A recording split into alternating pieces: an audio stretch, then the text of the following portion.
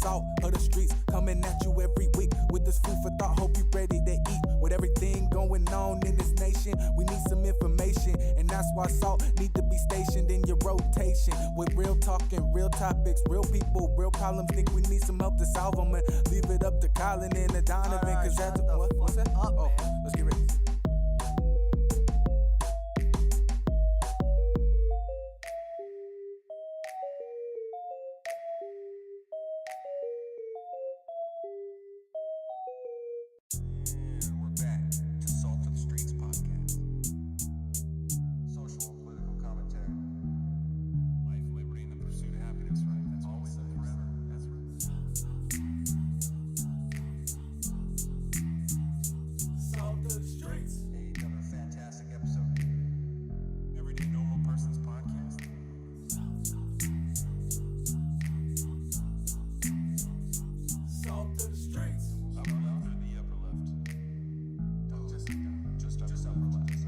Welcome to the salt of the streets, coming at you every week with this food for thought. Hope you ready to eat. With everything going on in this nation, we need some information, and that's why salt need to be stationed in your rotation. With real talking, real topics, real people, real problems. Think we need some help to solve them, and leave it up to Colin and the Donovan, cause that's what's that?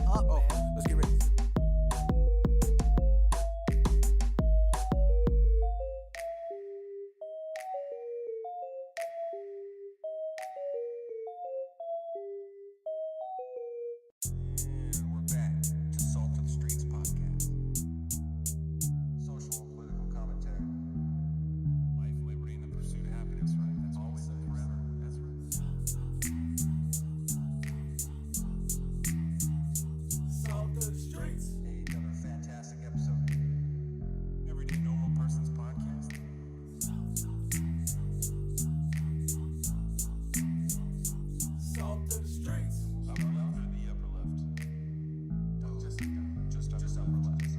Welcome to the salt of the streets, coming at you every week with this food for thought. Hope you ready to eat. With everything going on in this nation, we need some information, and that's why salt need to be stationed in your rotation. With real talking, real topics, real people, real problems. Think we need some help to solve them, and leave it up to Colin and the Donovan, cause that's what's that? Let's get ready.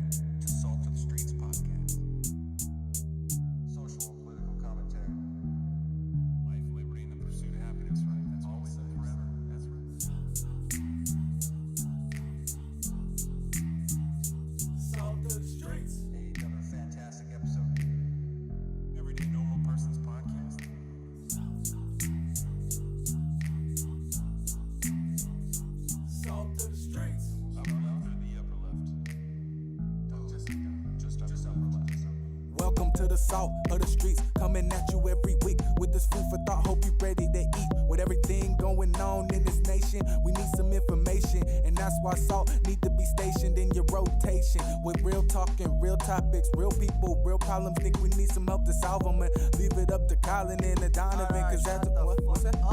Let's get ready.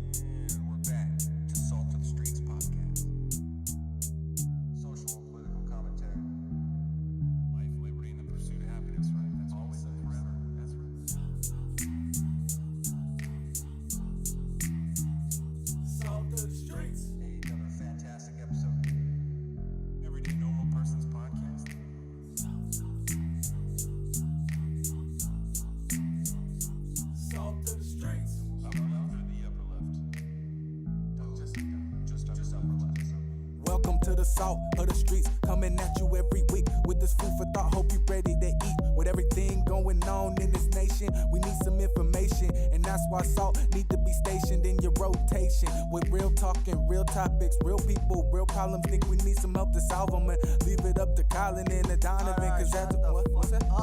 Let's get ready.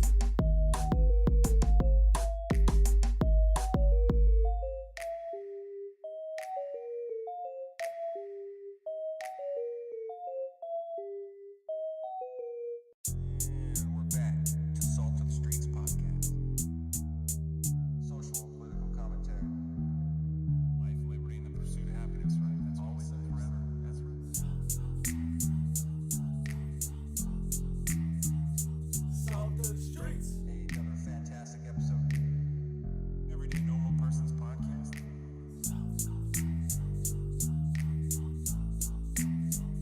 Salt to the streets. Upper left or the upper left? Just upper left. Welcome to the salt of the streets, coming at you every week with this food for thought. Hope you ready to eat. With everything going on in this nation, we need some information, and that's why salt need to be stationed in your rotation. With real talking, real topics, real people, real problems. Think we need some help to solve them, and leave it up to Colin and the Donovan, cause that's what's that? Let's get ready.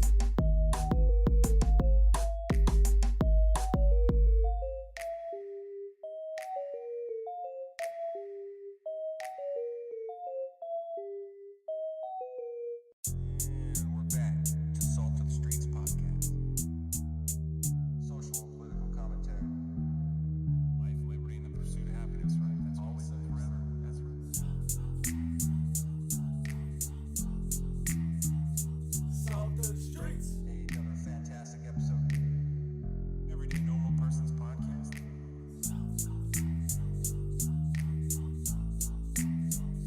Salt to the streets. Upper left or the upper left? Just upper left. Welcome to the salt of the streets, coming at you every week with this food for thought. Hope you ready to eat. With everything going on in this nation, we need some information, and that's why salt need to be stationed in your rotation. With real talking, real topics, real people, real problems. Think we need some help to solve them, and leave it up to Colin and the Donovan, cause that's what's that? Let's get ready.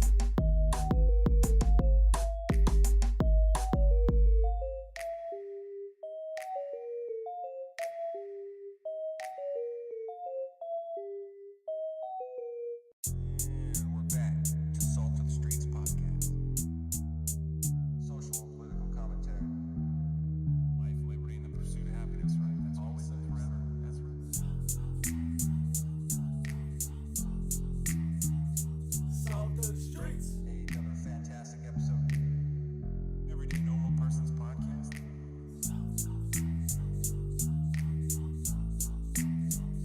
Salt to the streets. Upper left or the upper left? Just upper left. Welcome to the salt of the streets, coming at you every week with this food for thought. Hope you ready to eat. With everything going on in this nation, we need some information, and that's why salt need to be stationed in your rotation. With real talking, real topics, real people, real problems. Think we need some help to solve them, and leave it up to Colin and the Donovan, cause that's what's that? Let's get ready.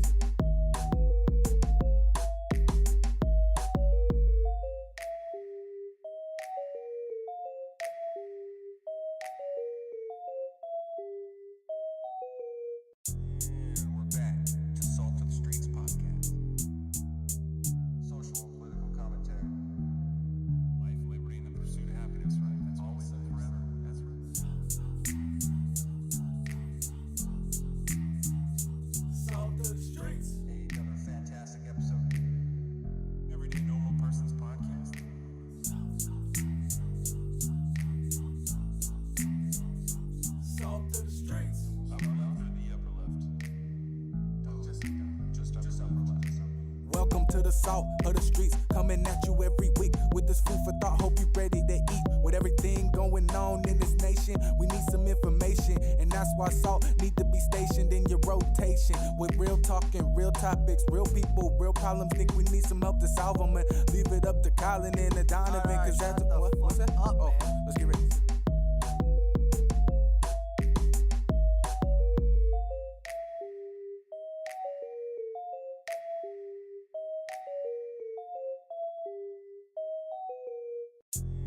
We're back to Salt to the Streets podcast.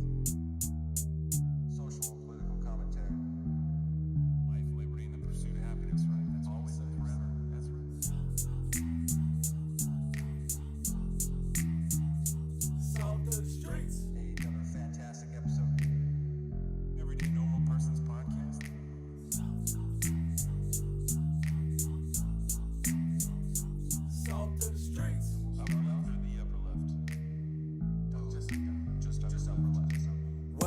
salt of the streets, coming at you every week with this food for thought. Hope you ready to eat. With everything going on in this nation, we need some information, and that's why salt need to be stationed in your rotation. With real talking, real topics, real people, real problems. Think we need some help to solve them, and leave it up to Colin and Donovan, cause that's what's that? Let's get ready.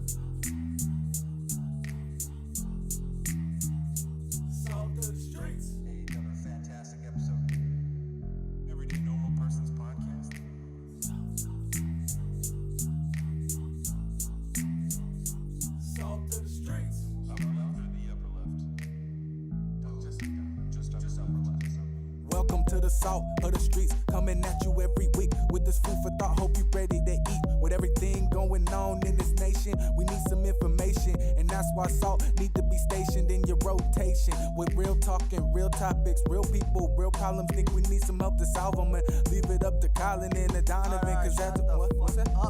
Let's get ready.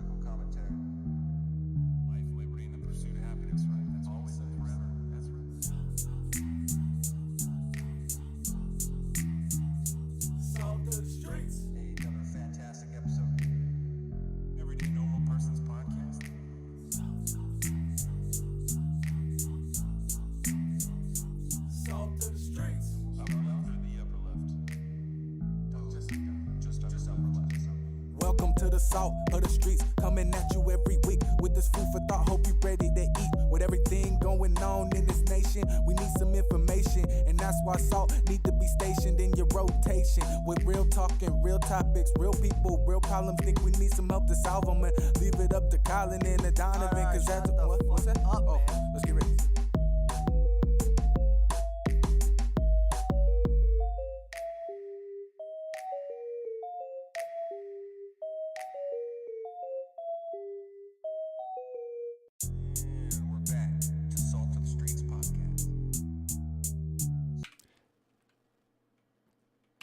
And just like a red, white, and blue phoenix rising from the ashes of political bipartisanship, we are back to Salt of the Streets podcast. I don't know why I went Walter Cronkite there. My bad. This is Saturday, February 19th, 1:22 p.m., episode 122. And welcome back, everybody, to the Salt of the Streets podcast, your one and only source for all the political commentary and all the weekly news, pop culture, and sports that you can handle. The best part about the whole deal, it's all designed from the ground up for people like you and me, the everyday normal person. So come down and join us as we discuss life, liberty, and the pursuit of happiness, and continue our endless endeavor to bridge the gap between people and information. And yes, two drunk, half-drunk guys halfway across the world can do a better job at relaying facts to you than CNN can. So, actually, on that note, I am Colin. And I'm Donovan. And welcome back again to episode 122. We've got a awesome, just a packed show today. I don't know how we're going to do it, but like always, we will do it. Today, we are going to be covering how the left hates you. And we're going to be looking at, let's see. We're going to be looking at Russia, Ukraine. We're going to be taking a look at the Ottowa Truckers with a complete timeline of where it's gone from its inception to where it is as of my last understanding was yesterday. We had some major developments with that. And then we'll be talking a little bit about the Durham Report. There's some things that came out over this past week or so. We've got a slight update on the Washington magazine ban and a couple of the other gun laws that we might be getting to. And then, obviously, we're going to be kind of segmenting this into a couple of different parts. So first, we're going to be talking about how the left hates you, and then we're going to be talking about how their ideas will and do generally fail. So we're going to be talking about the BLM funding issues that have been going on, some drug safety incidents that are happening on the Seattle Metro. Don, this particular came from you, and I'm really excited to hear about Yes. that. That sounds very strange.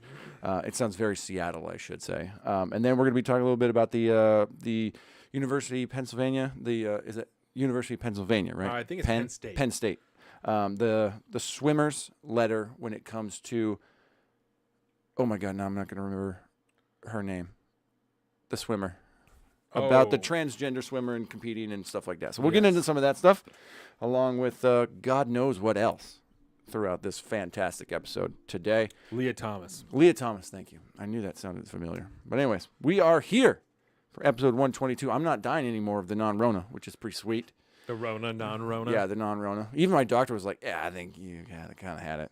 Because them tests don't take-home work for tests shit. are garbage. And I ordered my free government test, by the way. Cheers. Oh, you did? I did. Have you got him yet? Cheers. No, I haven't. I'm kind of upset about it because it's been like 2 weeks. Good old BSB. That's nice. But yeah, I did that thing when I was sick. Yeah, Okay. because, there's personalities and things. Everybody's working and stuff like that. So everybody's asking you to take tests and shit. And I'm like, yeah, whatever. Couldn't find any. Found, and then they got new shipments in, and they got them. So I took 2 tests and shit. But even during like the Delta, it was like they had like a 75% success rate, right? Efficacy rate. And now with the Omicron, I guess that shit's way out the fucking window. Right. So my doc was like, yeah, it sounds like you had it. And I'm like, well, yeah, I mean, it was basically like when I had it originally, just less so. Right. Like it didn't, I didn't feel like I got hit by a bus for 3 days. It was just like for a day. And then when my mom got Rona, her only real symptom was, other than feeling like shit, was she just slept all the time. That was me. I was sleeping sleeping like 14 hours a day. That's nice. Easy 14 hours a day. So I was up for a couple hours, and then I'd crash back out. And boom, boom, boom. So yeah, I've gotten a lot of sleep in the last fucking few weeks. Yeah. But anyways, we're back to full health. We're here. We've got we got BSB in us already, so that means we're ready to go. Yes. So, Colin, I was just waiting. I was listening. I I'm here for it. how do I end sure this? where you were going. I'm just gonna drop it. I wasn't sure where you were going, but I was willing to follow you there. Right. So, yeah. So we got a big show this week, like Colin said. So, but as we do every week, I want to start something here. So, Colin, let me ask you this, right? We talked in the pre-show that actually we didn't give the dates, but on March 21st, our government is going to give some of our rights back to those of you still complying. I was going to say those of us, but you and I have not complied for some time now. So those of you still complying, the state mask mandate is going to be reversed on March 21st. The waiting, I had a lot of people ask me about that. I don't get that. So I don't get that at all. It is supposedly The science is going to change. yes, but apparently the science now says that they predict that the cases per 1,000 will be around 5 on the 21st of March. And that is when it will be safe for everyone to not wear the cloth masks that they've already said don't do anything for you. But that's facial when it will decoration. be I remember the Leanna facial Wang saying, decorations. yeah. But that's when it will be safe for you to not wear the facial decorations anymore. Except for on Excuse me. public transit and Public a few other transit, places, right? I think in state buildings you still have to wear one. Yeah, there's a few.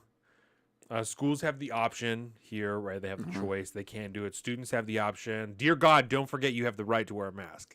Dear God, Lest don't forget. you forget that you have the right Yeah. to wear a mask. And don't you dare let your employer tell you that you can't wear a mask. Don't you dare. No, that's part of the justification that we talked about for keeping the emergency power. So, with that, right? The mask mandates are being taken away. So, is the lifting of mask mandates proof that we were wrong about the state not giving back power that it took from us? No. Why? Not even in the slightest thought of it. Because they're not removing the emergency powers. They're not letting the emergency situation, or whatever the declaration is that gives the executive all the extra power. They're not doing that. They're not getting rid of that.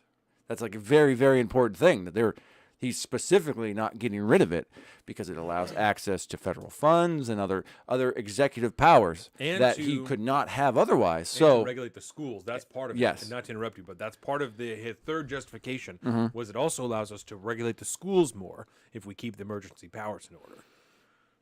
So it leaves the door open to bring the school mask mandates back, even though we're going to take them away right now, even though that doesn't make any sense. And we have people like Stacey Abrams taking pictures. Lest we question her during Black History Month. Right? How about Dan Crenshaw? Did you see that No. young? I think I saved the tweet. I'll have to look for it He in did a the minute. same shit? Okay, so there was 2 pictures. It was like at a Young America's Foundation or one of those like youth conservative group things. There's a picture of, I think it was like Charlie Kirk and some other kind of mainstream, kind of a younger person, right? They were doing, and they just took a picture with the kids, right? And then Dan Crenshaw standing there with a mask on, and then all the other fucking kids have masks on. I saw that picture. I got to see if it's on my Twitter because I'm pretty sure I saved it. It was Dan pretty Crenshaw powerful. is the worst. Dan Crenshaw is the new John McCain neocon. He's a modern version of the Yes. John McCain neocon. Yes. He is a shill for corporate fucking power. He is a shill for corruption in government. As long as it's his people in power, he doesn't care. I'm not a fan. Not a No. fan. I was at first. Yes. He had me convinced, and I think he just, the swamp dirties everybody, bro. The swamp dirties everybody. I'm Yeah, gonna see it's if I can not find good. this tweet real quick. That's really unfortunate. If I bookmark that tweet, I'm pulling it up. 'Cause it's legit. So I agree with you there, because again, like you said, the limited mask mandate is still in effect, right? Mm-hmm. So not only to the point that you said before that these they're not giving them back because the emergency powers are still there. Yeah. They've also Just because they tell you proven- can have a mask off doesn't mean that you're any less. You have your freedoms again. No. They've also tested the waters to find out exactly what the limits are before people start to really protest and really start to throw a fit, right? They know that if they put in a mask mandate, some people are going to have an issue, some people are not going to wear it, but they're just going to leave it out because they can do it anyway, Yeah. They know that if they put out a vaccine mandate, people are going to do it. The state is going to do it. The state workers are going to do it. People who work there are going to do it. Most of the police officers are going to do it. They're going to do it because they don't want to lose their job, They're not giving up that power. They've already established where the line is. They've just set the temporary line right there. Looking for that Dan Crenshaw. I am, dude. It was pretty startling, so Yeah. I'm trying to find it real Yeah, quick. no, that's really funny. And then you had asked me, and I'd be interested if anyone will ask Jay Ainsley about this. Was the state You mean him like this? I'll just ask him. Real quick. right? The Tweet at state him. vaccine mandate for the state workers, right? Yeah. If that's going to stay in effect, or if that's also going to go away with the mask mandate, because We're not talking about vaccines right now. No. We're only talking about masks. Well, they are. They made sure that they mentioned Umir Shah. That is the doctor. That's the state doctor. I Oh. can never remember his name, but that's his name, Umir Shah, right? I made a point of remembering his name this time because I always say, I don't know whatever the fuck his name is. Yeah. But Umir Shah, and he said, the best way to protect yourself is still go and get a vaccine. Make sure that you're getting the boosties and getting pumped up and shit, because that's still the best way to be protected. So, no mention of making sure that you go out and get some exercise or try and get your kids to not Get be your supplements fat up, or none of that. and none of that. No mention of vitamin D. Just No. make A sure lot you- of mentions of ivermectin, but oh shit! Make Don't sure say you the bad get word. that, You just can't take that. Make sure you get that vaccine though. Yeah, get that going on. That's the trick. I saw some CNN articles yesterday or last night about ivermectin. New studies have come out, so about long-term effects of COVID and everything. And as per the usual, it looks as if it's there's no data still at this point to support anything about ivermectin's antiviral properties or anything like that. As far as the new studies are concerned. Isn't that interesting? Yeah, isn't that interesting? Good for you, CNN, for giving us that scoop. I'm so done. How can I see people still referencing CNN articles? I see them quote tweet a lot. I see them they are just orgasmically putting stories out on social media all the time. How does anyone give them a shred of credibility anymore? Only people who stay at home. I Now, don't get let me it. give you an example, right? The condo we're going to next weekend, which Word. is a week from today, dinner and games afterwards in the condo. That's what the plan is. So 1 week from today, Saturday, dinner and games in the Yeah. condo. Plan it. Put it down. Put it on the calendar. That condo we're going to be at. There's a woman, because it's for Jordan's family who lives in Somewhere. what the fuck is New Mexico, right? Oh. Yes. That's who that. Michael Okay. Barker. Michael Barker's family, right? Michael Barker. Yes, it's his family that owns talked this about him the condo, other day. and it's just for them to stay in when they're here. Oh, right? that's cool. They own it just Yeah. so that they have a place like to stay a- when they're here. Yeah, vacation And- house type of deal. Yes, exactly. So there's a woman who lives across the hall that like watches it for them, when they're gone. That's what my neighbor does. My neighbor's dope as shit. He always watches my stuff when I'm here. Not Last here. year around this time, I think we went there. Jordan and I did just to stay, maybe just for the day even to hang out. And so the woman across the hall, we get the key from her. And when we went there, we stopped and we knocked on her door, and she left the screen closed. She's an older woman, obviously, and definitely retired. And so we were like, "Oh, hey, we're just here, like, get the key." And she said, "Yeah, if you'll just back up, then I'll open the door and I'll set it down on this thing here, and then I'll come back inside and you can grab the key then." Wow. So those are the people that keep CNN in business because You sure you just didn't scare her? You're a she big wouldn't- man. I didn't. I purposely said nothing. Yeah, no, she wouldn't even like allow us to take something from her hand. I don't even want to risk touching you or being within too close. And for some reason, this mesh on my screen door is going to protect me because she wasn't wearing a mask. She wasn't any of these things. It's really sad when you think about it, man. It's super That- sad. that people live. There's lots of people that live like that. Especially here, right? Word. Larry is talking about how he went into a store and that person asked him to wear a mask and he said, "Okay," and turned around like he was like, "I just would rather not shop here." And that person said, No, it's fine. They would do you remember that? He's on the show and he said that to us. Yes. Yeah, I remember So- that. Yeah, because what from the stores? No, don't Yes. leave. Don't leave. Sorry. But Give us your money, here, please. we have the woman Lacey who's in our fucking fantasy league was almost arrested out of Costco because she wouldn't wear a mask. You know what's funny is that doesn't surprise me about Lacey. No, she's a savage. She's She's like, a savage. But That does not right? surprise me. And yeah, this happens welcome in to. the same country. It's Yep. the same country. It's the same town. This is that Larry is from. Yeah, it's not good. No. It's really not good. Really bad. So Brainwashing. I didn't, and I guess I didn't realize before COVID. Probably for the same as everything because I've changed so much since then. Before the pandemic. Again, my apologies. No, I'm happy about it because I feel sad for other people who haven't put the work in, right? Which is the next thing I want to talk about. I got to eat a little bit more crow, and then we can get onto the regular show, right? So I saw that in your notes. I was like, ooh, yes, I'm yes. excited. I didn't realize how many people how surrounded we were by people that do not think the same way as us in any way, shape, or form. In this There are- area, we are vastly outnumbered. And I get spoiled sometimes, especially working at Bennick, that like the people I work with are largely conservative. And so talking in that environment, I'm like, oh, like I'm not alone because all these people here feel mostly the same way, even if it's for different reasons. But you leave that building, like you leave that building. It's not like that at all. That's just how that building is because it's still a small company. That's still like My company's kind of the same deal. Yes. We're kind of a little away. We're detached from the rest of the local society, and you don't really see it until you go out and about. And yes. But if you have even offhand conversations with people at the store and shit, it's weird. The things they're willing to say are way different than the shit that I would be willing to say. That's like, what? I noticed on the way here how many like thin blue line stickers there are on people's cars and stuff like that. That's like, this is weird. Do you not see? Because those same people probably are against what we're going to talk about in Ottawa, right? They're probably like, this is fucked up. You shouldn't be doing that. Our cops would never do that. Sure. Maybe like Officer Brian would never do that. Maybe we know people. I don't know. I don't know Officer Brian that well, but from what I know of him, the conversation I've had with him, especially about the law, I don't see him doing that type of shit. But I don't know him that well, and I know that he works with probably 80% dudes that would do that. Yeah. And that's the issue. Milspec Mojo, one of those shooting guys, he just got fired because he wouldn't get a shot. He's probably one of the best cops they had on their whole force. Definitely the best shooter on the whole force. Bye-bye. No longer on there. Right? Which, good.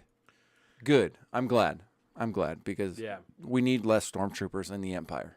Right now, anybody that's sporting a thin blue line T-shirt or sweatshirt and all that, like Will and I still fight about this all the time, for good reason I think, because like our buddy Caleb's a cop now.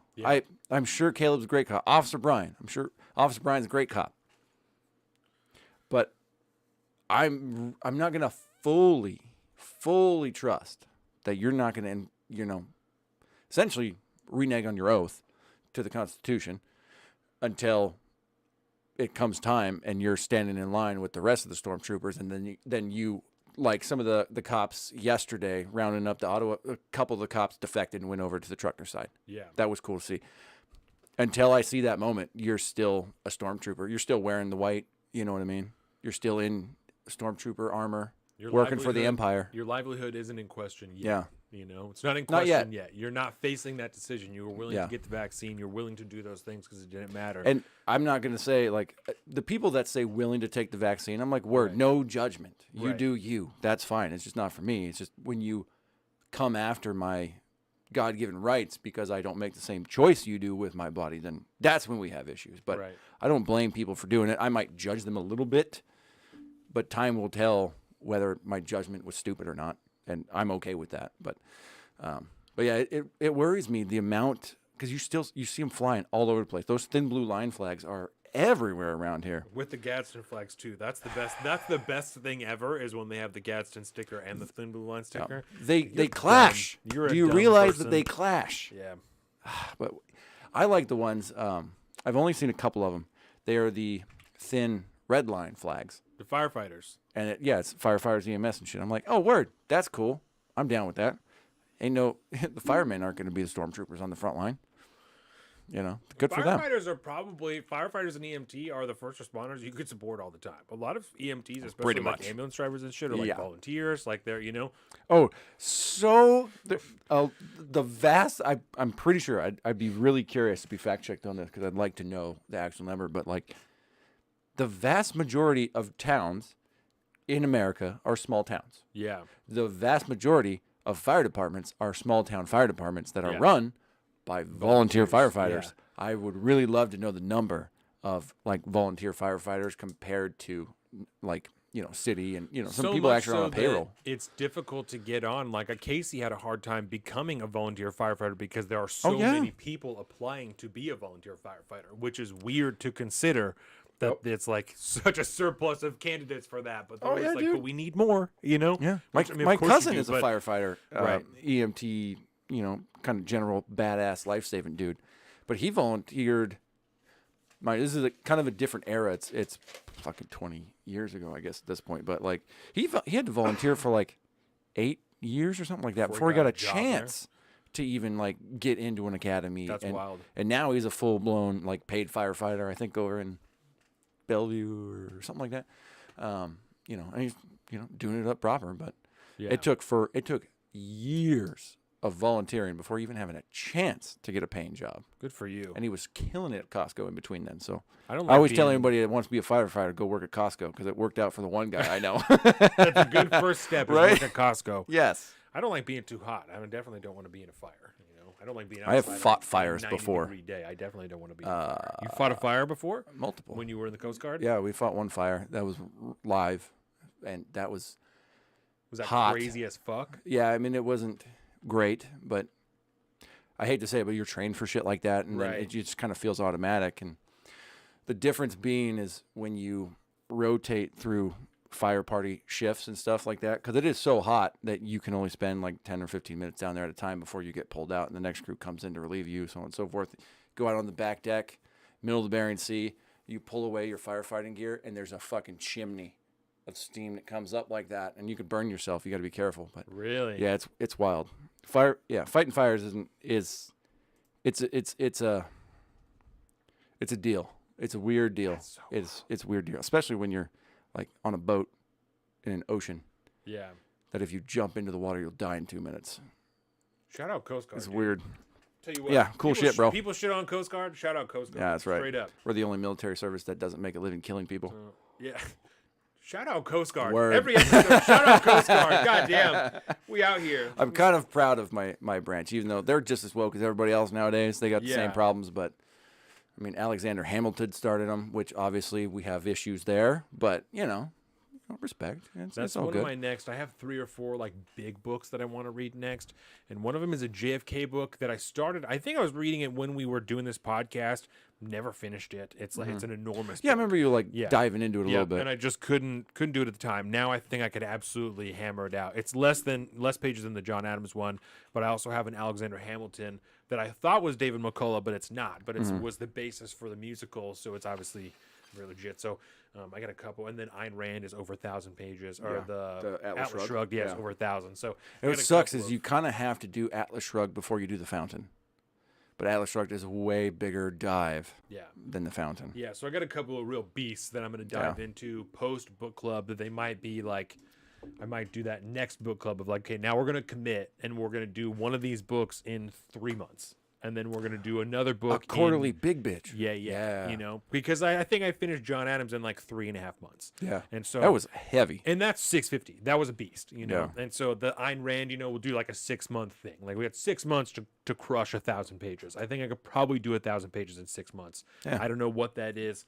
Let's start the timer. We'll get the calculator out. Yeah, we'll do it. We'll do it. 1,000 1,000 divided by what? How many days are in 6 months? Well, let's Half break a it down. year. Let's do 6 for months. So Yep. it's 166 a month.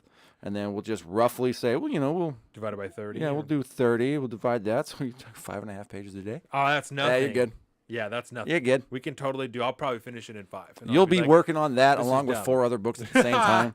And can I just say, for a moment, you have started this book club, and I always brag a lot how about I'm basically your drug dealer in red pills. I just throw them at you.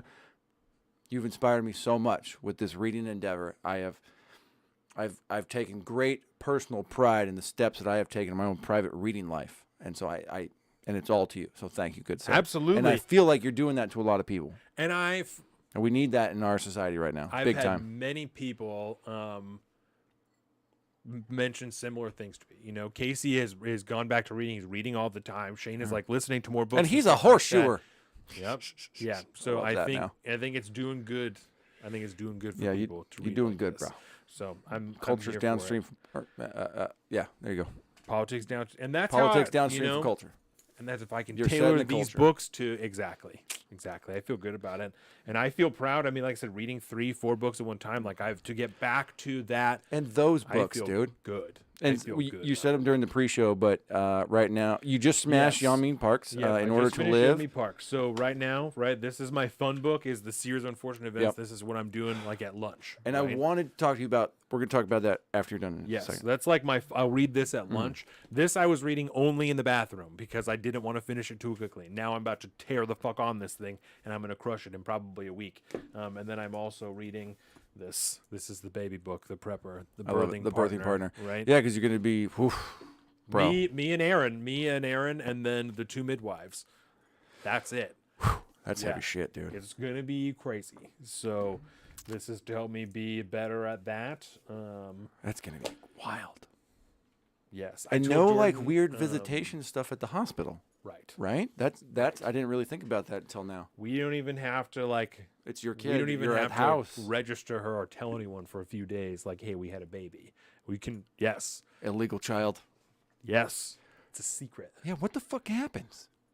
Whoa. No one needs to know. Yeah, what happens if somebody just is like, oh yeah, we had a baby, and then like, I don't then know. all of a sudden I- she's yeah. like 16 years old, you've been homeschooling the whole time, and like the state has no idea she exists. I don't know. What the fuck? I imagine eventually because There's a movie she's there got to go somewhere. and see the midwives. You know, she'd Yeah. have to see doctor at some point. Somebody's registering this baby's alive. Yes. The midwives would eventually be like, "You're telling me you haven't called the hospital yet?" Is what you're saying. Like, I don't. What do you what are you mean? doing? I don't- I'm not sure Prove what that you're it happened. saying. Yeah, yeah. So yeah, no, I feel very good about it. I told you when I was in high school and I had far less things to do, I was regularly crushing 3 or 4 books at a time, and so I feel glad to just be back at that mental capacity to be reading. Like Jordan said, it's gonna be great. It's gonna be a good time. I'm obviously scared because she's gonna have a fucking baby in our living room, but it's also gonna be very cool. You know, I'm excited. I told Jordan I'm excited for people to come over and for me to say, "Do you know what we did in here? Right. Do you know what happened in this room?" You see that seat where you're sitting? Yes. Guess what happened there? Yeah. Exactly. So we got to buy a bunch of shower curtains and stuff and put them all over the floor and Murder style. Yeah, because you Yes. basically have to prep for a murder scene, right? pretty much. That's what I've heard. Yeah, like half of her body's gonna come out. It's gonna be crazy. So Hey, there's a baby and a placenta. This baby is crazy all the time. I was feeling the baby yesterday, and she'd chill for a second, and then be like, bow, bow, bow, bow, bow, bow, bow. That's it. I don't even know how she moves. Yeah, you could see Jordan's belly like shake around. It was crazy. I don't know how she moves that much. Yeah, it was very cool. So Oh my god, that's so She's- cool. Just she's shadow at the- boxing with dad. I'm she's at shadow the boxing 6-month dad. mark. Oh my god, yesterday in the gym, and then we'll fucking move on to me and Crow. I I shadowboxed with 5-pound weights in my hands. Oh. My shoulders hurt so bad. Careful, dude. That seems like it would hurt. That's your supposed. What was this? What was the finisher? I did 3 rounds in 1 minute, and I was dead. 3 rounds in a minute. Yep. Goddamn. 3 1-minute rounds. Yeah, I was dead. Damn. So. Yeah, I've officially, like I said, before you eat crow, I'll just top it off with this. Yep. The random banter. I'm officially having to pull the trigger on my new schedule now this week. There it is. Because I was all ready to do it, and then all of a sudden I got the non-rona, and I was out. And still, I mean, it took me fucking weeks to recover, which was shitty. Never lost taste and smell this time, though. I don't think Omicron That does was choice. Yeah.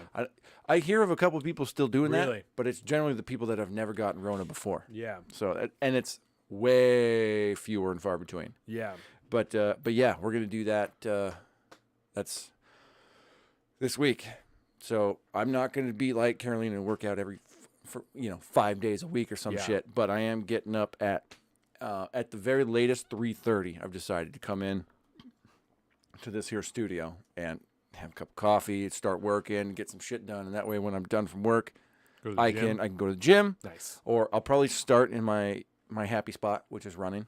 Yeah. I've done that before where I became a pretty good runner. So I'm going to start there. I got my kicks all ready to go. Cardio is important. I'm going to get out there. I'm going to hit trails. Just get the heart used to beating again. Exactly. You know what I mean? I got an awesome set of trails in the back. Yeah. So I'm going to go run some trails, and it's going to be dope. Weather's good for that right now. Start slow. Make sure That's you where I'm drink going lots to start. of water. And then I'm probably going to be hitting you up, showing me some basic shit. And then when the timing's right, like on Fridays, I'll probably go kick it with Carolina and oh my God, Chad. non-brother Chad. Yep. And get some Vanilla some Chad. stuff down there. Yeah, he's Vanilla Chad. Yeah. Vanilla Chad. Yeah, exactly. On the Twitch. Yeah, he's a good kid. I like him. Shout out that guy. He's cool. So, All right. So I yes. believe, good sir, you had a plate of crow. We were gonna eat. Yes. Is this a we thing or is this you thing? I don't know. I forget. It's mostly me. It's mostly me. You can eat. You can have some if you want. I'll have That's a up to side. you. So, started going back to see the chiropractor. This chiropractor. Yep. Okay. Right. And so, if you've been listening to the show for a long time, we shat on this chiropractor several times in the beginning of Rona. I don't know everything I said. I don't know. I'm sure that I we'd said have at to one go point in back and- time like it's misinformation. I don't know. Yeah. I wouldn't be surprised. Yeah, so we'd have to go back I and take check. full account for everything that I said, right? But that is only to move back to. We're back and started seeing her for my shoulder. As Jordan was like, "Oh, I'll go back and see her." Blah blah blah. So went back, talked to her for a long time, right? Quick side note: does D Plum still come through? Yes. Okay. Yes. So, Dr. Crystal, right? We've talked about it before. Ended up being right about a lot of shit. A lot. And at the time, I don't even remember our beef, to be perfectly honest. it was that we don't know. That Yeah, was the that's that what was it the was. deal. It's like Yeah. you don't know this, right? You're Yeah. saying this There like was you know, kind but of you don't very know. definitive. Yes. And we're like, Yes. but And there's it no. wasn't you're wrong because we also didn't know. And I Yep. never said you're wrong. It was you don't know this, Yep. right? Excuse me. And our deal has always been truth. It's always been objective truth. Like we're spreading facts, and so we say you don't know this is in fact. You shouldn't be doing this. Yeah. And your doctor, this is dangerous. Like that was my whole tilt. That was our tilt. You were not really connected to her, so What you were kinda- mostly, yeah. In retrospect, I'm like, man, now. it's not good. Word. Right? Because she was right about a lot of shit. Yeah. There was a lot of stuff she was talking about, especially good thing is like masking for children. Now there's all these studies that are coming out. Oh, it's bad for their development and emotions and things like this, right? Yeah. All things Dr. Crystal was saying in the beginning. Dr. Crystal, she's also kind of woo-woo, so it was woo-woo. much easier for me to be like, you're fucking wrong. You don't know what you're talking about, you know? Dr. Crystal was right about a lot of stuff, a lot of things, right? And so as I'm reflecting on this, and we sat down during like the exams or whatever she was doing, and we talked about the podcast a little bit, and I talked to her about, kind of I didn't talk to her specifically about we talk shit about you and now you're right about things, but just that, in the beginning we said a lot of stuff and we have realized we were wrong about a lot of shit and we were open about being wrong a lot of shit and we have admitted every time that we've had to say like, oh, we were wrong or we didn't know or whatever, and all we that want is the freedom to be wrong. right, and that we take pride in being willing to admit that we were wrong and correcting ourselves and then moving on. We don't need to harp on it. It doesn't need to be We admitted it. We were wrong. It's fine. We made a mistake. I have been a purveyor of misinformation before. So that's correct. Yeah, that's correct. So she said that was great. She admired that. And then when Jordan went in the next day, she talked to Jordan the whole time about the conversation that her and I had. She's like, it's so great that, like they're willing to do that and he's doing that and blah, blah, blah. So upon further reflection of this conversation with her, I realized one of the reasons I was so bothered by the way that I had acted is that I wasn't following one of Jordan Peterson's rules, right? One of the most basic ones. I was not acting like someone I was talking to knew something I didn't know. Yep. Saying there's no way she could know this. It's impossible for her to know this because no one knows. It's a brand new disease. It's a whole new virus. No one fucking knows. She couldn't possibly know. How could she know? Because she's a doctor. Because she knows She has medical something. training. She knows something. Yep. She Right? had a better basis or better foundational knowledge of medicine and disease and virus Yes. than we do to make a Right. different. She has an educated guess. We have a guess. Which was ignorance on my part, on our part, right? Which is why I'm here saying this. That's ignorance. I was not, as per many things at the time, I was not thinking as broadly or as openly as I needed to, right? And just over the last maybe 24 hours, I've thought more and more about it, right, as I'm taking my notes. Another thing that I think frustrates me is that Dr. Crystal was right about so much stuff, and a lot of people we sat here and talked shit about her. I'm sure a bunch of other people that don't have podcasts or platforms talk shit about her, right? She's never going to receive vindication for that. No. She started that school for the kids that don't have to wear masks. She started the school league or the soccer league for kids that don't have to wear masks. She's seeing people in her office they don't have to wear masks. She's seeing people who have sensory issues and all the things that have issues with what's going on there that are having an issue finding a home there. Mm-hmm. She will receive no vindication for anything that she did that was correct, for standing up for what was right. She just is going to continue to press on. And I'd like Respect. it's very admirable. Yeah. Because she did the right thing. She Yeah. just is doing the right thing. Yep. For no reward, not because she's going to be recognized, not for vindication, just because that was the right thing to do. Standing up for liberty, standing up for freedom, standing up for what she believed was right was the right thing to do. Yep. In the words of the great and powerful Brit Fetishly, where are her accolades? Let's give her some accolades. Yes. Where are the accolades? Give her for the Dr. accolades. Crystal? Let's do it. I don't know what the accolades are, but Yep. if we had them, we'd give them to her. So shout out to Dr. Crystal. If this becomes a clip, maybe we'll send it to her or something. I don't There you know. go. I've purposefully. She's already listening, Raj, right now. We don't even know. She Sneaky. gave some indication that she had listened along the way. She did not say explicitly, but it seemed that was the case. No. So That does not happen to me often, but when it does happen, you go, ooh. Yes. There's somebody you might know slightly, just mention something that you said on the podcast. Like, oh, What have I been saying? what did I say? Yes. What have I been saying? So I do have to confess that I self-censored myself on one of the clips from the After Dark show last week. you did. Yeah, I dropped a hard R and at an inappropriate point. Oh. I'm not afraid to drop a quote-unquote R word, if you will, if it's correct to context is do that, appropriate. right? Because I feel it's important and we should not let that word go. But you need to use it right because nowadays it's a minefield. So I ended up, I censored myself. I was going to bleep it, but it just didn't work out real bleep. So I just cut it real quick for the half second that I said it. That's really fun. Confession right there. You ate crow, I eat crow. There it is. There you go. And I got to remember, too, when we do these After Dark sessions, if they're going to go on YouTube, I still have to be careful. That's really fun. So Okay, anyways. with that, now that we've done our bullshit banter, Yep. and we have eaten crow, we can move on to some proper topics, right? Let's do so it. the first I'm already going to go pee. por- It's a bad situation. portion one of today's show, right? Part one of our theme of watching the left fail, right? It's going to be a whole day of watching the left fail. First theme is some examples of why the left hates you, right? The first example is Russia and Ukraine. So, Oh, my God. Okay, I'm going to go pee real quick because Yes. I got stuff to say. yes. And so the reason here, and I'll give a prelude, I guess, that this is under why the left hates you is because they are explaining the Biden administration is displaying that they are more than happy to Yodi, come on.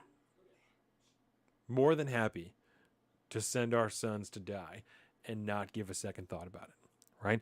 So what we'll do is we'll go through a timeline. And I say let me pause here. I say our sons because the last foreign war that our government got us into, we were there for 20 years. My son just turned 3 years old. 20 years, he'll be 23. So there is every possibility that if another world war is to begin or another forever war like we just got out of is to begin, there's all likelihood that my son is one of the ones that could go and fight. So I don't say your sons. I don't say their sons. I say our sons because it could be mine. So we'll go ahead and we'll go through a timeline that I have here. This was actually from Al Jazeera. So this is just a timeline of events from this recent conflict. And we actually have touched on this briefly throughout the last few episodes, just kind of mentioning it off bat of when Russia started to amass troops on the Ukrainian border, and there started being more and more, and then they started moving military equipment. Excuse me. It's been a long road, some too. Tanks and things like that. So this is just kind of a brief timeline here from Al Jazeera, and this is from the 13th. Hello, kitty. Kitty. Oh, caught her.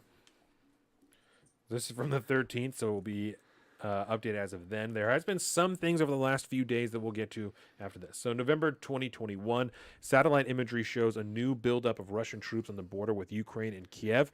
Says Moscow has mobilized 100,000 soldiers along with tanks and other military hardware. December 7th, 2021, U.S. President Joe Biden warns Russia of sweeping Western economic sanctions if it invades Ukraine. December 17th, 10 days later, Russia presents detailed security demands to the West, including that NATO ceases all military activity in Eastern Europe and Ukraine, and that the alliance never accept Ukraine or other former Soviet nations as members, which, as the diplomatic talks begin, proves to be a non-starter for the United States and for NATO, setting these deep red lines that Ukraine and other Soviet states can never be accepted into NATO is a red line for the United States. It's a non-starter. They're unwilling to negotiate past that point. So we'll get more into this as we go on. January 3rd, 2022, Biden reassures Ukraine's President Vladimir Zelensky that the U.S. will, quote-unquote, respond decisively if Russia invades the Ukraine. The two men spoke on the phone to discuss preparations for a series of upcoming diplomatic meetings to address the crisis. January 10th, 2022. U.S. and Russian officials meet in Geneva for diplomatic talks, but differences remain unresolved as Moscow repeats security demands that Washington says it cannot accept, which is what we just talked about. NATO puts forces, this January 24th, NATO puts forces on standby and reinforces its military presence in Eastern Europe with more ships and fighter jets. Some Western nations start evacuating non-essential embassy staff from Kiev. The U.S. puts 8,500 troops on alert. And this is a few weeks ago. You may remember seeing headlines that Joe Biden had, like we said, or like Al Jazeera reports here, had put 8,500 troops on alert. They had put them on like the next level of readiness to be deployed for NATO uses if the need arose. And so some of them were, I know, from the Joint Base, because that was a really big story around here.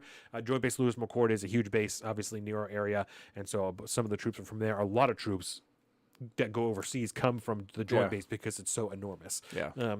I would say, just real quick for context, when we're talking about NATO countries, pulled up the quick map here real quick, of NATO countries in Europe anyways. And, so you got everything from Turkey as it comes through to Romania, Slovenia, Poland, Lithuania, Latvia, Estonia, those particular nations being very, very, very close to Russia as compared to a few. And you'll notice right through here, right where Ukraine is, not a member of NATO. So EU, but not in NATO. Oh, that's these guys. So some of the, that's interesting. EU countries that aren't in NATO, like Norway or Sweden. That's Sweden right over here. Interesting. But yeah, there you go. There's a quick little rundown of your NATO countries compared to Russia. Yeah, there's Ukraine right there. That's a cleaner map. There you go.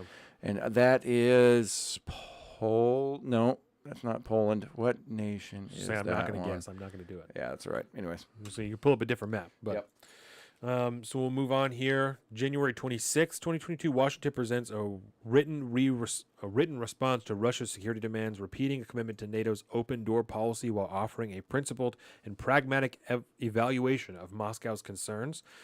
January 27th, the very next day, Biden warns of likely Russia invasion in February. China throws its political weight behind Russia and tells U.S. that Moscow's legitimate security concerns should be taken seriously. So this, I think it's important to note, it says that the Biden administration warns of likely Russian invasion in February. right? Yeah. We've heard this ever since then.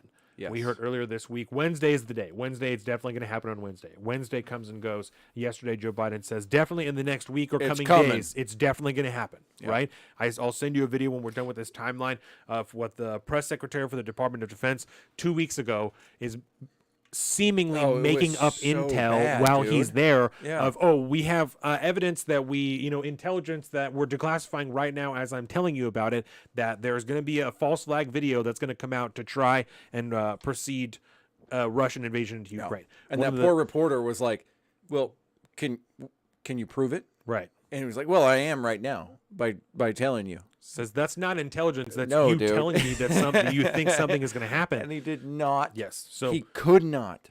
And I don't know if it was the fact that he could not legitimately understand that by him standing on the podium and saying these things that we don't believe him necessarily, or if he was literally trying to cover because they don't actually have proof. right. Do you have Signal pulled up on your computer? I do indeed. Cool.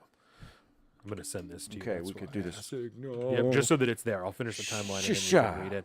Let's see here. Got that shit pulled up. Cool. Every time I open it on my PC, I have to update the app.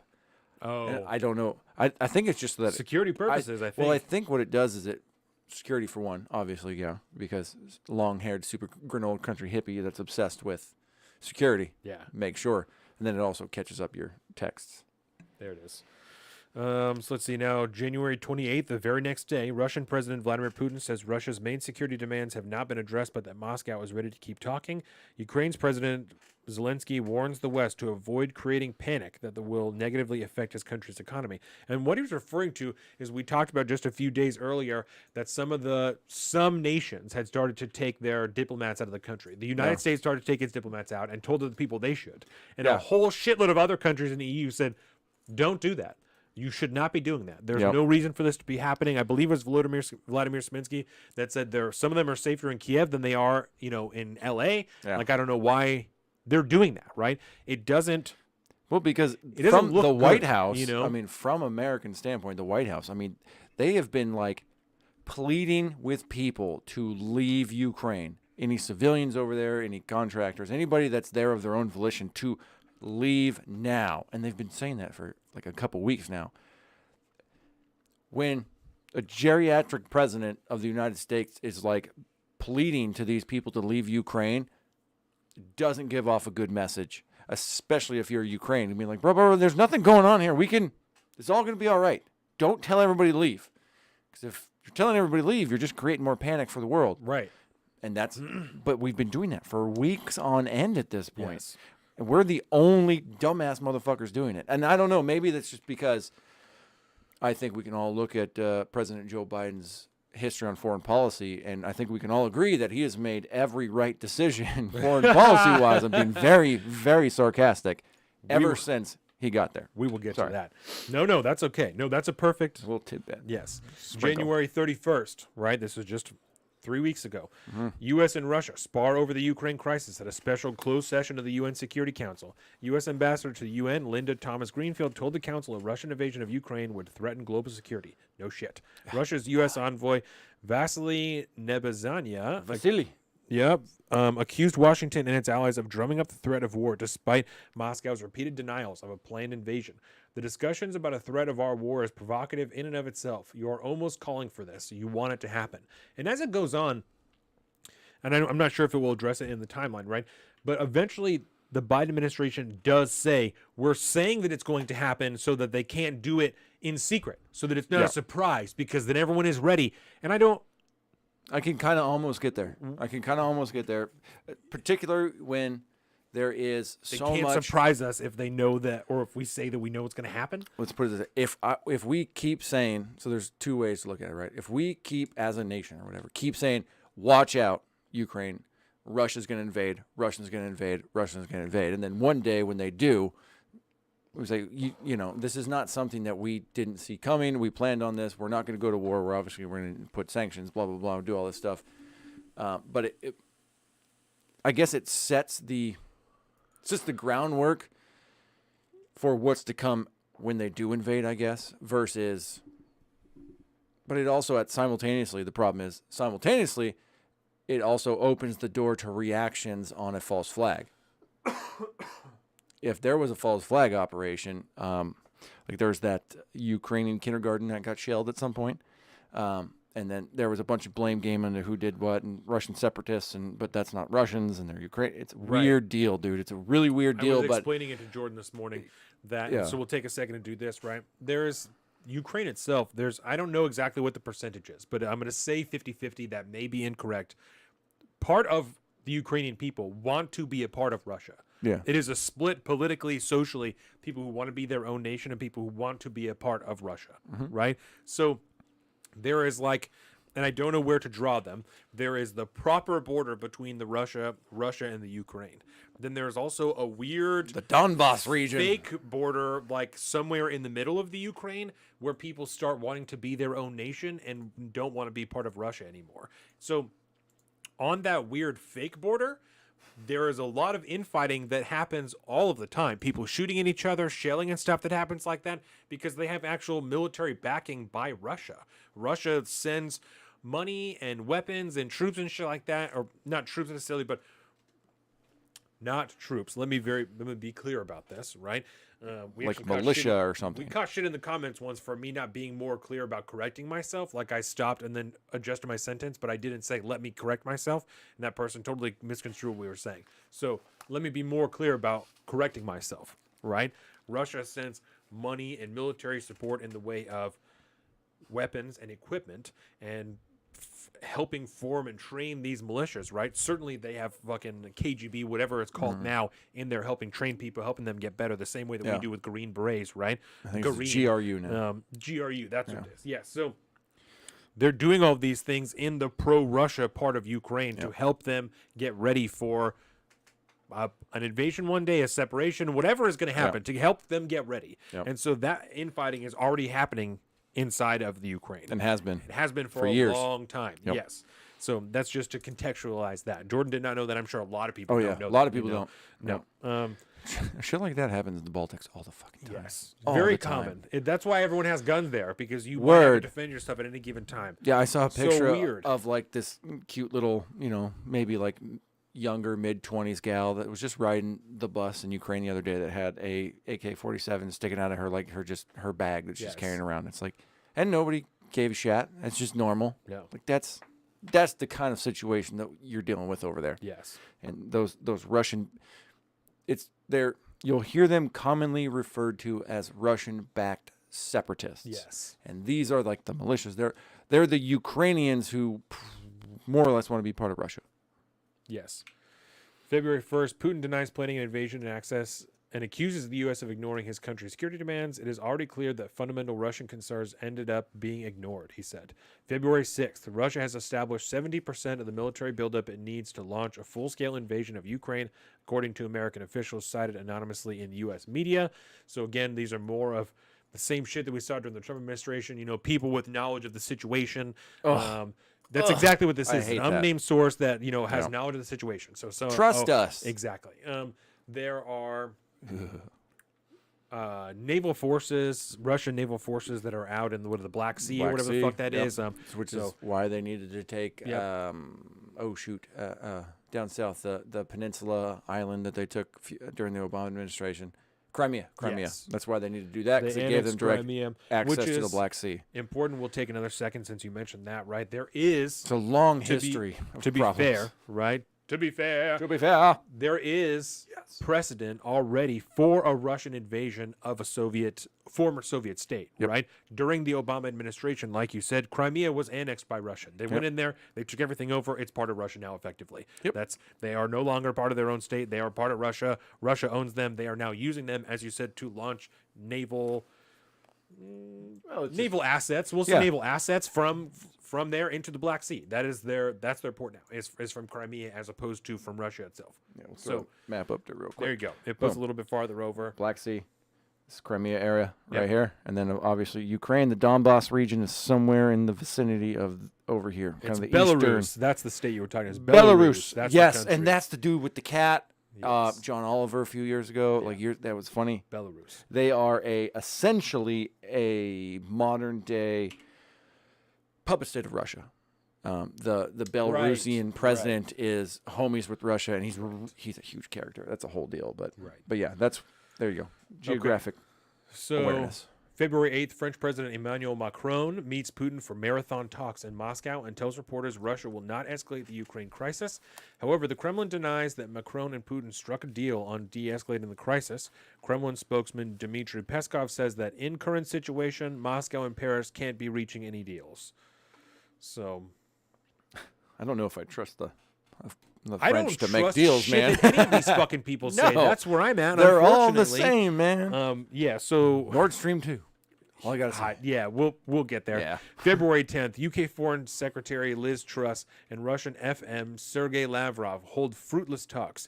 In an icy press conference, Lavrov describes a meeting as a conversation between a mute and a deaf person. Ooh, an icy That's no good. conversation. He added that the quote-unquote facts presented by his team on the crisis quote-unquote bounced off their British counterparts. Truss, who warned of tough Western sanctions if Ukraine was attacked, challenged Lavrov about his assertion that Russia's buildup of troops and weaponry was not threatening anyone. Wow. That's really funny. Don't February worry about 11th, it. It's fine. Biden's national security advisor Jake Sullivan says U.S. intelligence shows a Russia invasion could begin within days before the Beijing Olympics and end on February 20th. So the Beijing Olympics happened. Right? Still happening. Or are they Still over happening. now? I don't know if they're over or don't know. not, but it's the 19th. Yep. The Russian invasion has not happened yet. No. The Pentagon ordered an additional 3,000 U.S. troops to be sent to Poland to reassure allies. Meanwhile, a number of countries call upon their citizens to leave Ukraine, with some warning that a military evacuation will not be guaranteed in the event of war. Excuse me.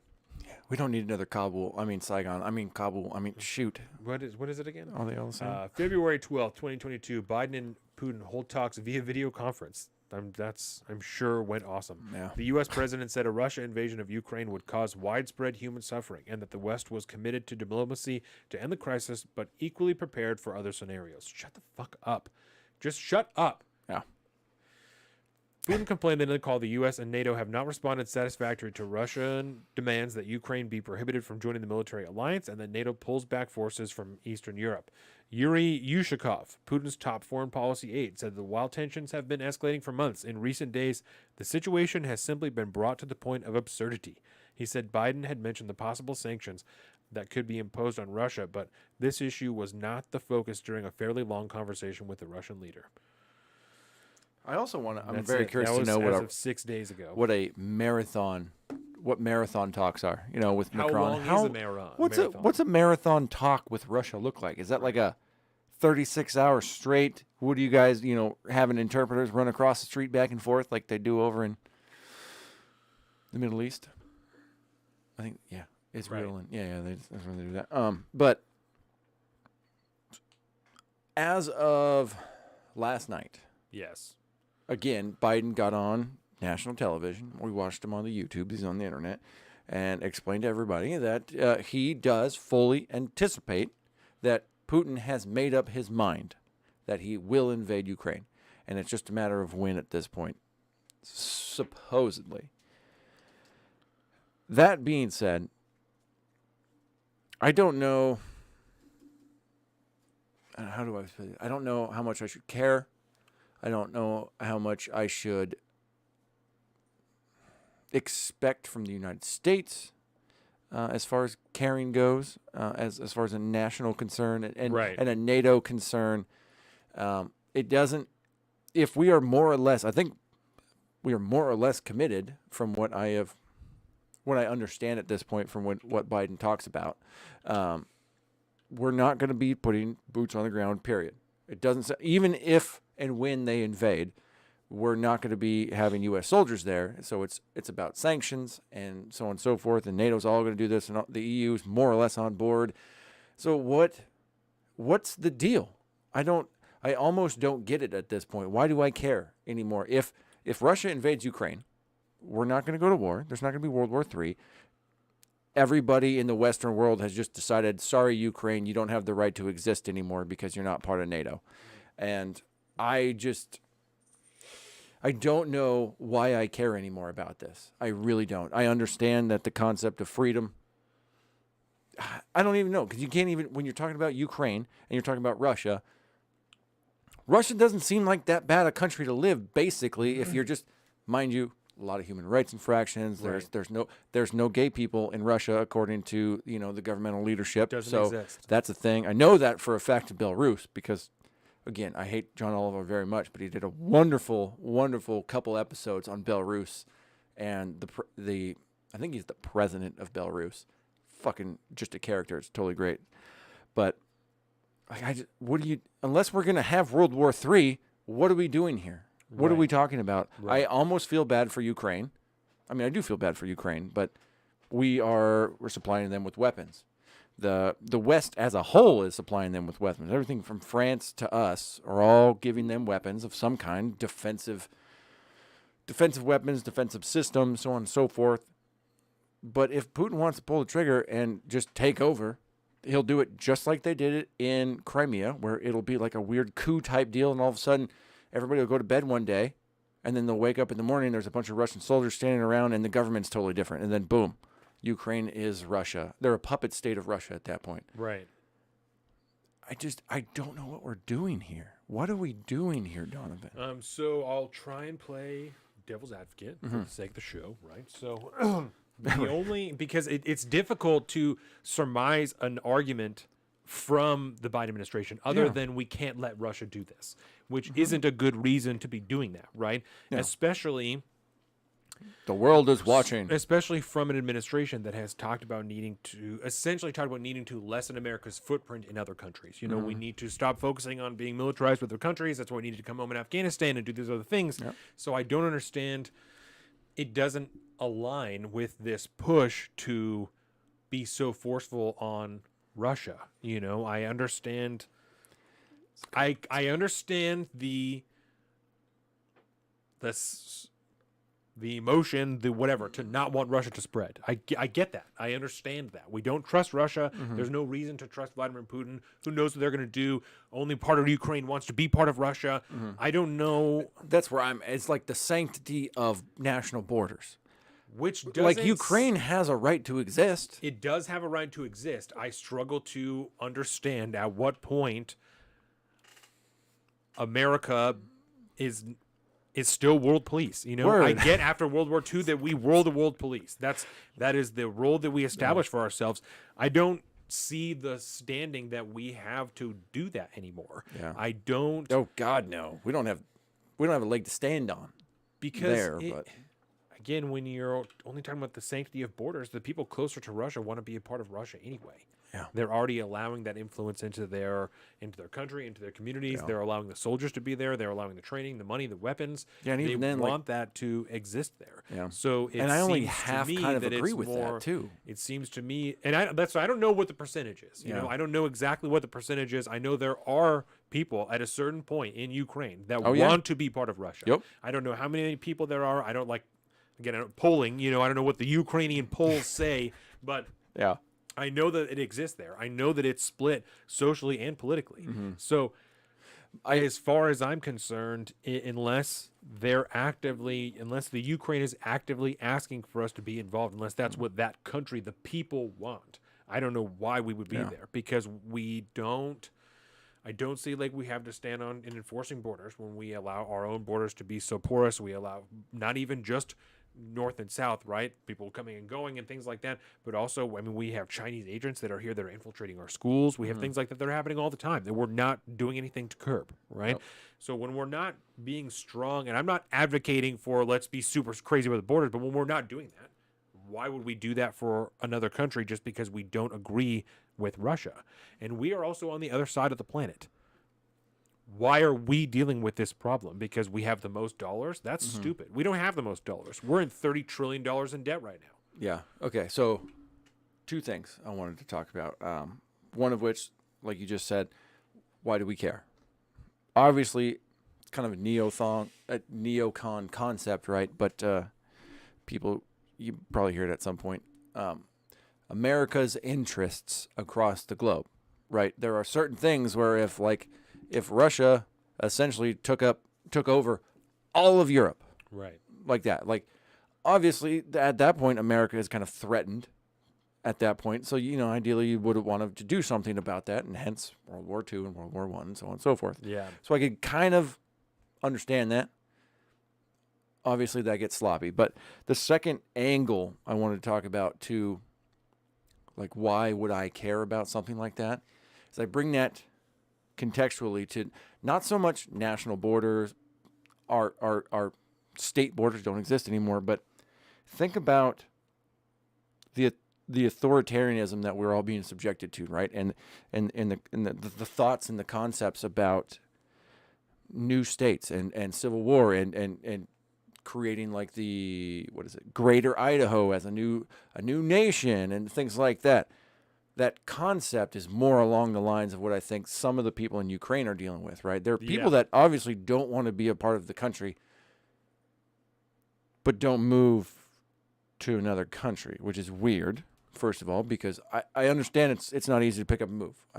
We're always talking about that too, but like, I mean, it's one thing if you're like talking about what state's bad, right? And then you can move freely around your nation. But if you don't want to live in the nation that you live in anymore, but your grandparents were born there during the time when it was a different country, it seems weird. It just doesn't seem like our fight. But I can understand like the Russian separatists that don't want to be a part of Ukraine, and also the people in Ukraine that don't want the Russian separatists to be a part of their country. Like I can understand both angles from it when I bring it back to the authoritarianism that we're fighting against back here at home. Like it makes more sense when I think of it in that frame than just a kind of neocon national borders. Do we fucking care about Ukraine at all? Probably not. Why would we do that other than the fact that it's Russia, the big scary bear? Blah. So I could kind of understand it from like a civilian standpoint, but again, that's not our fight. The Ukrainians don't care about Greater Idaho. They don't know about Greater Idaho, the concept of an American civil war these days. They got their own problems. I don't know. I have a hard time caring about this one, to be perfectly honest. I know I'm the big Russian bear guy. I've been watching Russia for a long time, and I think maybe my perspectives on that have changed a lot, maybe. But it's a weird deal, man. I don't understand any of this. It just seems like we're fomenting so much more chaos. It's like, how many times do you want to double down on black, man, or double down on we're playing roulette 13 or whatever, and just hoping that it's and then it's just going to explode one day? Like, none of it really makes sense to me. It almost seems like just empty platitudes because Joe Biden was around during the fall of the Soviet Union, so he feels like he has to fight against Russia or something. And I don't know, because he said that he would. Yeah. Because he said that he would, and this is one campaign promise that he could probably uphold. Yeah. If he can, he needs if one. he can rally enough of the nation around the cause of Ukrainian freedom, then he might be able to keep this campaign promise, even if it costs American lives. And that's just fine with him. Yeah. It's okay. I know could it be that he has spent so much time, like, to pull out of Afghanistan? We don't want to be involved. And then all of a sudden, oh no, we're gonna have to now. Right. Otherwise, World War III is gonna happen. I don't know. It just even what I wrote for this topic, right? So I've been writing little spielies. So 6 months after the botched withdrawal and airstrikes and subsequent cover-up, the Biden administration is trying its hardest to show you they will send your sons to die for a cause no one is fully committed to under the veil of democracy, right? And that's I don't, as we just talked about, there doesn't seem to be any other reason. I'm hard pressed to believe that they're completely unwilling to send U.S. soldiers. They just sent U.S. soldiers over there. So if something happens, we did bolster the entire NATO line. Right. I also refuse to believe that there are not some form of U.S. special forces in Ukraine right now. Yeah, it'd be hard to convince me. Right now. Be hard to convince me otherwise. I don't believe you. I don't believe you. If you tell me otherwise, I don't believe you. They're in like every African country. Why would they not be there too? Now, but in 50 years, when their position is declassified, are you then going to tell me that they weren't in Ukraine when all of this was happening? That's what you're going to say to me? Maybe right now you can't tell me that? I don't believe you. I refuse to believe. We have entire portions of the military whose job it is to go into countries and train the guerrilla, the militias there, to defend themselves if they need to. Yeah. That's a whole portion of the military. I don't believe you. We wouldn't have forces, right, Who's there to Conspiracy make the theory time- handoff of the weapons, bro? Conspiracy That's what theory I'm saying. You time. have to be there. They wouldn't have a quick reaction force in Poland or increase the size if they didn't have people in Ukraine already. Yeah. If something happens in Ukraine and special forces gets pinned down, they're not going to let the Ukrainians handle it. They're going to send Americans in to save the Americans because that's what we do. Nope. That's what we do. That's whether you think it's smart or a brotherhood, whatever the fuck. That's what we do. Americans save Americans, and we don't fuck around because we've seen it happen too many other times. We don't even let foreigners fucking touch dead American bodies. You know what I'm saying? You got me fucked up if you think that we aren't going to send American soldiers in to save special forces. We may not know about it the same way that one day there was a random news report. Hey, we got some dudes that got killed in Africa. What are you talking mean? about? Why? What is it, Nigeria or whatever? Why? think so. Why were they there? What do you mean there were dudes in Nigeria? Why? Why? It's the same Well, you're fucking not supposed thing. to know about it, so oops. U.S. Special Forces soldiers killed in a spontaneous shelling in fucking Ukraine, right? What do you mean? Yeah. I thought that we weren't going to have any boots on the ground in Ukraine. What do you mean? I don't believe you, right? So, okay, so let's play this. I also don't quite believe that the media would the media report on that if there was. I don't know if it bleeds, it leads. That might overtake their cultish desires to maintain the alliance with They the Biden reported on the Bosch administration, but airstrike. They did. Someone reported That's on the right. Bosch airstrike. That's So right. I And think Kabul was not good for him in the media. no. So yeah, I bet you're right. The media will do everything to get us into war so that they can report on it and make money during the war. Yeah. Maybe that's what we're dealing with. Let's lay out the obvious points that that critics will point out, right? It's an election year. It's midterms. Yeah. Right? The Democrats are looking for pull.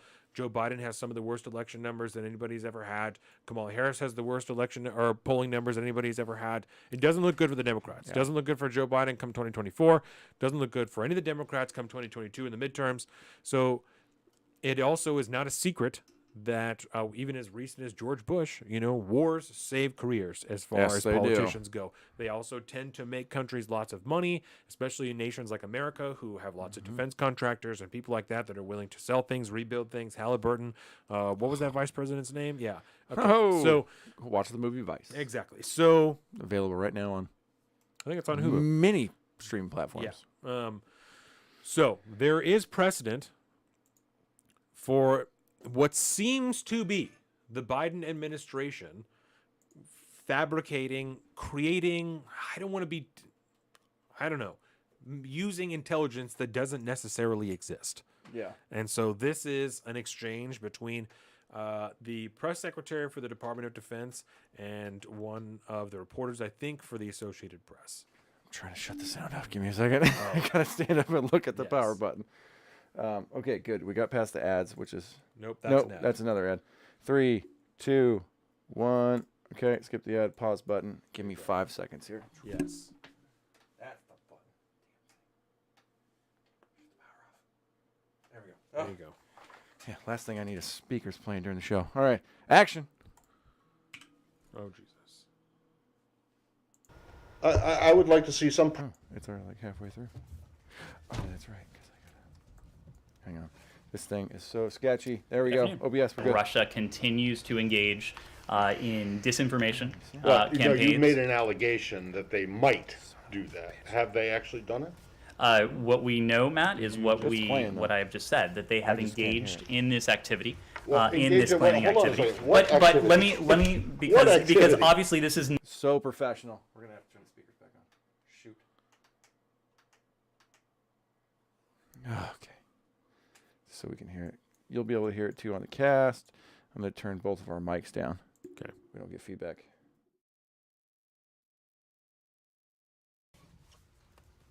Good afternoon. Russia continues to engage in disinformation Well, campaigns. you made an allegation that they might do that. Have they actually done it? What we know, Matt, is what I have just said, that they have engaged in this activity, Well, in engage this in what? planning Hold on a activity. second. What But let activity? me What because activity? obviously this is not the first time we've made these reports public. You'll remember that just a few weeks ago. I'm sorry. Made what report public?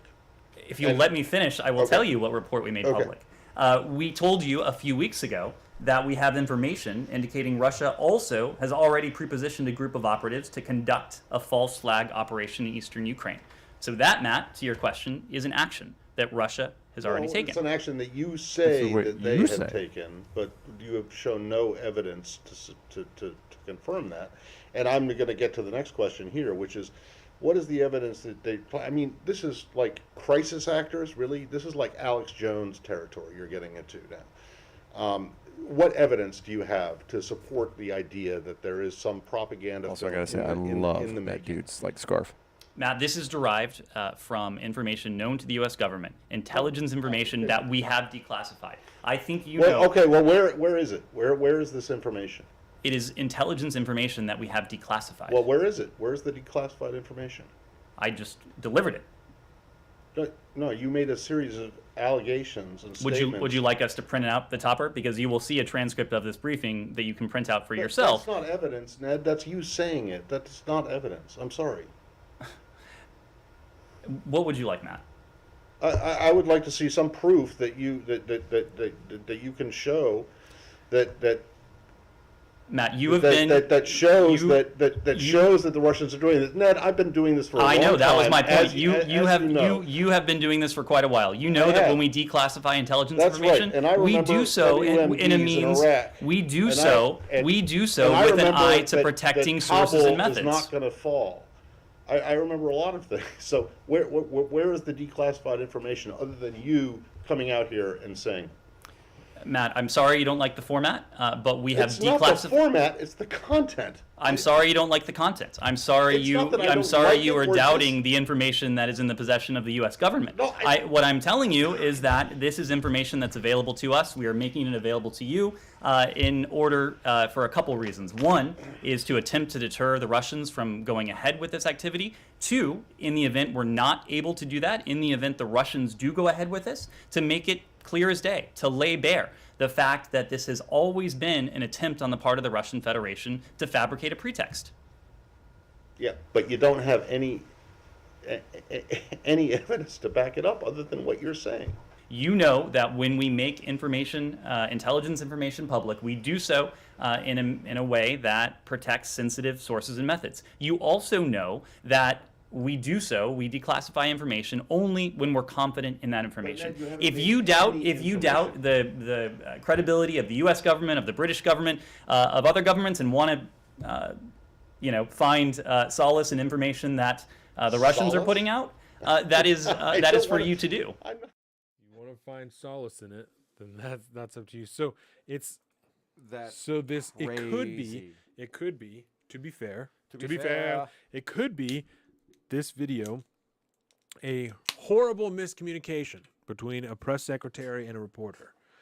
What it looks like to me is a press secretary delivering information that they don't actually have any intelligence to base it off of, and so he's saying, well, what I'm telling you right now is the intelligence.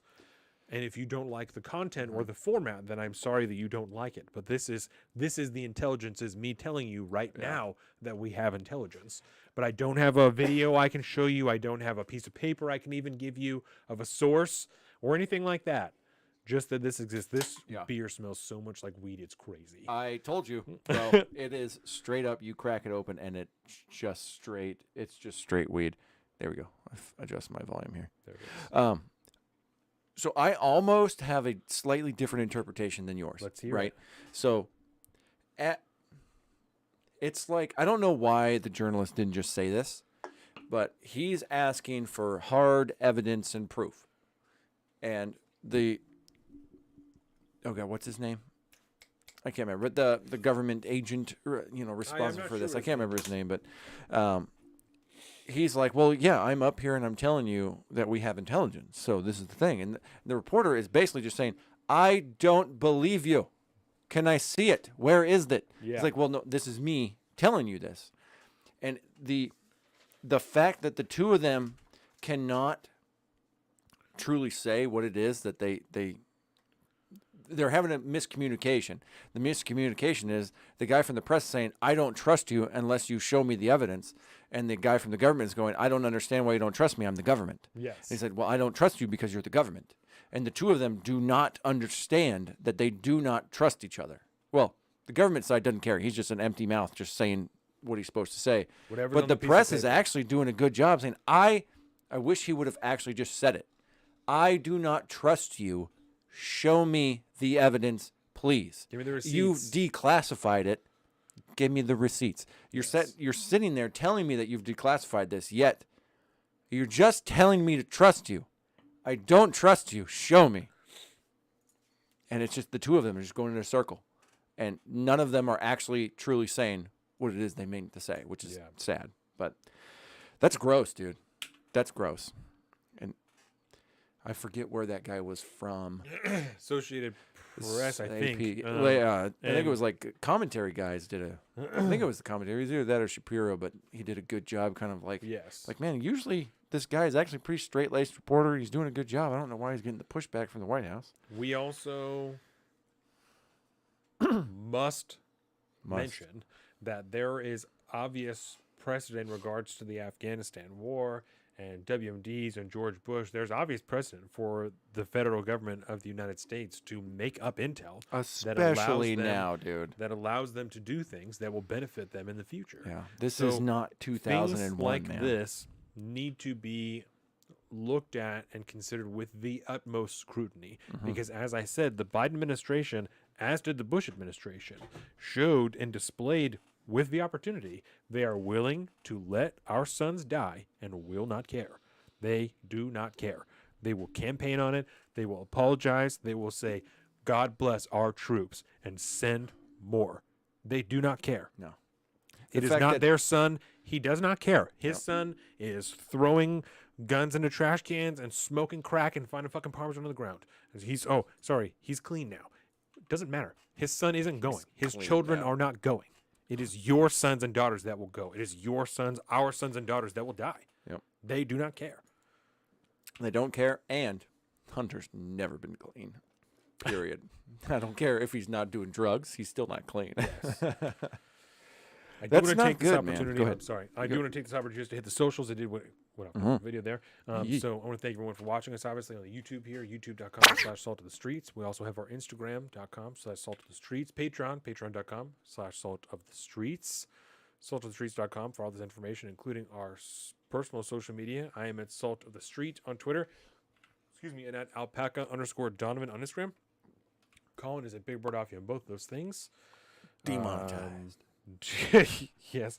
Swell Blended in a few weeks. If you need a haircut, if you're in the local area, if you need a skateboard, go down to Location Skate Shop. Lexi Kyle on Twitch for some streams, and Leggings and Aprons on Instagram for some cakes. We have our newsletters at the end of the month. We have the book club live streams on Thursday. We have the very first of the month. We have the review preview that are coming out. We have lots of content there if you want to see more. We have the beer shows that come out on Fridays. We have the movie now that shows I'm that are back gonna in start coming fighting out. shape. Yes, we have the movie shows that are going to start coming out. So if you want to help us make more better content, go to the Patreon, subscribe there. We have lots of different tiers. Don't make me put the movie show on the Patreon. No. Don't make me do it. Don't make us put it on the paywall. I will. So with that, can we trust the intel? Let's see. We just got out of the war. It appears the DoD is making up intel. What do we stand to lose and gain? We talked about that a little bit earlier, but let me just ask that question. What do we stand to lose and gain by helping? So by doing what we're doing now, right, like you were talking about, by giving weapons and money, we stand to lose or gain very little. Yeah. Right? It's well known that we're doing that. We only have whatever special forces we're unwilling to admit that are there. Those are the only people that are on the ground. So I don't have any problem with providing that type of aid to Ukraine readily. If you need more guns and ammo and all that shit, then here it is. There's one thing America's got, it's guns and ammo. Yeah, I'm here for it. I don't have any problem with it. I don't care. But I just don't see the sense, and that's what we stand to lose, is American lives. American lives and further standing around the globe if we fuck this up again, which we almost definitely will. Oh, yeah. So, like, what do you see as a scenario in which America fucks up? Other than, obviously, boots on the ground. Assuming, again, we're going to pretend like the special forces aren't there, because what country are we not in at some point with special forces? But other than boots on the ground, I mean, at this point, us fucking up would be inserting ourselves so deeply in this, and Russia still invading Ukraine. That's a complete another failure. Complete another failure, because we continue to say we're going to do this. It's not acceptable. You did nothing. You went there and repeated the same shit over and over and over again, just like Russia did, and then claimed that it was them causing the problem while you told people to leave. You caused a ruckus, and now they invaded anyway. Yeah. All you did was provide further time for them to, I don't know whether or not they were going to wait anyway. All you did was just interfere. You just caused a problem and maybe pissed them off more. I don't know, you know? So here's a concept to think about, right? The entirety of NATO and the Western countries, if you will, to include most of the EU, we all stand in lockstep, and we're all going to sanction the shit out of Russia if they invade Ukraine. It's known. It is very well known. Putin knows that. All of the Russian Federation knows that. They're going to do it anyways, if they do it anyways. All they're doing is essentially calling the West's bluff and saying, like, I don't care about your stupid sanctions. I'm going to do what I want because you guys aren't going to do anything about it. You're going to try to remove us from the SWIFT paying system. Bro, I've been the most corrupt oligarchical country that the world has ever seen, other than maybe China, but they're doing a little bit more, legitimately, because they're just fascist communists. Right. Like, I do it because we're a capitalist oligarch. We're all in charge and we have all the money. They're going to get what they want. America's going to get, the entirety of the West is going to get shit on their face and not do anything about it. But I almost don't care. I don't feel like I should care about that, because Russia is going to do what they want. All we could do is raise our arms and go, don't do that, and then charge them some money, try to sanction them, and they're not really going to care. Okay, yeah, I can't bring Nord Stream 2 to Europe and pump oil into Germany. They already have Nord Stream 1. I don't think it's going to really care. It's some 80% of Russian energy that comes, Yeah. or German energy that comes from Russia. Yeah. They took down, I heard this on commentary, I think, yesterday. It was like Germany has taken down like multiple nuclear plants because of green energy policies and stuff, Yes. because they're more worried about getting natural gas and stuff pumped in from outside their own country so they could shut down their own electronics. But so I just watched a video yesterday, actually, about the German opinion of nuclear energy, and it was from just a few years ago. And it's not They're good. Almost unanimously against nuclear energy. Yeah. So we got to talk weird. about this for a second, because I don't understand it, right? Yeah. I understand this video was like right after Fukushima, so all these people were like, Fukushima, it's obvious, it's obvious. Okay, so all of these nuclear plants that are failing are fucking decades old. yeah, So why are we not investing money in research into finding their complaints are Fukushima, we don't know what to do with the cores when we're done with them, and it's dangerous for the people who live around them. Okay, so let's put them in fucking remote areas, right, where people are not going to live, or I don't know. I'm sure there's a place that you can put a nuclear power plant where people are not going to live there. I'm certain of it. yeah, probably. Right? I am certain with enough money and research and time, we can figure out what to do. Put them in a rocket and launch it into space. Why are we not doing that? Well, the old concern was it was a Columbia issue. It was what happens if we launch a rocket up and then it explodes and now there's nuclear waste scattered all over the world. Oh, That was always the concern. But okay. I feel like and we I'm should. not a scientist, so I'm stupid. But I'm also saying, like, we got a pretty good track record now at launching shit in space, man. there might be a just scientist ask Elon somewhere Musk. who says that dumb, but I genuinely am asking, for what purpose can we not take an old nuclear core and launch it into space? And sorry, we're done with this. Yep. Never see it again. Launch it away from all the planets, so there's no risk of it, hitting Mars or some shit, and be done with it. I know, like I said, maybe that's dumb, but I don't know. Okay, wow. Let's hear it. Okay, What do so you got? Germany. I was looking at their nuclear energy. Okay. Okay, let's see. Status and performance of nuclear energy. This is from the IAEA, which is the International Atomic Energy Association, I believe. Yes. God, I can't believe I just pulled that out of my ass. I'm pretty sure that's right. They have 1, 2, 3, 4, 5, 6 nuclear power plants in operation. And I have 1, 2, 3, 4, 5, 6, 7, 8, 9, 10, 11, 12, 13, 14, 15, 16, 17, 18, 19, 20. A lot more permanently shut down. So they have 6 operational nuclear plants and over 20 plants that are permanently shut down, and 6 additional plants that were under construction that were canceled. Congratulations. You Wow. played yourself. So just like America did, right? That's so many. We've talked about this before during the Trump administration. At one point, we were exporting energy. Yeah. We had a surplus of energy. We are now Not that long ago. We are now importing gasoline. We are importing oil and energy. We're doing that right now. Congratulations. You played yourself. We're playing ourselves right now, just like they did. You played yourself. You're fucked now. That's you so are, many, dude. You are beholden to the Russian Federation, and this is what you get. Don't know what to tell you. I don't know. So all of your bluster and all of your bullshit about don't invade Ukraine or else doesn't mean anything because you have no leverage anymore. Nor do you seem to have interest other than Nord Stream 2 of making your own energy or getting away from other people, getting away from getting your energy from other people, excuse me. Yeah. So You're going to be relying on someone else. yeah, why should we risk this? Why should we continue to invest money in this, right? Yeah. I struggle to I struggle to support the idea that we should be involved in NATO at all. You know, I'm not sure what we stand to benefit from it at this point. If we don't want to be militarily involved in any of this other shit, right? But we're beholden to do it if they're invaded, per whatever article it is in NATO. Mm-hmm. Why are we involved in that then? Why do we not have individual alliances with these countries that we can trust and then move on with the day? I just don't. We have, moved or allowed it to. No, that's the UN Security Council that has like the UAE and Russia and shit like that on it. It's Saudi Arabia on the head of the Human Rights Council. I don't understand. Sounds great. What we benefit from this anymore. And, for all you leftists out there, at the risk of sounding like Donald Trump, when we're investing the vast majority of the money in NATO and we're seeing zero benefit from it other than investing more money and other troops that are already here anyway that we have to just reassign as NATO forces, why are we doing this? What do we benefit from this at all? Yeah. That we look good? That other people know they can trust us? We're America, bitch. You can't trust us. Word. You can't. So There's one thing you could trust about America is that you can't trust us. So our money going into NATO should not be what fools you into believing that you can trust our intentions or that we won't fuck you over. Sorry. You can't trust us. I don't know. So I'm gonna do a kind of a devil's advocate Let's thing, hear it. a neocon, if That's you what we will. do here. I want to shield for NATO. Okay. I'm gonna attempt, anyways.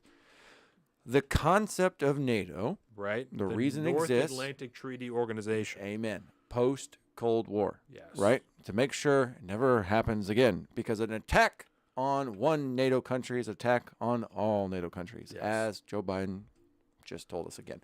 If we didn't need to remember that from the 80s, I don't know. So, that being said, Ukraine, even though they kind of wanted to be part of NATO for a while, there's that whole treaty of that says if you used to be a Soviet, country, you can't be part of NATO. Weird. A lot of times past, things are different. It's a different Russia. It's not the Soviet Union anymore. I No. don't understand what this is. China is closer to the old USSR than the Russian Federation is, so These I don't simple- understand. The simple fucks that continue to treat Russia like it's the USSR. Yeah, Is, I've been there, dude. I've been to modern day Russia. It's a legit place. It's corrupt as fuck, and it's run by oligarchs. Okay, but it's real. it's real, and Yeah. you can go there and generally kind of do what you want within certain possibilities because it's Russia. Nobody gives a fuck. That's why it's not like America where it's a super crazy security state. You can kind of get away with a lot of shit because there's so little law. It's just corrupt as fuck. So you might end up in the gulag for pissing off the wrong cop. Right. But what my point here really is the fact that NATO is completely and utterly toothless at this point. It doesn't matter. They exist to Yes. defend the world from the Soviet Union, which doesn't exist anymore. It's not coming back. Right. And so now we're just fighting against Russia because we're just used to it. Ukraine, we obviously NATO won't do anything because they're not part of the NATO alliance. Russia's not going to do anything to NATO because that's World War III. so Russia can just basically take over all of the rest of Eastern Europe, Right. as long as they don't touch NATO countries, because we're not going to do anything. And then if they try to take over NATO countries, which he would never do, I don't know. Like, No, it and doesn't make I sense. think NATO is totally, it doesn't serve any purpose anymore. So let's explore this a little bit more. The USSR point, right? Mm-hmm. I think that you're really onto something there, because about us doing this just because it's Russia, right? Yeah. Especially via, We're just used to it. especially via NATO, because it's not about authoritarianism. Because we have arms deals with the Saudis, or at least maybe we canceled them during Joe Biden, but we're still dealing actively with the Saudis, right? We're still dealing actively their with China. proxies. We're still dealing actively with China. Yep. We're still dealing with multiple authoritarian countries, right? So it's not about human rights, All the because time. the same deal. We still are dealing with China on a regular basis. We're still doing all these countries. Again, UAE that are right. All of So them. It's not about It's like- these things. It's not about corruption, because we're dealing again with China, with many other corrupt countries all around the world. Mm-hmm. So it almost seems like, and I'm not trying to blame it on NATO, but it almost seems like the NATO commitments, like you said, are what is driving this conflict with Russia. Because because of NATO, we have to do it because of NATO. It's designed specifically for this. Yep. But that's not. At this point in time, when we've watched them fuck up so royally as far as foreign policy goes, yeah. that's not reason enough anymore. As it once, This is the big boy one leagues, day, man. or at one point in time, that was enough. The same way at one point in time, The deterrence. it was enough, right? That was reason enough. We still, when American exceptionalism was still alive and well within the broad swath of the country, most of us still believed America is the shit, and we have to enforce it and let everyone know we're the fucking shit all the time. People need to know that we are number one and we're running everything. When that still existed in people, that was reason enough, because let's throw our dick around. Let's do it. Yeah. Why not? That's not reason enough anymore. People don't believe that about America anymore, which I don't think is a bad thing, because you can still be pro-America. We're pro-America. I fucking love this country. I don't think we need to go around swinging our dick around. It's bad. It gets people killed. It ruins lives. Yep. It destroys lives. There's no reason for that. All you got to do is exude BDE. You don't need to actually No, unless whip we it are out. unless we are defending our own country or some type of human rights abuses, we don't need to be putting our own sons and daughters in harm's way. There's no reason for that. There's no need for it. Oh shit! There was another point I was going to make about when it comes to NATO again, right? I think we've essentially proved at this point now that, unless you're actually going to attack NATO, we're not going to do anything about it. It's again, why? And It invading totally, Ukraine is not because the attacking NATO. concept of NATO was to keep the Russian Federation in check after the Soviet Union, Right. because we had the deterrence of a united front. And obviously, the minute they annexed Crimea, and they were allowed to do that, the united front of NATO acting as a deterrent to Russian expansion was automatically thrown out the window. And Right. so it doesn't matter how many times we bolstered NATO borders. It doesn't matter how many added troops we surge into NATO. NATO is null and void anymore. We've already proven the fact that we're not going to do anything. You could take over the rest of the world. As long as you don't touch us, then it's fine. So it's like we can remove them off the chessboard now, because they don't matter. They're not. What's the word I'm looking? They're not. They don't matter anymore in this time, in this day and age. They're inconsequential. There we go. So I don't know. It's a fucking bad, dude. I keep hearing about it. I don't know if I believe that Russia is going to fully invade Ukraine. I'm not sold on it. I'm not I wouldn't sold. be surprised if, like I said, Crimea style happens, and all of a sudden they have an entirely Russian backed and supported governance in charge, but they're still Ukraine. They still fly the And same then flag. Russian They still have all the troops just things. roll in. Yeah, and just for a little while. Right. Just for a little while, just like they did in Crimea, and then everything's, it all settles. People get used to it, and then Russia's got what they want, and Ukraine is still a country. It's just it's the Belarusian style.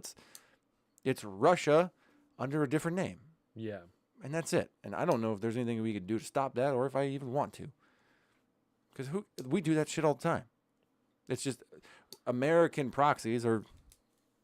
It's a little different, I guess. Maybe it's not quite fair to make that analogy, but No, I think that's fine. The imperialistic nature of superpowers does not stop with America or the UK. Russia has that too. China has that too. North Korea and China might as well basically be the same deal. Right. You know, so I don't know. I don't know what we do about this. Let us know in the comments what you think we should do about please. this. I've been asking people. Because I'm lost. Yes, that's what I've been doing a lot lately. It's been like, well, what do you think about this? You know, people ask me that type of shit all the time. What do you think about what's going on with Russia? What do you think about this? What do you think about what's going on with Russia? Yeah. Before I talk, what do you think? Where are you at? That? Are you trying to send people, or are we trying to pick a fight? Yes. So you know what I really think it is? I think it's the entire world governing class are a bunch of boomers who still have a beef with the Soviet Union, and they cannot make they cannot make the difference between the Russian Federation and the Soviet Union. Right. They're basically the same in their mind, so they have to treat it the exact same way. We have the boomeriest boomer ever in office my God. Now. He's like, okay, boomer. Whatever that chick's name was, I can't remember. She's irrelevant now. I don't know. The okay boomer girl? You don't? She did the song, okay boomer? Oh, God, okay. Nope. Okay, I got to pee, and then I might have to bring that up in between segments or something like that. Yeah. How do you know what the okay boomer girl? I mean, I know about the phrase okay boomer, but I don't know about any particular girl making a song or a thing about okay boomer. So, interesting. Our next topic, we're going to be talking about Ottawa, because I think that's about all that we have here as far as Russia goes. EU energy dependency. Why should the U.S. be in the forefront of the European issue? Nuclear energy. We're out here. So, let us know what you guys think in the comments about what we should do with Russia. Also about nuclear energy, because I was watching that video, did not understand what the hesitancy was. So, I'd be interested. The next one is Ottowa Truckers. Colin has a nice little timeline that he has cooked up here for the series of events, the unfortunate series of events in Ottawa, Canada. So, here is the man, the myth, the man, the legend. I have a timeline for the Ottowa Truckers. He has the timeline for the Ottowa Truckers. I have a weak-ass bladder today is what I have. Oh, that's all right. fine. So, ready for the breakdown of the initial Ottowa Truckers timeline. Yes. We're starting today's journey on January 14th, 2022, and that is because it is the day that the GoFundMe fundraiser, excuse me, for the quote-unquote Freedom Convoy 2022 was created by Tamara Lynch and BJ Ditchter, who were summarily actually arrested as of yesterday, by the way. January 15th, 2022, the trucker vaccine mandate comes into force that requires all travelers to be fully vaccinated before crossing the Canada-U.S. border. Canada-U.S. border. Did I say Canada? Also, on January 15th, in a statement, convoy organizers say that they came to the decision that the government, quote-unquote, crossed the line with the COVID-19 vaccine passport and vaccine mandates, announcing the plan to travel to Ottawa. And this is going to be taking off from Toronto, I believe, the Toronto area. So we've got west coast of Canada driving all the way across west to east into Ottawa, which is kind of between, for those of you that may not know, Ottawa is the capital of Canada, and it is kind of sandwiched between Detroit and Buffalo-ish area. It's kind of between those two. Go a little further north. January 23rd, 2022, the Canadian Trucking Alliance condemned the planned protest 24 hours before a convoy of truckers left British Columbia, again on the west coast, en route to Ottawa. January 24th, 2022, one of the arms of the convoy passes through Regina, so they're making progress across west to east. Another convoy on January 25th, segment passes through Kenora, Ontario. Also on the 25th, the GoFundMe suspends the Freedom Convoy 2022 fundraisers for the first time to give organizers time to provide a plan for distribution of the funds. So now that is only a little over 10 days. It's 11 days after the creation of the GoFundMe. January 26th, segments of the convoy entered Ontario from the Manitoba border. So again, we're moving west to east. We're moving forward. January 27th, GoFundMe releases an initial $1 million to the truckers from their fundraiser. And also on the 27th of January 2020, a segment of the convoy passes through Greater Toronto area. January 28th, a new convoy passes through Quebec and plans to head to the Parliamentary Hill for January 29th. Nova Scotia bans gatherings along the Trans-Canadian Highway between the Nova Scotia and the New Brunswick border in relation to the convoy protests. So now we're talking about interprovincial borders and checkpoints between those two. They're trying to stop the flow.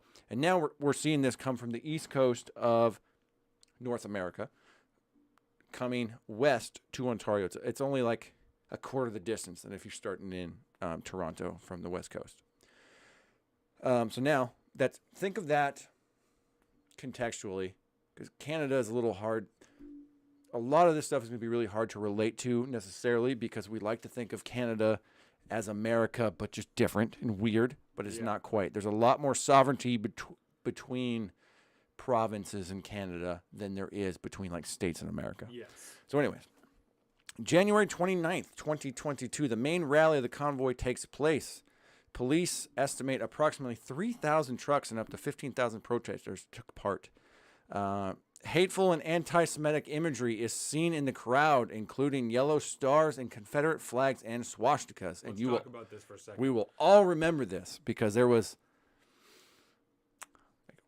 I think, no more than a case per, alleged infraction here. There was one guy that had a Confederate flag. There was one guy that had a swastika, and I don't know what the yellow star thing. It must be a Jewish thing. Those people were comparing themselves to the Jews, that they were being persecuted by the Jews. And they were calling the other people Nazis. That's right. So that's their saying. So let's start with the Confederate flag thing, right? First of all, tell me where the Confederacy was in Canada. Word. Oh, right, it didn't exist. So What are at we what talking point about?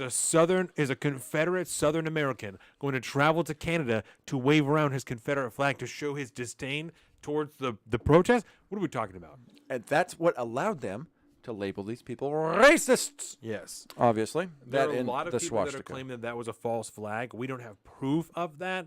The people that were at the protest swarmed on those motherfuckers pretty goddamn Yes, they quick. did. So there seems to be some indication that they may have been planted there that has precedent in America, in other countries. False flag, crisis actors, those things do exist. We saw that with our own George Floyd riots here, right? Hey. So, And even further back, all the way down to the free trade organization in Seattle or whatever that was. yes. I will say this, though. Even if they're not going to be state plants, when you get 15,000 people together, you're going to get a few crazies, maybe. crazies, And yeah. the protests self-policed and removed it. Yes, they did. So, carrying on. This is also the same day, January 29th, that former U.S. President Donald Trump praised the convoy in Ottawa while addressing his supporters in a rally in Texas. Praise convoy. Praise the convoy. January 30th, a blockade at the Alta border. Alta. It's a province in Canada. Border crossing shuts down access across the U.S.-Canada border. Once again, I believe, is that the Detroit one? Either way, multiple U.S.-Canadian crossings were blockaded during this point in time. Including one in Washington. Okay. That was when it was blockaded. Does here not surprise in me. Alberta. January 31st, Parliament resumes after the holidays. Ottawa paramedics confirmed protesters threw rocks at an ambulance and used radical slurs against a paramedic, leading to a police escort being provided for all further calls for safety.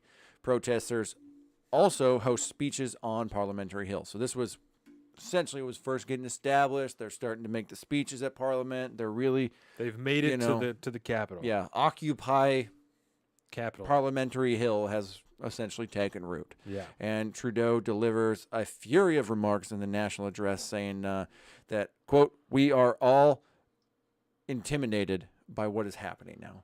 And These so, unacceptable views. Yes. These people by are a fringe minority Yeah. of folks. I mean, Then he went on the French talk show and said that they were largely racist and Yes. extremists, and you can go find those on the internet right now. Just go to YouTube and type in Macron truckers, and you'll get some pretty Trudeau. Trudeau, sorry, Macron is France. Trudeau, truckers, and you'll get a lot of fucking terrible, terrible speeches coming out of his mouth. So anyways, carrying on February 1st. So we're almost caught up. We're a little over 2 weeks now. A lot. This happened away. very quick. It's a lot very of stuff quick. happened very quickly. Yep.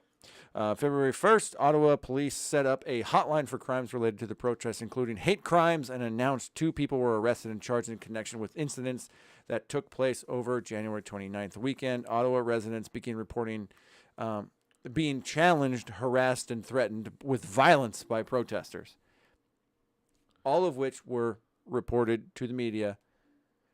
None were actually proved. These are all alleged things. There's no video anywhere. There's no nothing other than No certain legitimate people evidence of violence coming out of this protest. at all, other than coming from the state later on. Yes. February 2nd, the Freedom Convoy organizers issue a statement saying that they plan to remain in Ottawa, quote, as long as it takes for all COVID-19 mandates to end.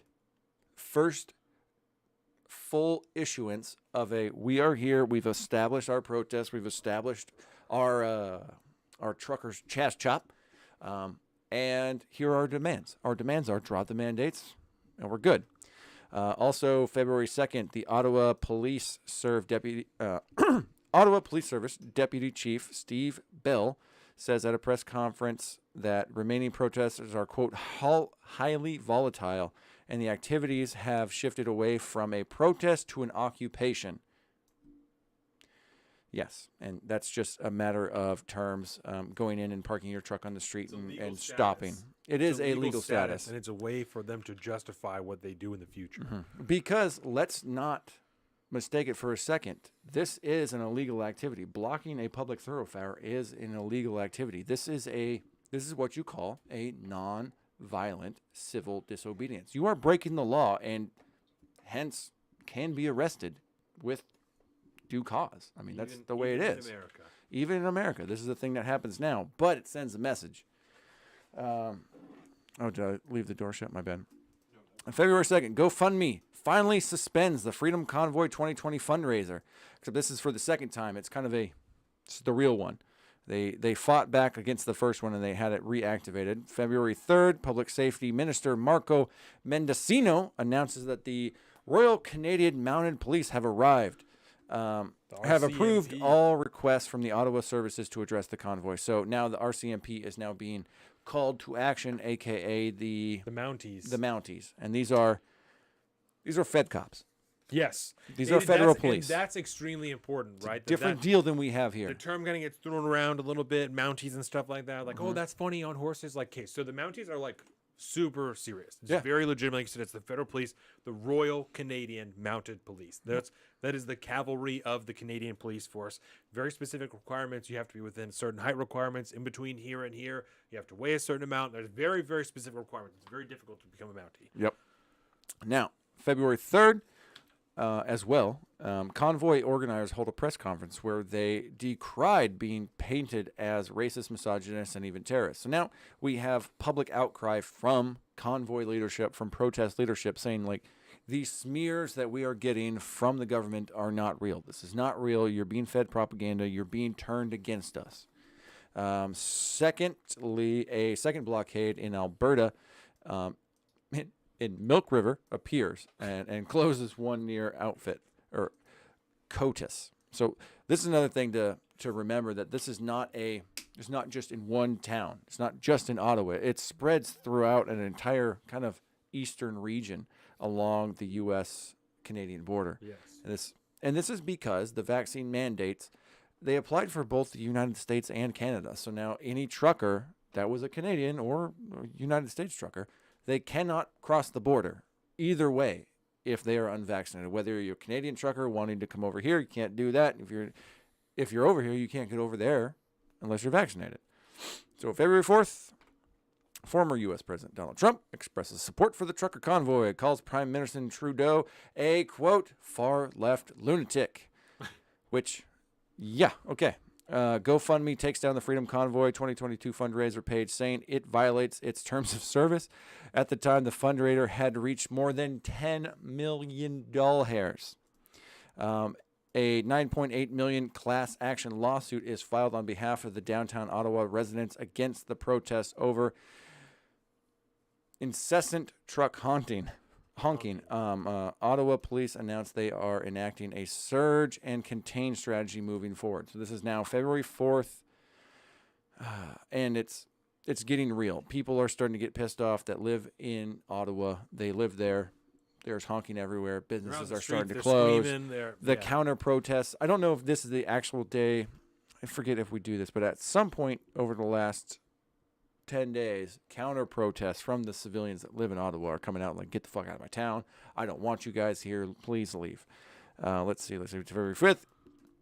U.S. Republicans promise to investigate GoFundMe's decision to pull the plug on the Freedom Convoy 2022 fundraiser. Solidarity protests take place over the weekend in Quebec City, Toronto, Vancouver, Halifax, and New Brunswick. February 6th, Ottawa Mayor Jim Watson declares a state of emergency. The Ottawa police seized more than 3,000 liters of fuel from protesters, according to demonstrators. Now, this is important. When it starts to get dark. This is when it gets really dark, because now you have the state coming in. They were stealing jerry cans. They were taking water, fuel, anything that looked like it could hold that, and they were confiscating that. If you had those while you were trying to enter the perimeter of the area of the protest, they would take it from you, and you could not bring it in. It's very cold in Canada right now. It is winter in Canada. It's fucking cold. Yeah. Now, it is important to know this, that when I was listening to the Brett Weinstein Dark Horse podcast from yesterday, where he interviews 3 members of the trucker protest there, apparently from eyes on the ground, the problem with gas and the states, stealing their gas and all this stuff so that they can stay there and keep their trucks running and not freeze to death, really only affected them for a day. And after that, apparently it's been no problem. They've had no problem getting fuel in to keep their trucks running. Interesting. It's a very interesting situation. I don't know if maybe they just thought they tried to do it and it ended up proving kind of fruitless, and so they stopped.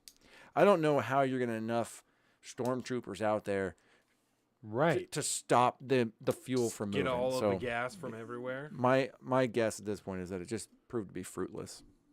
So they stopped. February 7th, the Ottawa mayor requests an additional 1,800 officers in a letter to Ontario Premier Doug Ford and Trudeau, calling the protest a siege, which I will go ahead and say. The governor of Canada. Yeah, he's the governor of the province. Yeah. Governor of Canada. He's the governor of the province, yeah. Yep. Ottawa City Council votes to ask the province to bring legislation to be able to charge the protesters for the cost of damages caused by the demonstrations. Hey, what happened when they had the protest here? They have insurance. They have insurance. They have insurance. Yeah. Don't all those people in Canada have insurance? What about their insurance? They have insurance. Although, don't you see how fucking stupid that sounds? But the problem is there's no real property damage being done that anybody's can prove. The point still stands. Do you hear how fucking stupid that sounds? Yeah. Don't they have insurance? Don't they have insurance? Don't you hear how stupid that sounds? That was justification. Yep. Don't they have insurance? And I love the lawsuit against the protesters. Who are you suing? But along those lines, the judge, a nameless mass of people. Yeah. On those lines, a judge grants a 10-day injunction to the class action lawsuit by Ottawa residents against the convoy to stop the incessant honking. And if we remember in the very beginning, the honking kind of stopped after a little while. It gets a little old. Now people are only honking when, say, shit's about to go down and a wave of stormtroopers comes in to gather up some protesters. Everybody starts honking to kind of get awareness up, what's going on. Well, but for a while, it was like on Tim Pool, the honking will commence until freedom improves. Amen. Every like is a honk. Yeah. Let's do it. Yeah, exactly. The great honking. Yeah. Also, February 7th, Trudeau addresses the House of Commons at an emergency debate requested by NDP leader. February 8th, Ottawa police estimate approximately 500 trucks and personal vehicles remaining in the red demonstration zone.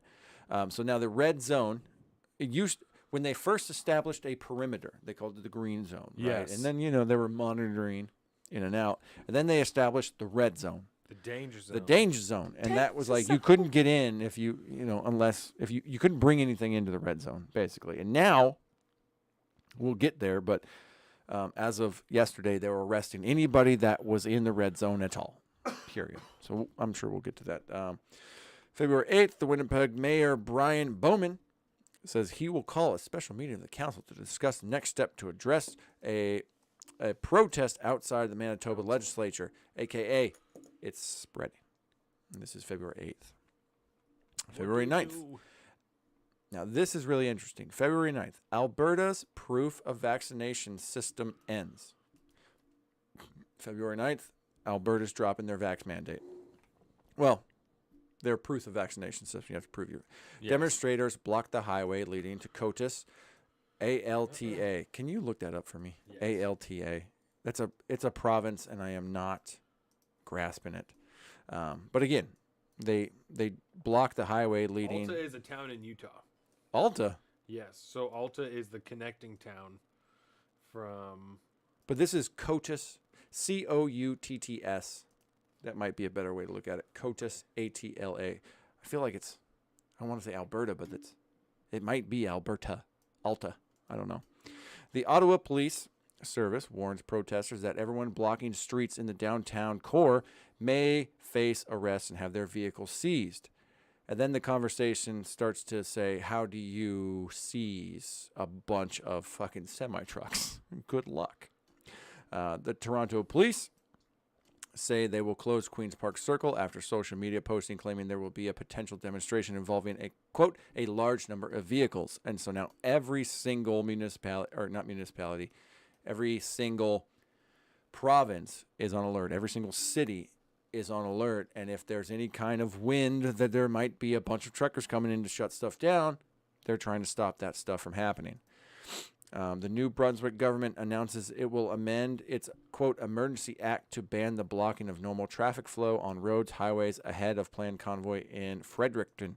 Now, this reminded me of the point in time where Florida's Governor Ron DeSantis was proposing a bill that would make things like blocking a public thoroughfare I believe a felony, but definitely illegal, so you can get thrown in jail.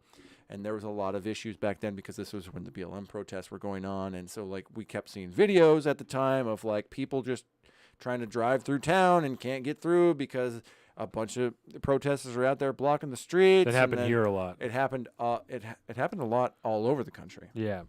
And so that's when Ron DeSantis was trying to pass that bill. And everybody's like, you can't do this. You don't want to do that. It's bad news. Alta, Alta is just the acronym for Alberta. Okay, so it is Alberta. Yeah. Okay, good. February 9th, once again, Texas joins calls to investigate GoFundMe over its removal of Freedom Convoy campaign. Federal liberals, back in Canada again, propose expanding the House Public Safety and National Security Committee study on the Freedom Convoy's fundraising efforts to include ideological motivated extremism. So now we're passing more laws. Is that similar to what was it here? Domestic violent extremists. Is that what it was? I believe it's the same thing. Oh, yeah, that's my guess.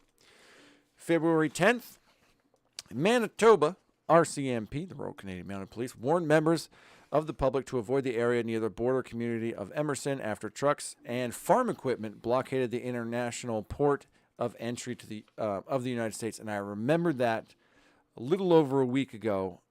Bunch of these Canadian farmers also got into the act. They're like, fuck a truck, let's bring the tractor. And they're doing the same thing, blocking off everything. Public Safety Minister Mendocino says the RCMP will send more reinforcements to end blockades in Ottawa, Windsor, Ontario, and Alberta. COTUS, Alberta. These all must be provincial capitals. Yeah. The Office of the Premier Ford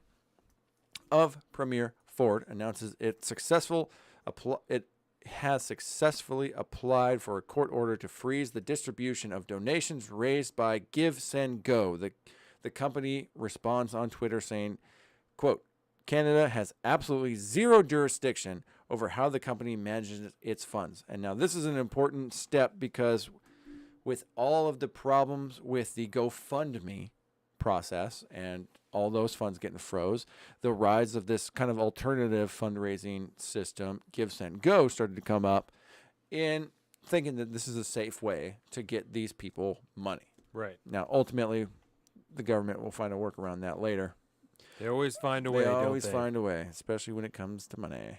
February 11th, the Ontario government invokes new emergency measures with a state of emergency aimed at protesters and ending the blockades at a key border crossing in the province, including the maximum penalty of $100,000 and up to a year imprisonment for non-compliance. So get out of the way, or we're fining you $100,000 and throwing you in jail for a year. Manitoba announced it will end all proof of vaccination requirements and mask mandates by March 15th. This is again on February 11th. So we got more and more provinces dropping mandates. Don't know if it's for or if it's because of the truckers. You would kind of assume it is. February 12th, police begin forcibly removing protesters on the Ambassador Bridge. Now, this was the big bridge, I guess, apparently, connecting the U.S. and I think this is the one out of Detroit, U.S. and Canada, right there. Protesters break through the RCMP barricade in Surrey, British Columbia, leading to a closure of another U.S. border crossing. Ottawa police formed new command center with RCMP and OPP to address downtown Ottawa protests. So again, they're trying to figure out what to do about Ottawa. And I hate to say it, but the language they're using about blockades and occupations, it was very specifically purposed. Right. They called them illegal blockades and illegal occupations because both of those things are indeed illegal. Yes. Right. And that now label is not a protest anymore. It's quote unquote, it's still a protest, but an what they're occupation doing, yes, it's become a chest chop, except a lot less people getting shot. February 13th, the city of Ottawa and protest leaders reach an agreement to remove trucks from residential neighborhoods. The counter-protests demand convoy vehicles in Ottawa. Oh my gosh. Counter-protests block convoy vehicles in Ottawa. So now, as of the day before Valentine's Day, we've got local people in Ottawa starting to counter-protest, saying, get the fuck out of here. I'm going insane here.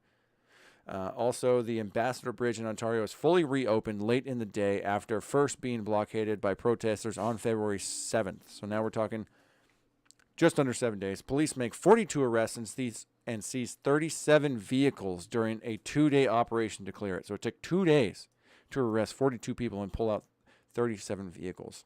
Work for it, bitch. Word. Work And, for it. Bro, you gotta, with the amount of, let's put it this way. How do you tow a semi-truck with another semi-truck? The amount of semi-truck towing companies are pretty few and far between. And most of them are telling the government to fuck off. We're not messing with our clients. Ultimately, that'll change later on. February 14th, Alberta students are no longer required to wear masks at school. That's, wow, even the Canadians beat us to it. That's saying something. For the first time. Wait till March. Yes. Now, here we go. February 14th, for the first time in Canadian history, the federal government invokes the Emergencies Act, which gives the federal government sweeping new powers to, quote, restore order and bring the ongoing trucker convoy protests and blockades to an end. The order was created by Trudeau's father. No. And never fully enacted before until now. Yeah, Pierre Trudeau. Yeah, it was created by him, and I forget the exact reasoning back then. I think it was in the late 80s. But it's created by his dad and Fascism has never runs in the been blood, used. huh? Word. Well, I mean, his supposed dad, because he's definitely not Fidel Castro's son. And I'm gonna say I've seen the pictures, and it's pretty weird. They look a Yeah. lot like each other. but also you find enough pictures of enough people at the right poses, they'll be look fine. a lot like You each know, other. Exactly. and I mean he's as communist and authoritarian as Fidel Castro is. That's about the only relationship I need right there. They're both fascists and terrible pieces of shit. Cool. You know who Grand Thumb is, right? Yeah. On the YouTube, yeah. There's a whole series of pictures of people in like World War II and like shit like that look just like Grand Thumb, and so he'll repost those pictures every so often. It's pretty funny. That's great. Yeah. February 15th, we're catching up. Ottawa Police Chief Paul Slowly resigns. I like that. the authoritarians are signing off, or they're saying I can't handle this, so I got to resign anyways. The federal government announces ease COVID-19 restrictions. Fully vaccinated travelers will only need an antigen test result rather than a PCR test result in order to enter Canada. So now you get to take a rapid test, and then you can get in Canada. The blockade ends at Dakotas, Alberta, and the Canadian Border Service Agency says operations have resumed at the crossing. February 16th, Ottawa police hand out leaflets to protesters warning they may be arrested unless they leave voluntarily. The Child's Aid Society of Ottawa urges protesters who brought children on the protest make alternate care arrangements in the event they get arrested. So they're trying to be, humanitarian. If you got your kids there, make sure your kids can go someplace because the stormtroopers are going to come lock you up. Ottawa councillors, councillors as in like they're government officials, The council. oust the chair of the Ottawa Police Service Board. The Emerson Manitoba border crossing reopens after convoy protesters leave with a police escort.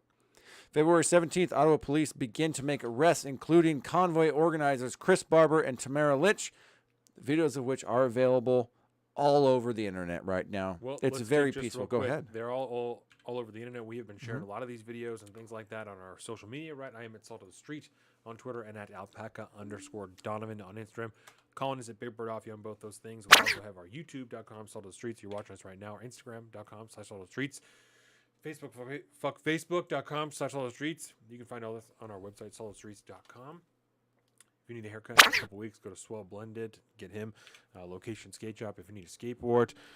Lexi Kyle on Twitch for some gaming, and Leggings and Aprons on Instagram. Make sure that you like, share, and subscribe this video. Comment on everything. Tell your friends about it. Go to the Patreon. Subscribe to the different tiers. Help us make more better content. Beautiful. February 17th, 2 days away now. So this is Thursday. Ottawa police begin to make arrests, including convoy organizers, like I just said, both of whom face charges. And I love the charges here. I'm not that familiar with the Canadian legal system, so I don't know how intense these charges are. But if I heard these in America, I'd be like, okay, cool, give me a fine.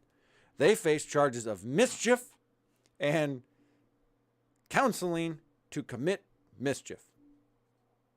So that's cool. That'll get you locked up. Mischief. Yeah. Okay. So in other words, yeah. So you're colluding. You're planning on committing mischief. So now the Deputy Prime Minister Freeland makes an announcement after Trudeau at this point on television, and says that some bank accounts belonging to individuals associated with the protests have been frozen. Banking system in Canada at this point is going fucking apeshit. People's accounts are being frozen if you were found to have donated to the Give, Send, Go. At this point, your accounts are being frozen and you're being tracked down by Canadian authorities because you are supporting basically the Canadian version of January 6th. I told you there was a woman I heard on the radio that owned a business in Canada. She donated $250 to the Give, Send, Go for gasoline. And as she's being interviewed, she said, which I think speaks more to my humanitarian side than anything else. Her name was put out there. Her business was vandalized. Her home was vandalized. Mm-hmm. She got very upset over the phone, That's horrible. Yep. And finally, just to close it out, getting caught back up. This is yesterday. The enforcement actions continue in the nation's capital of Ottawa. The police warn that everyone within the quote-unquote red zone may be subject to arrest. Police also set up approximately 100 checkpoints around the red zone. As arrests continued out of the House of Commons canceled its planned sitting. Now, they leave it at that. They just say the House of Commons canceled its planned sitting. This is yesterday.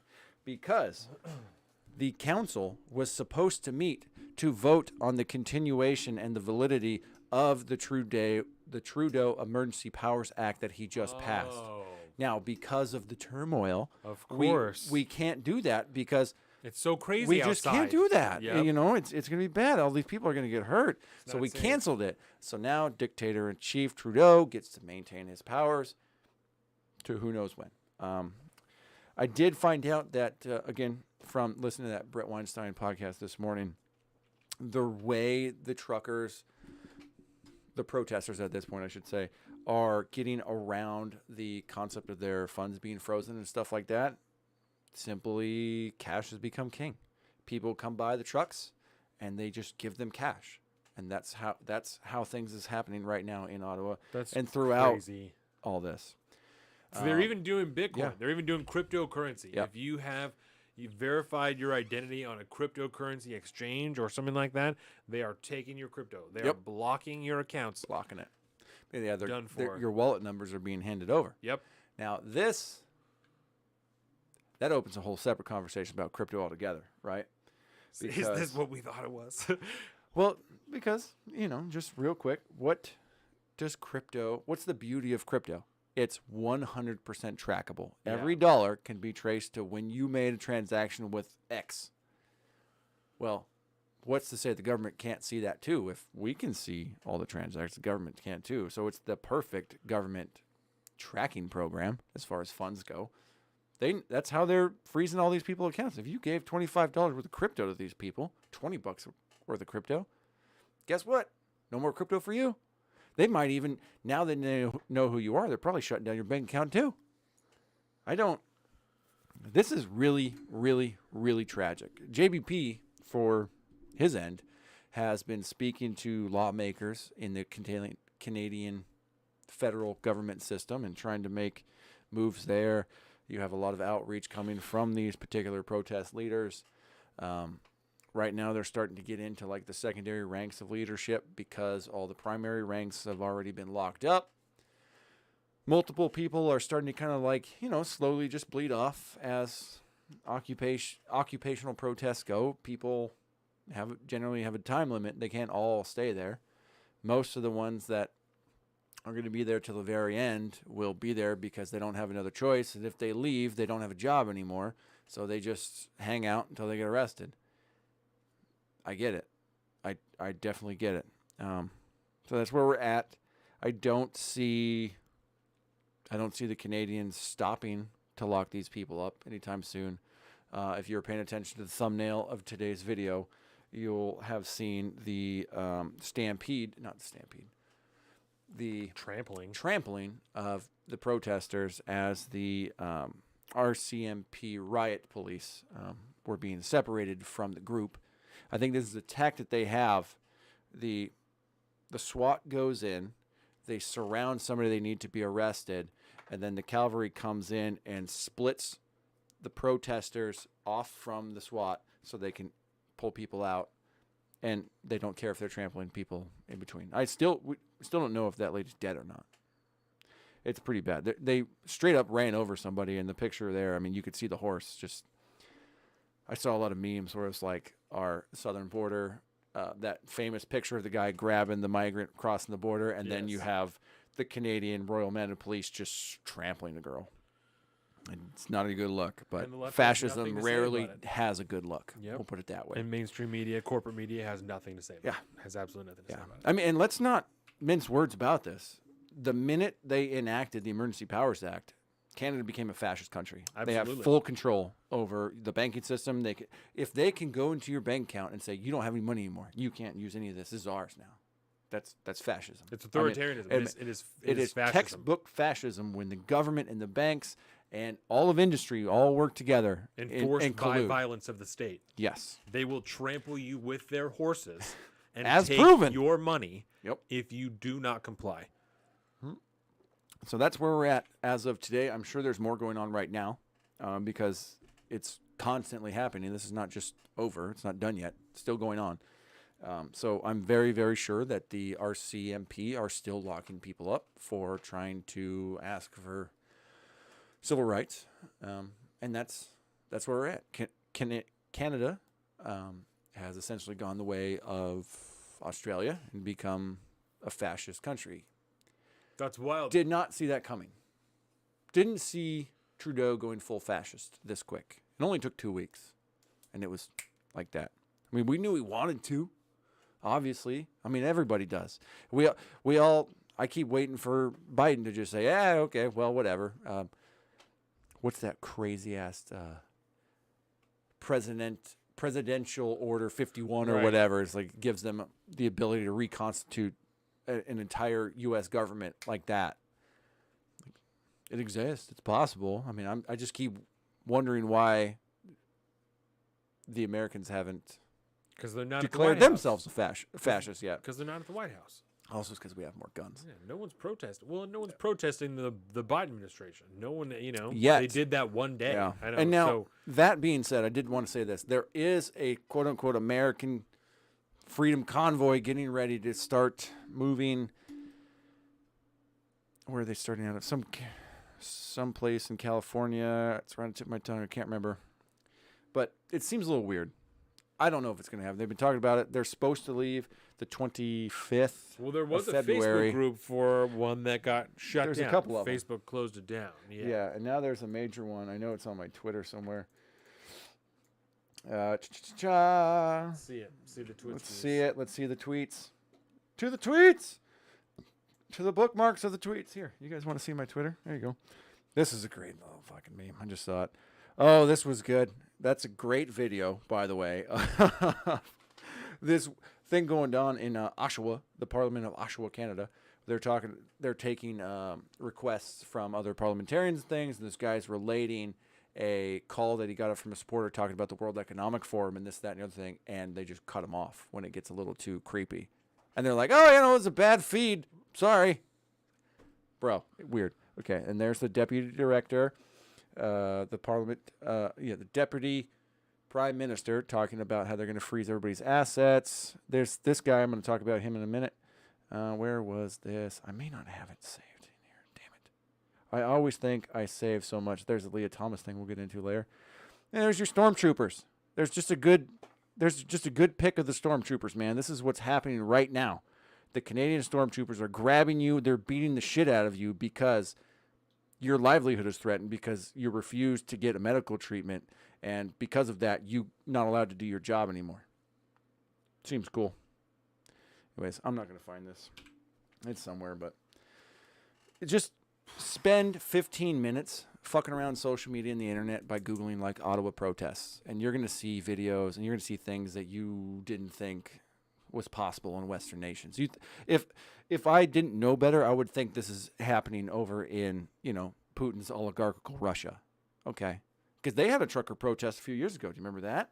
Back in, I don't remember even what it was about, but they had some form of a trucker protest, blocking roads and all this stuff. And what did Putin do? Just came and arrested everybody. Kind of like what the Canadians are doing. It's weird how many similarities they have in common. And let's just let's talk about Chaz Chop real quick. Okay. And we'll talk about Portland, right? Because a lot of people are going to draw some A lot of distinctions. comparisons, right? Comparisons, so, yeah. Chaz Chop. Occupation. How can we be in favor of the Ottawa protesters and be against Chaz Chop, right? I will remind everyone, we were in favor of Chaz Chop until people started getting raped and murdered. When you start raping and murdering people, And the you're racketeering and you're stuff kind like of that, going but- against the whole idea of an autonomous area where people are allowed Yeah. to do what they want to be free, Yeah. right? So there's a little bit of a difference there. Also, the classification of Chaz going from an autonomous zone to an occupied protest was their own distinction so that they didn't have to interfere with the police, to my understanding. So they didn't be classified as terrorists. Right. This classification was done by the government that they were no longer protests, they were an occupation, so the government could treat them like terrorists. Yep. So there's a little bit of a difference there, right? Yeah. And it is important to note that when the Chaz Chop was ultimately broken apart, they didn't change what they were, what they classified them in. They just said, okay, this is enough. We're getting you guys out of here. They didn't have to call them terrorists. I mean, they murdered a bunch of people. We know that, Yes. but that's fine. And then Portland, right? You can go back. Maybe I'll write that one down. Portland court. Portlandia. The federal courthouse. Oh, yeah. 'Cause Firebombing that and was whatnot. that was happening. There were federal cops that were there. What they called them Gestapo, right? When that was happening, they were hemming people up. And it's important to say that these people were coming out of the building being attacked, pushing back against it, and then falling back. Correct? We're talking about also there were federal police that were in vans, that were hemming up protesters They were, and Okay. those Yep, are the yep, people yep, they were yep, calling yep. the Gestapo, Okay. right? I remember now. And so just because I It know was a there are little going to be creepy. distinctions that were drawn, right? And we didn't defend that at the Yeah, time. I because feel it was pretty fucked up. because it's not right. People shouldn't be Yeah. hemmed up like that. They were snatch and grabs out of vans. It's not good. You know, we did draw the distinction that they're not the Gestapo. That in America, It's not that. fascistic as it may be, you're attacking a federal courthouse, and so people are going to get hemmed up by the feds. Yeah. And it's not out of their purview. Again, fascistic as it may be, it is not out of the federal purview to reassign officers from one Yeah, because they were calling in department to it, because it was like FBI and different random departments they were pulling over and using them as federal Yeah. police officers to arrest people they were going to arrest. I remember right? I believe we talked specifically about certain state troopers being deputized as federal agents at that point. Right. We're not defending that. Because We don't Donald defend- Trump refused to send in federal agents. Right. Which would have been even more fascistic. Yes. That would have been really bad. So just so that we're clear, Yeah. right? Wasn't cool with it then. Not cool with it Not now. cool with it now. It's not good. No. The guy in the Twitter feed I was telling you about, it kind of looked like the farmer dude as we were scrolling down. He made this video talking about the American truckers, right? And he goes, you know what, man? Don't drive to Washington. Don't blockade all these cities. Just stay home. Just quit driving. Don't go blockade a city and do social unrest. Just Stop working. Just stop working. The impact's the same. Yeah. There's no deliveries being made. Okay, well, go on YouTube, make some videos with demands, whatever, and we'll start driving again when y'all drop these fascist mandates. Then maybe we'll be cool. I like that approach. It's because no matter how you slice it, I wasn't okay with BLM blocking intersections and stopping the free flow of life as normal in society. I'm very supportive of these truckers doing this. It's just I also do understand that that city's it's under siege, and I personally take a stance that it's kind of I'm okay with that. I kind of am because these people in the cities don't understand the fragile nature of their life, their lifestyle, that they are so eager to force onto other people and to force their values onto other people. They don't understand that. Like this guy says in that video, he says, all it takes is 3 days and Manhattan runs out of food. I mean, if you were to remind the citizens of New York City of that by maybe just taking an extra day off, I mean, that might wake certain people up maybe. Yeah. I don't know. Although I don't trust Americans to make good decisions when they're under stress. No. In America, a lot of the road blockings that happen here were individuals standing in the road, Yeah. and blocking the road. And I know I'm not trying to say it's better if you do it with a car, but people were putting themselves in harm's way, getting hit by cars and shit like that. Especially in Washington, a lot of it was happening at night. They're on the freeways, shit like that at nighttime. It's not good. No. So stupid. It's not good. No. Because we talked about the one case of the guy that supposedly he hit somebody, but it's because he tried to take an off ramp or something and get off, and that was still, and then killed somebody. I think he killed somebody, if I remember right. It was not. And it's just not good, man. Don't be doing that. Trucks.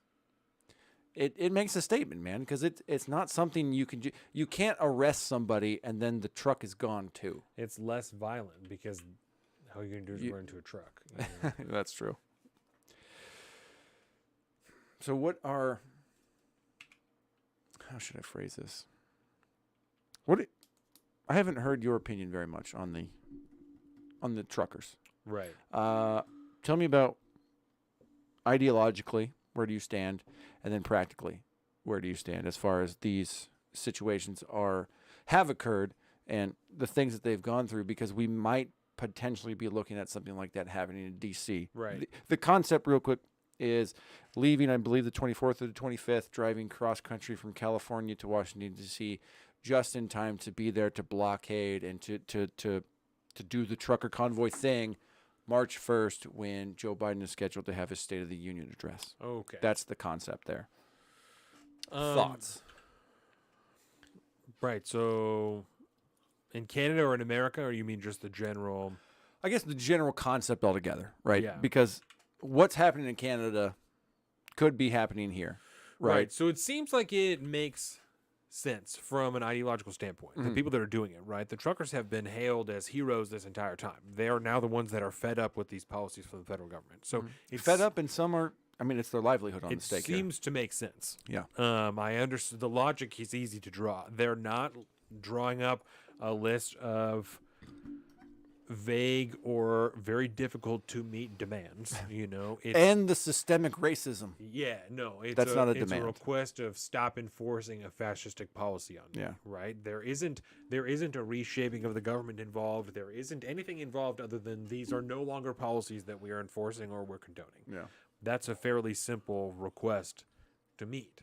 And considering the generally fascistic nature of Canada, to begin with, it doesn't seem like a big ask to me. Yeah, it seems non-violent, especially what we've seen in Canada. There isn't any violence until the police showed up. Yep. Every time the police show up, you see linking of arms. You see, I mean, it's the textbook definition of non-violent civil disobedience, and the ones that are committing violence at this point is the state. It's the stormtroopers. And we supported that. Again, we've supported that even all throughout the George Floyd riots. Yeah. Do what you do. Don't Do what you destroy do. other people's shit. Word. And it seems like it's an interesting point. The trucking, the blocking of the roads with the trucks, because it borders on. I don't want to say it borders on non-violence, but it borders on like non-interference. You're doing as little as possible that still affects people's lives in a very serious way that you can't deny, but you're not being violent. You're not running into anybody. You're not doing anything. People just are very annoyed. They're very irritated. It takes them a very long time to go to work if they can go to work. And the flow of goods stops. So Depending on how big the radius is, that's the other thing. That's why that's how they're able to justify the Emergency Powers Act being done for the first time ever in history. I see why people would be upset about it, but I don't see don't care. a genuine argument against it other than Yep. I don't like it, which isn't a good argument. That's not. I appreciate it and I understand it, but it's not a good argument. It's not. It's not a convincing argument because you don't like it. That's fine. I do like it. It feels good to me. That's all.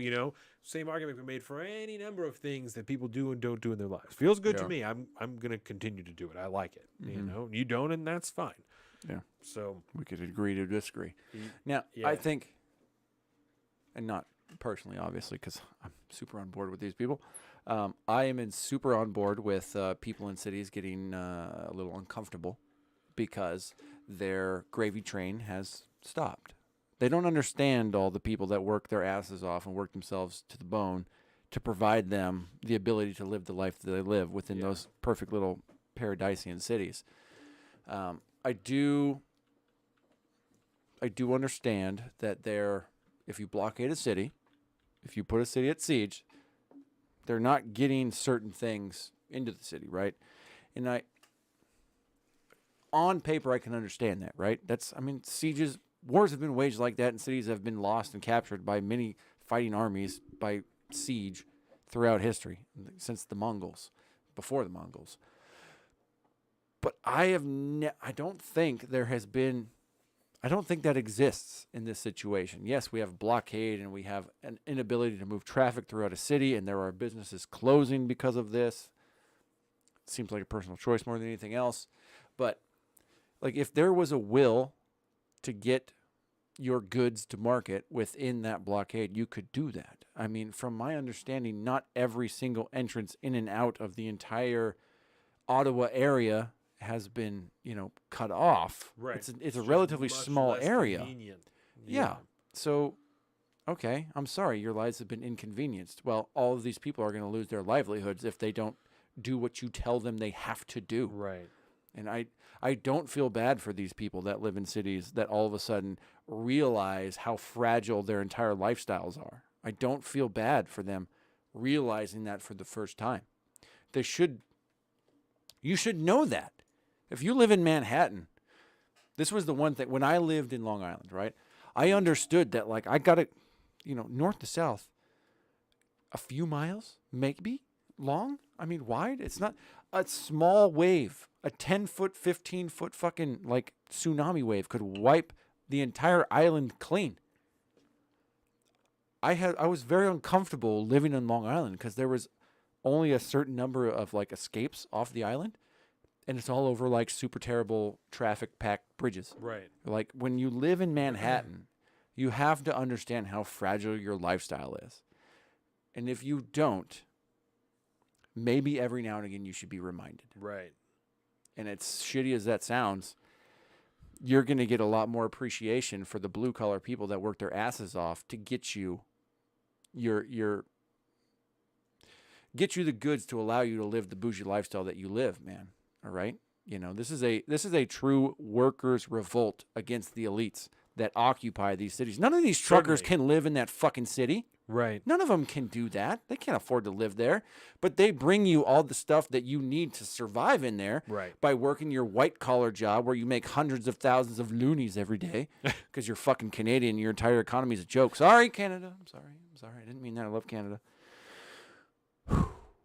So I'm frustrated with this. I'm upset about this.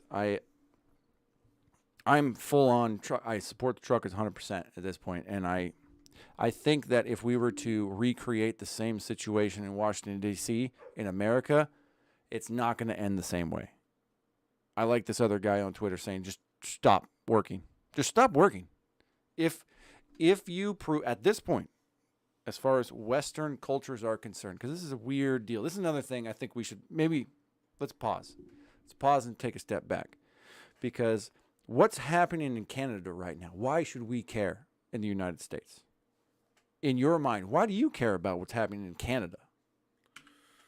Why do I care? Why do you care? In Canada? Yeah, why do you care about this convoy and these? Why do you care about Ottawa being blockaded? Why do you, as an American Westerner, why do you care? I care about this. Was odd to see it happen so quickly. I feel like I'm being interviewed. Very quick. Yeah, no, You it was kinda odd are. to see it devolve so quickly. Obviously, the impression of or the activation of the emergency powers is something that concerns me.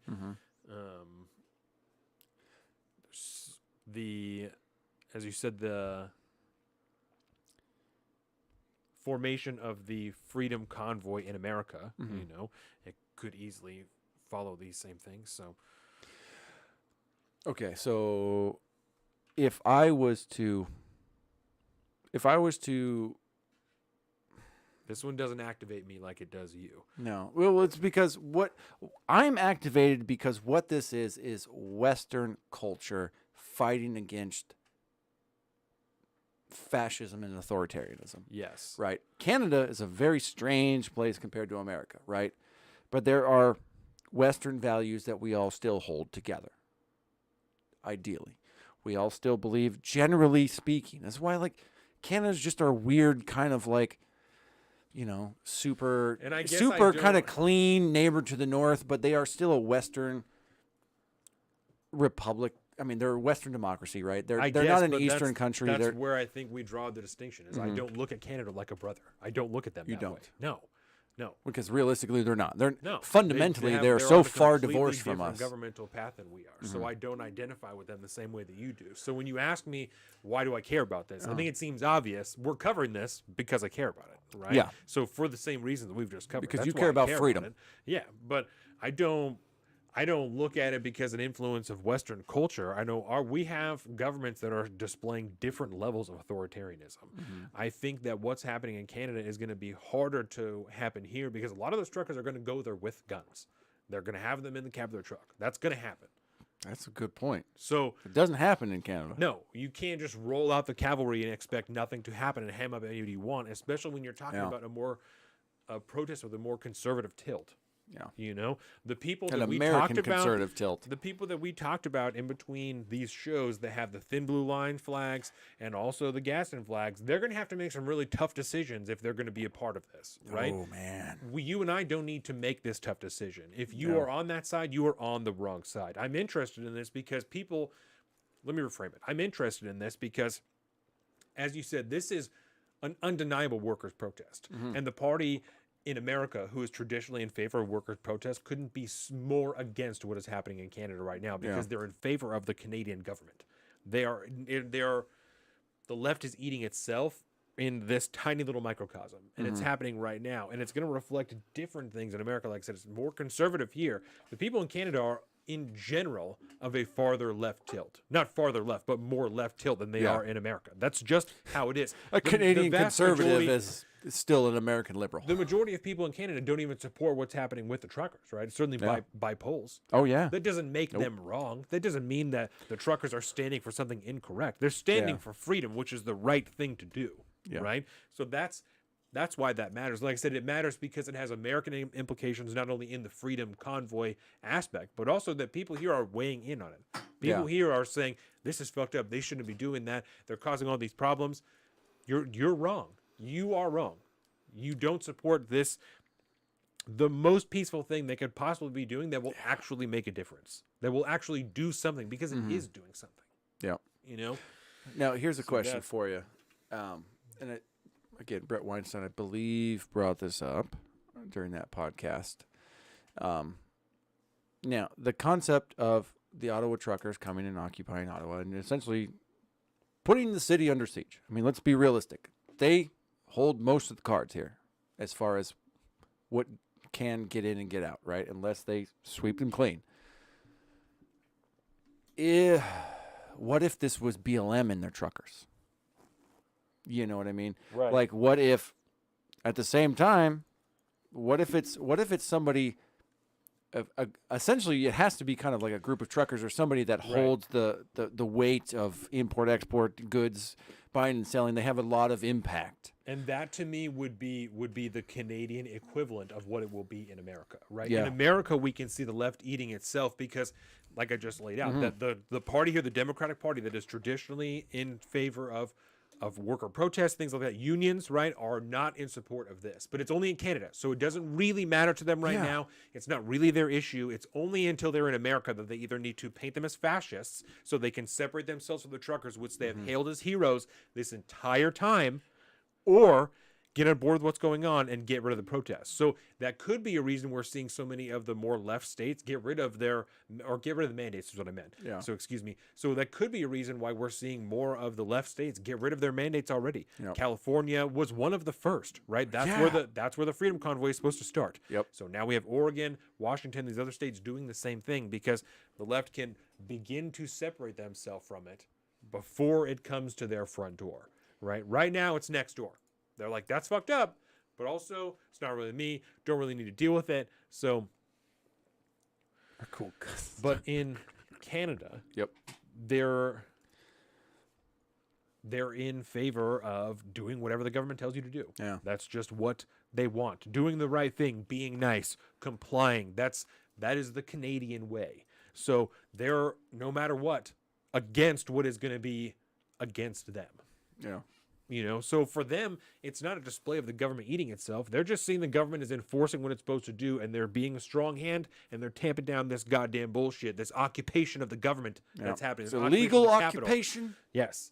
In America, it's not so simple. In Canada, it is. They don't care what your political leaning is. You are going against the government. You are the fucking enemy. It is true. It makes me think that, like, So it would have part to of the be- reason we're watching this so closely is Yes. because it's gonna be here. That was to If answer, the Canadians are doing it, right. you know, it's gonna happen. That was to answer your question, to say that it would have to be some form of BLM, a Planned Parenthood, people Yeah. who work at part of some far left organization that would be fighting against the government, that they would then start to be torn. Yeah. You know, the same thing here. If it was all the truckers who had BLM stickers on their truck, they're the ones that decided to do the protest here. What the shit? What is the left going to say about anything? Yeah. All these people who live here that have all the signs that science is real and love is fucking whatever. What are House. are any of those people going to say? Yep. What are any of you going to say about anything? Because they're all BLM truckers. Those are all black and minority truckers that are doing that. What are you going to say about it? They're working class minority truckers. That, right? If that's the case, If that's what the are you case, going to say? they can't fight against Nothing. it. Yep. And that's what it takes in Canada, because authority is more important. Compliance is more important there. In America, freedom is more important. So Yeah. So the working class aspect in America, I think, would be enough, and may start to be enough. It may that be. that could be a part of what's going on. February 25th, I believe. I don't know. Find out. I don't know. It's a weird deal, man. I don't like watching it.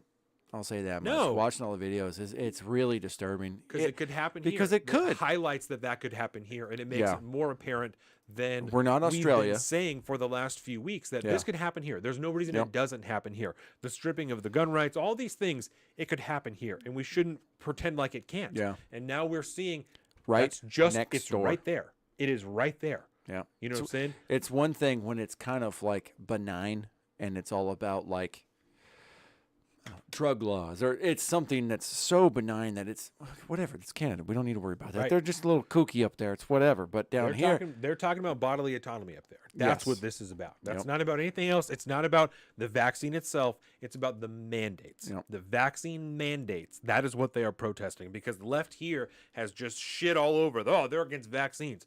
No. Mm-hmm. The vast majority of truckers are vaccinated because they had to be to go across the border. It's the mandates. It's the Yep. passports that they are not in favor yeah, of. I believe the percentage of people that actually are unvaccinated and basically they're protesting for their livelihood because otherwise they lose everything. I believe that percentage compared to the people that have already acquiesced and done this, they are just fed up with the fact that there's mandates involved here. I think the percentage of the true unvaccinated folks are relatively small. Right. Well, there was the one guy that was on Crowder that said, I don't remember what his name was, but he said that when he pulled up to the border, he went to hand over his passport, and that particular border agent said, "Oh, I don't need it." Said, "As soon as I see your license plate, your name comes up in the computer, and we can see that you got vaccinated."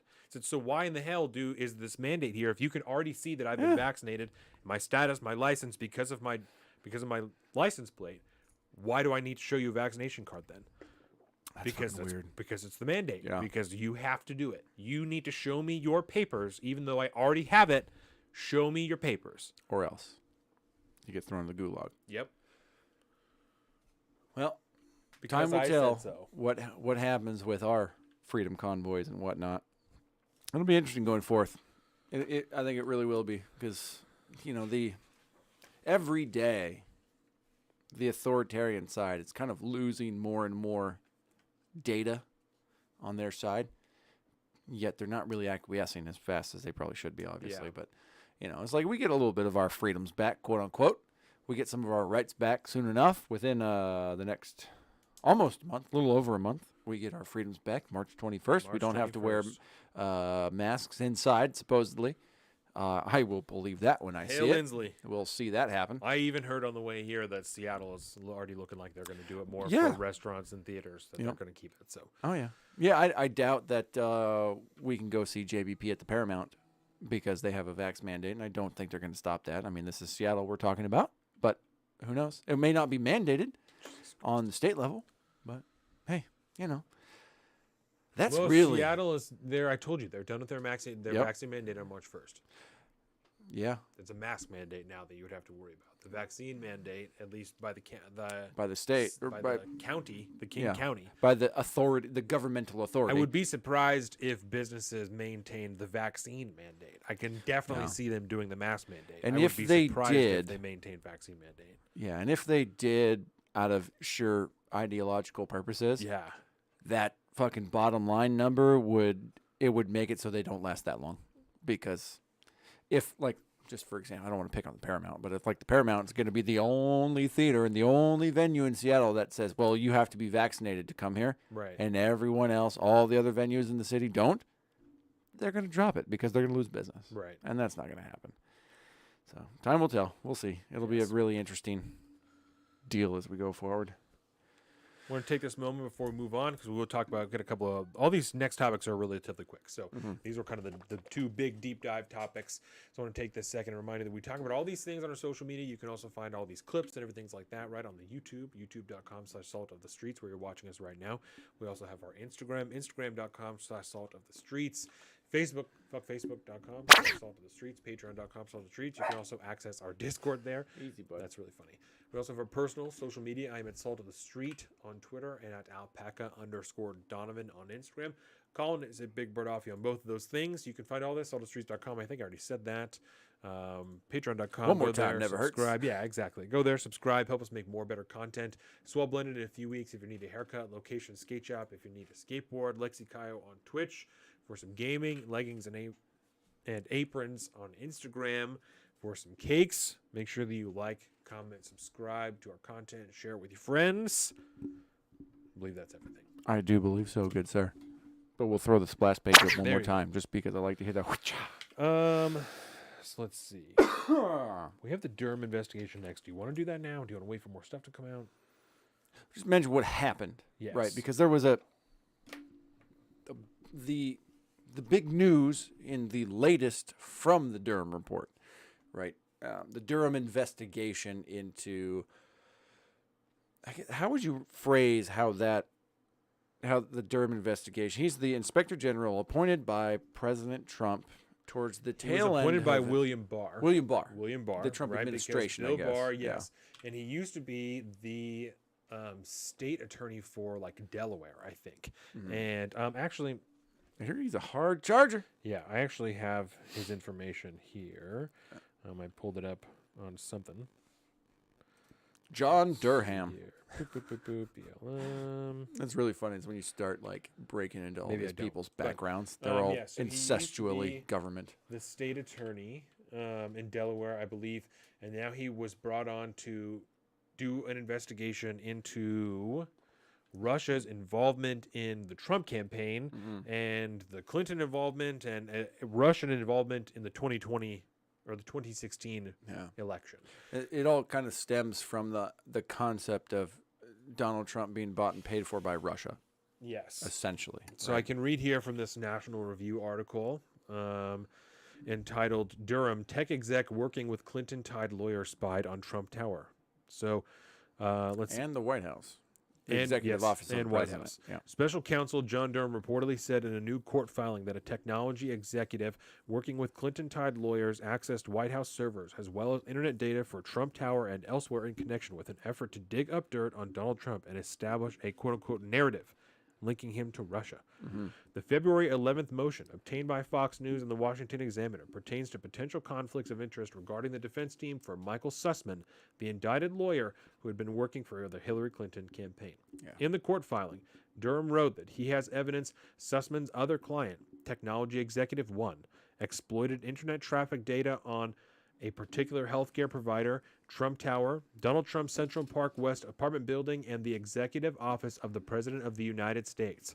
Technology Executive One was previously reported by CNN to be former Neostar Senior Vice President Rodney Jaffe, Rodney Jaffe. while the healthcare provider was likely Spectrum Health, according to Washington Examiner. Durham reportedly wrote that the Internet Company One accessed dedicated servers for the EOP, the Executive Office of the President, as part of a sensitive arrangement whereby it provided DNS resolution services to the Executive Office of the President. Further, Tech Executive One and his associates exploited this arrangement by mining the EOP's DNS traffic and other data for the purposes of gathering derogatory information about Donald Trump, the filing says. Following John Durham's revelation, Trump's former chief of staff, Mark Meadows, tweeted, "They didn't just spy on Donald Trump's campaign. They spied on Donald Trump as sitting president of the United States. It was all even worse than we had thought." So, Donald Trump has been saying since 2017, give or Yes. take, that his campaign was spied on, that people have been watching him. They read my emails. They got into my shit. Russia, Russia, Russia. This is all bullshit. Yep. Right? The Trump, the Russian collusion hoax, as he called it, Yes. right? Now, it is important to remember, this is a court filing. Yes. Right? So this is not not an the indictment. investigation. It's not an indictment. No charges are being filed. However, John Durham ain't no bitch. No. He would not be filing this if he did not have evidence that this is what happened. This is 2022, Some bro. of these connections have already been made, right? Yep. It is also important. Conservatives have been bitching about how little they've been hearing from the Durham investigation, which is a good thing. Super good That's thing. a good thing, right? That's a good We've thing. been all throughout Donald Trump, all this shit, FBI leaks, this was leaking, this was leaking, this was leaking. That's terrible. That's not how it's supposed to be. This investigation seems to be locked goddamn tight because the only time we heard about this is when they posted it. It took days. It took a few days before anyone found it. Yep. What are we talking about?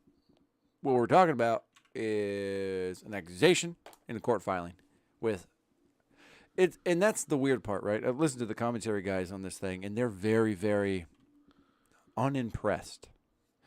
And it sounds like the reason is that there may not technically be any illegal activity here.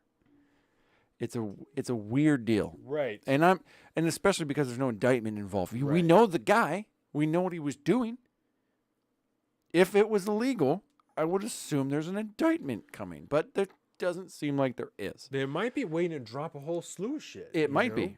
We don't know. And again, I'm not going to try to pretend like I know either. It just seems like just more proof that the 4 years of, I will just colloquially call it anti-Trump propaganda, is exactly what it was. Just a bunch of bullshit with a bunch of coincidental ties to this, that, and the other thing.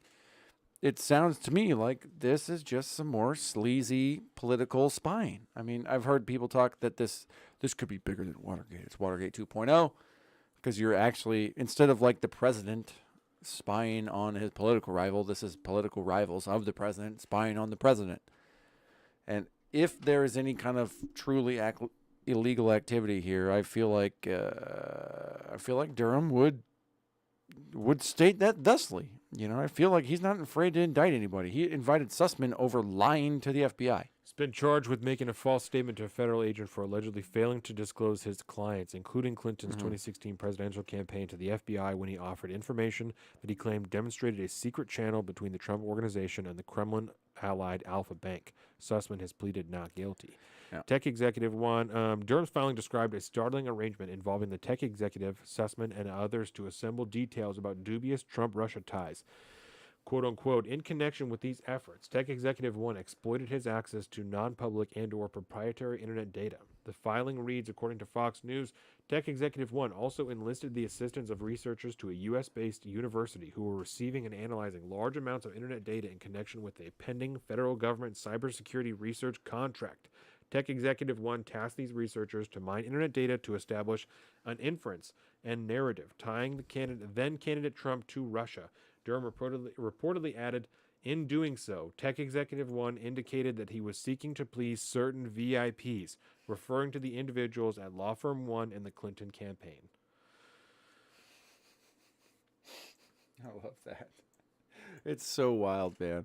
I don't know. Well, there's so much I want to think about this, but the most I can think about at this time is basically like, wow, the government's super fucking corrupt. Donald Trump was, Wow. was more right than we thought. And it is. Whether or not it was illegal is still yet to be proven, right? But what But happened? he was being spied on. But Donald Trump was also impeached for what happened in Ukraine, and that wasn't illegal, right? That was found to be perfectly Yep. a little sus, but it was perfectly legal, right? This looks like it's awfully fucking sus. And even if it's not illegal, it points out some serious flaws in the system, Yeah. right?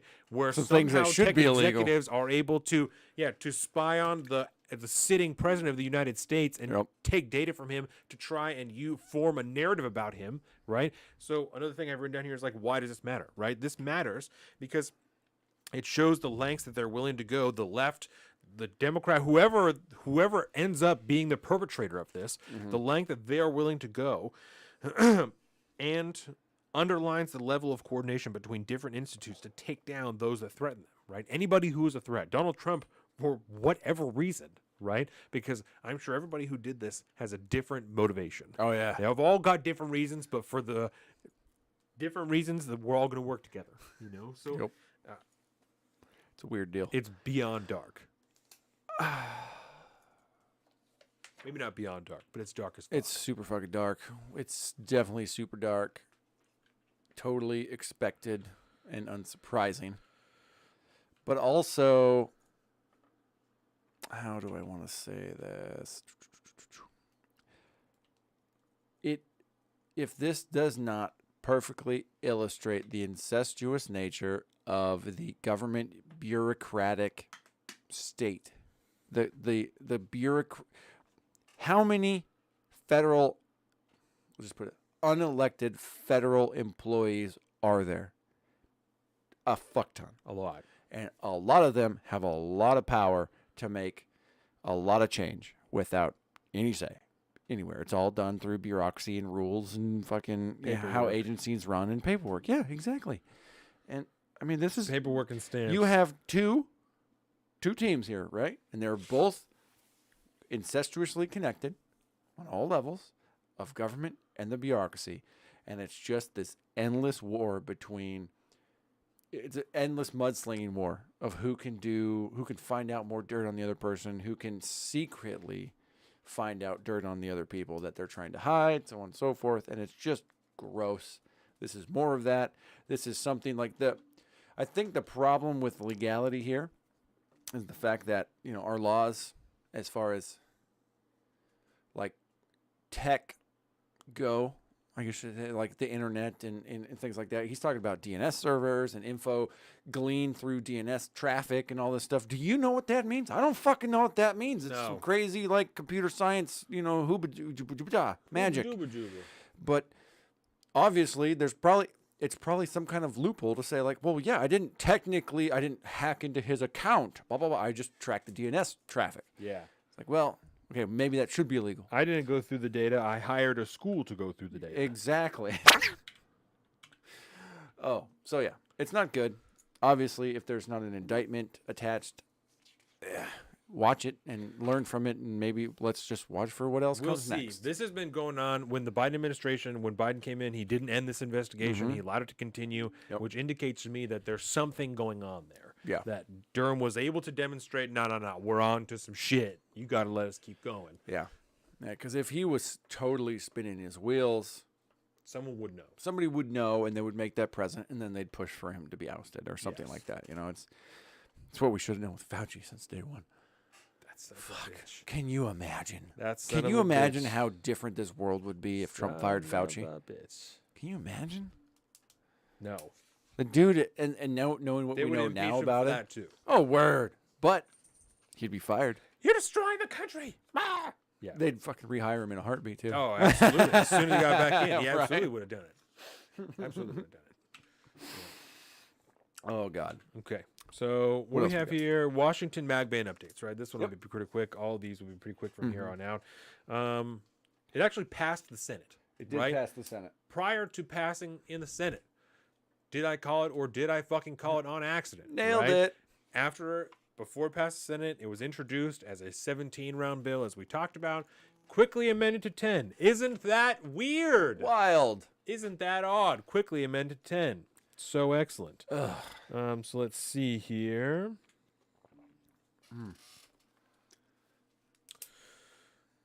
Washington mag ban update. So it passed the Senate, right along party lines. It now moves to the House.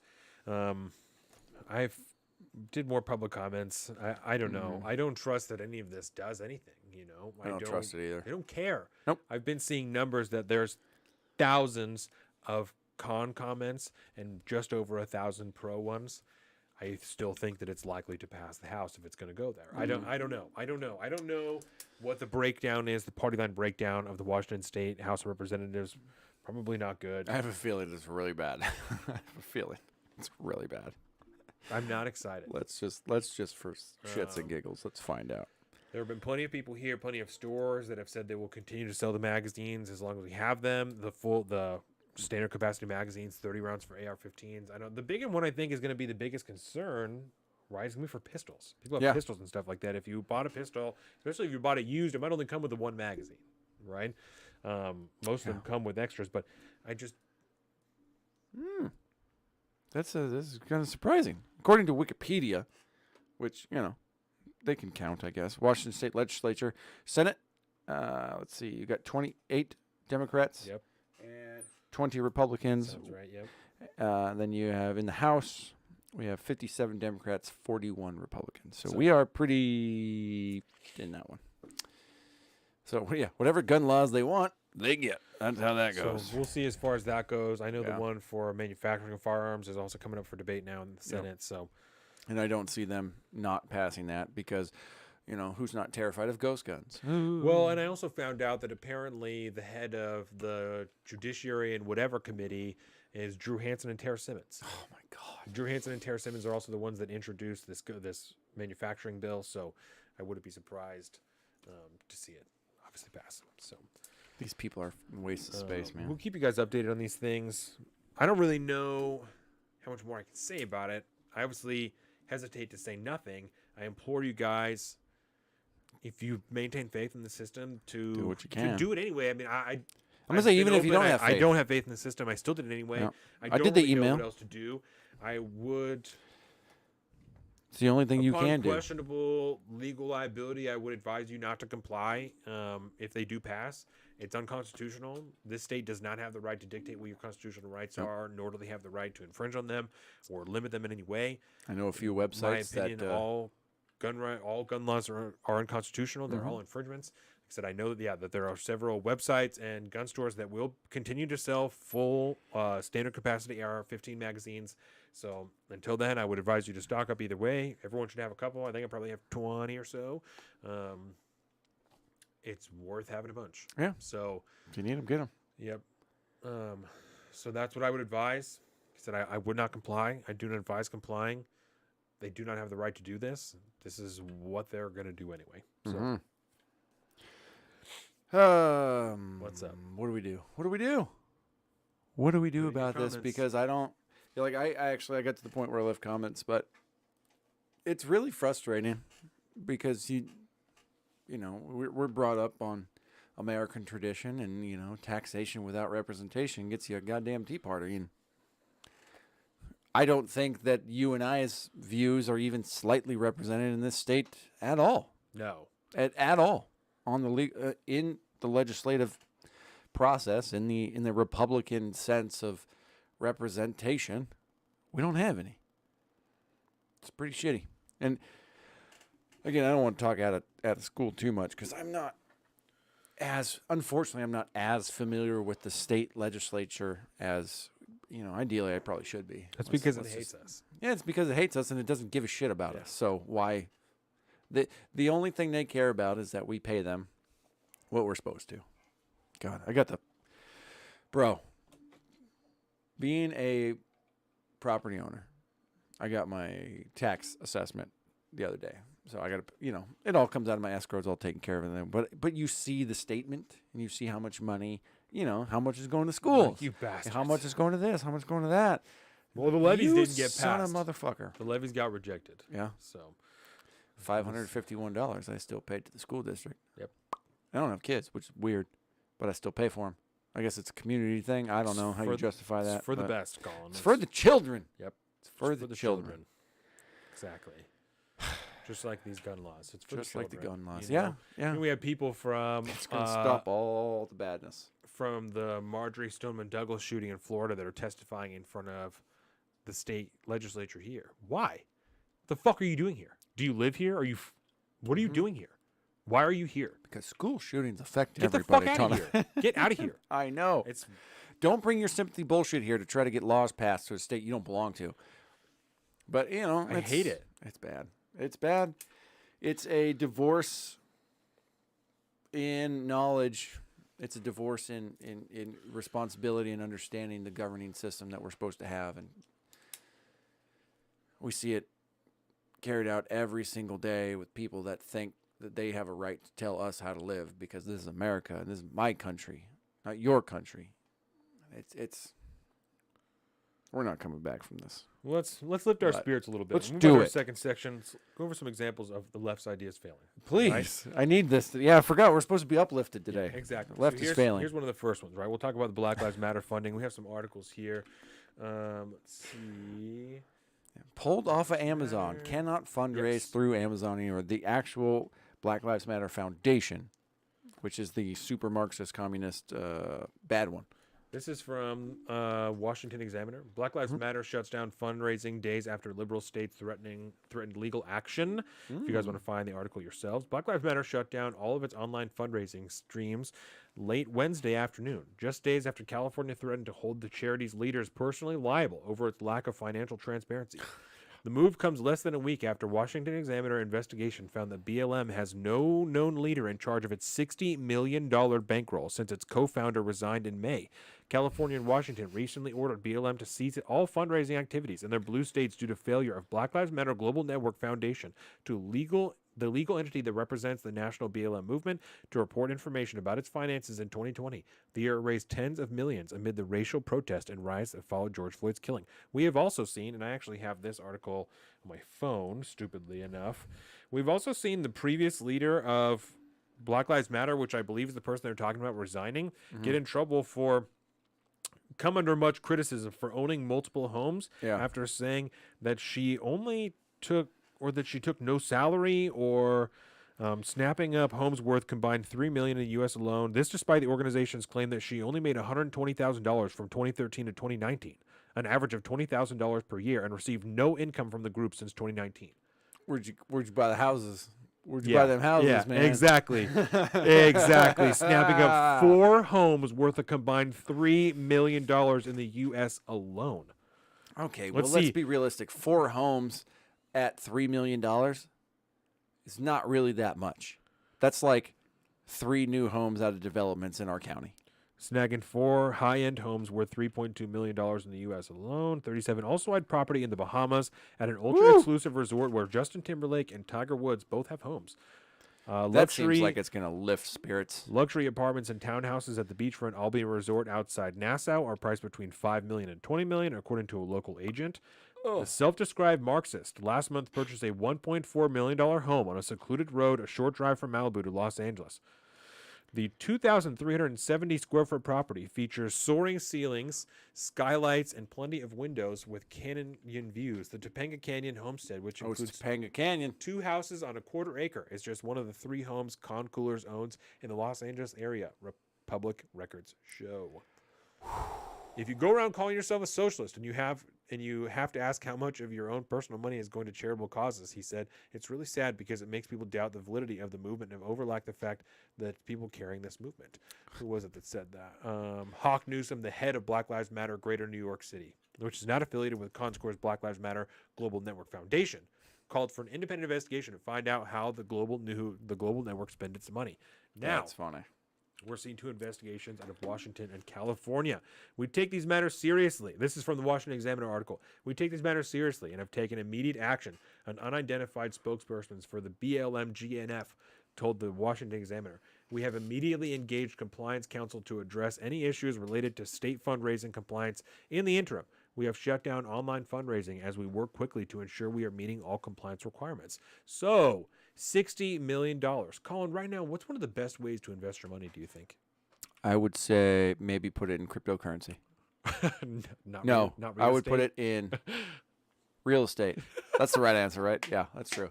You can't trust the crypto market right now. That's all I'm Help me saying. out, Colin. I'm sorry. I dropped the ball on that one. I was like, shit, wait. Right. Real estate, 100% though. That is very true. You invest in real estate, that money's not going anywhere. The California Department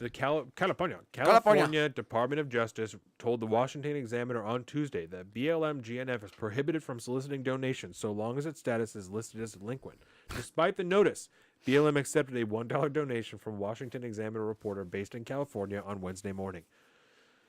BLM also received notice from the state of Washington on January 5th to immediately cease all fundraising activities in the state. Washington warned the charity that it could face fines of $2,000 for each violation, but as recently as Monday, the charity accepted a $1 contribution from a Washington resident. So they haven't exactly, at least as of when this article was printed, they So haven't it's bad, but exactly you can shut still down. do it. Yeah. So, and this also comes, this is a third article that we have here from Timcast. Yeah. Right? So this one is from Timcast. Let's see. Timcast. Illinois governor gave $300,000 of federal relief fund to Black Lives Matter. Huh. The Governor's Office of Management and Budget released a January 14th report to the Legislative Budget Oversight Commission detailing the distribution of federal funds. The chapter is currently being evicted from its offline office across the street from Lake County Courthouse, according to county records, according to White House fact sheet describing the funding that was published in April. BLM received a grant to stop the increased potential for violence in underserved and disproportionately impacted communities. The president of the Lake County BLM chapter, Clyde McLenmore, was arrested in Kenosha, Wisconsin. They had a lot of extra shit in here, you know, which I guess is like context, but like you're trying to throw a little bit of shade. I see, you know. This is Washington Examiner, right? No, this is Timcast. Oh, this is Timcast, yeah. Yes. Framing Timcast, framing. Yes. So, Be in clean. addition to the money given to BLM Pritzker's office used the federal COVID-19 funding to award 2 different grants to the Welcome Centers for Immigrant Integration Services, one for $14 million and one for $5 million. The report indicates $258 million covered the operational expenses of the Illinois Emergency Management Agency. Pritzker spoke favorably of BLM in June 2020. He participated in March in the Chicago suburb of Madison in June 8, 2020. He told reporters at the time it was necessary to repair the damage being done to black communities. Because there is no justice without police accountability and reform, because there is no justice without criminal justice reform, because there is no justice without real investment in the community. No justice. Federal dollars being given to BLM, which is a highly controversial agency. Yeah. Well, it's not an agency. It's an NGO. I mean, it's a non-governmental organization. It is I'm assuming it's a 501c3.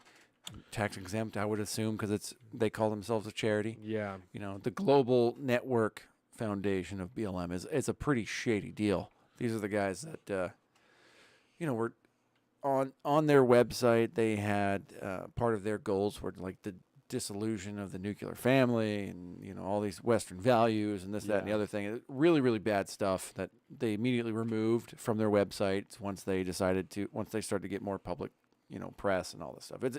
It's not a good organization. They seem to have been scraping a lot of money off the top. We're talking billions of dollars given to these people, right? 60. Let's see. I'll go back to the top of this article. Yeah, I don't remember the full amount, but it's $60 about million a lot. in bankroll since its co-founder resigned in May. $60 million since May. Yes. This also says BLM's charity registration is out of compliance in Connecticut, Maine, Maryland, New Jersey, New Mexico, North Carolina, and Virginia. So there seems to be quite a pattern that's being established here. Quite the pattern. Not a good look. No, not a good look. So let's see here. One of our next topics. Sorry, I'm just checking things off here. BLM funding cutoff, articles. Okay, so the next one we have here is drug and safety incidents on the Seattle Metro. And I don't think Colin actually knows about this one. I heard about this on the radio, actually. That was the first place that I heard about this. Washington, drugs on buses. Okay, heard about it on Cairo Radio. And they were laying out some of the statistics at first and kind of briefly brushed over it, and then I knew that we needed to talk about it. So this article is from Mass Transit, and it's copied almost exactly from the Seattle Times article. It's called "Washington: Drugs on Buses Have Become an Everyday Hazard. Seattle Area Transit Workers Say." February 14th, bus and train operators say so many people are smoking drugs on Seattle Area Transit that the fumes and volatile behavior create a hazardous work environment that discourages ridership. King County Metro transit workers filed 44 security incident reports regarding drug use in 2019, then 73 in 2020, and then an unprecedented 398 reports in 2021. Damn! Yes. And that's just on transit. That is just for King County Metro transit workers. Oh my God. Yes. So that's not like counting like sound traffic. Nope. Or Just King County Metro. Just King County. The database reflects both a real increase and more reporting. Amalgamated Transit Union Local 587, representing 4,305 active members, says stronger enforcement is needed, including more police and security guards with greater authority to remove people. Besides toxic smoke, union officials said crews who maintain transit stops have been punched, spat upon, and threatened. Many incidents don't show up in official reports, union leaders say. Narcotic smoking aboard transit took hold last summer and now surpasses needle and marijuana in driver complaints. Since then, at least 6 operators asked to stop driving mid-shift, and 14 specifically mentioned feeling headaches, dizziness, or irritated breathing. Typically, users will flick a lighter beneath a piece of aluminum foil, which heats the fentanyl, meth, heroin, or mixture on top, where the smoke is sucked through a straw. This is called freebasing. Air circulation systems carry the haze forward, and some transit vehicles don't have windows that open. It smells like burnt peanut butter mixed with brake fluid, says King County Metro Transit operator Eric Christensen, who reported 6 incidents since October and collects field dispatches from fellow drivers. The union endorses Bruce Harrell for mayor, who ran on a theme of law and order and has asked state lawmakers for help. We're after the criminal activity, the smoking drugs, the assaults, the deterioration of transit, said Local 587 Vice President Corey Rigtrup.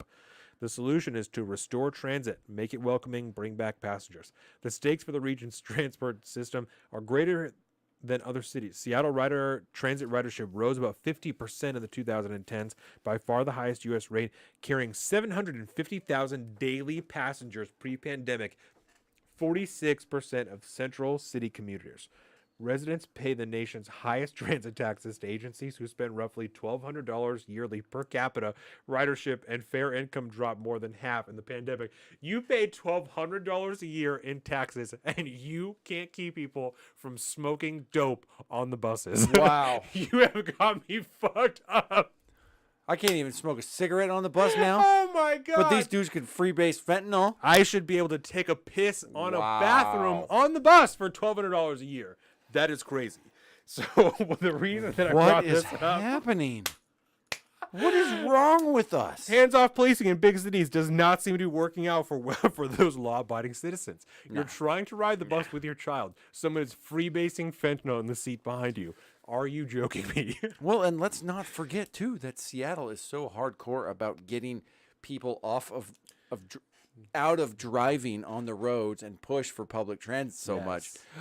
Oh, but wait, you're Yes. gonna get a contact high from fentanyl Yes. if you're trying to go to work. The bus drivers are high off their ass because they can't stop people from sparking up and shit on the bus.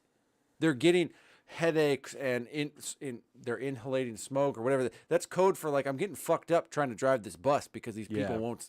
That's bad, dude. How Oh. bad is it?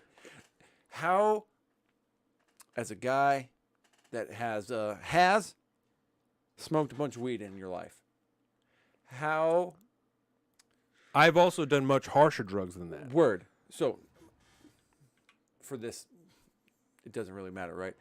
How much do you need to be smoking on a bus to get your bus driver a contact high? A lot. You gotta fill up the bus, man. Like, what is happening on these buses? That the drivers are complaining about lung problems and this and that and the other thing. How much Fentanyl and secondhand shit Yeah. are you getting on a Even bus, like dude? freebasing pills, you couldn't like contact high another person. You Yeah. like have to be sucking it through the straw. But you're talking about fucking fentanyl and shit. Yeah. Oh my God. Yeah.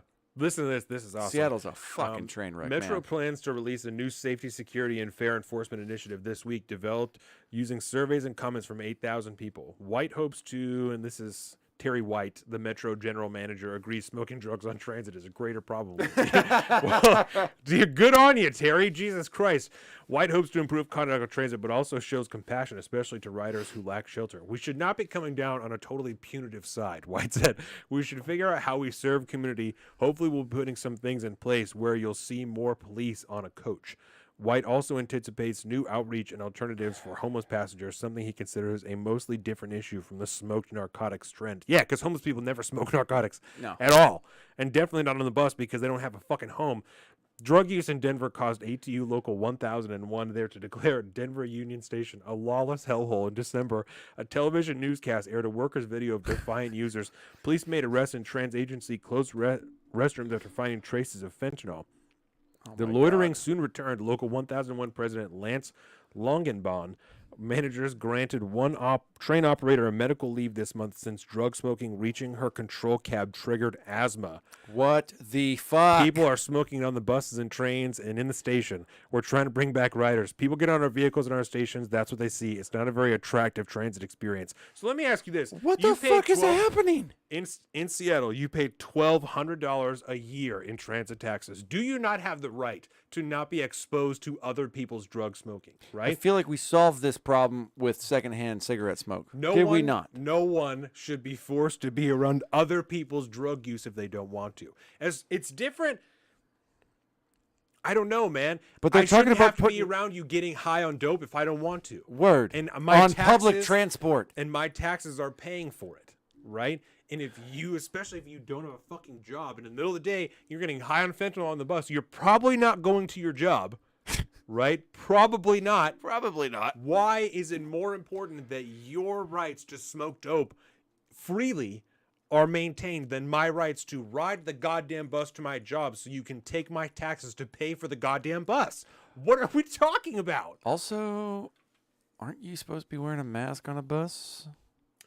How you smoke dope with a mask on? How you smoke dope with a mask on? How do you smoke fentanyl with a mask on? Let me ask you that. Oh my god! God damn it. What is What's that you said about it's the a mask? joke. I'm going to Bam! punch you in the face, and now I'm going to get off because I already smoked dope. I don't have a mask, and now I don't need to be on the bus anymore. Yep. Bye, bitch. And just for good measure, I'm gonna What shit are in we the. talking I'm gonna shit about? in the walkway. What is going on? Seattle is a fucking train wreck at this point, dude. King Good County suspended God. fair enforcement in 2020.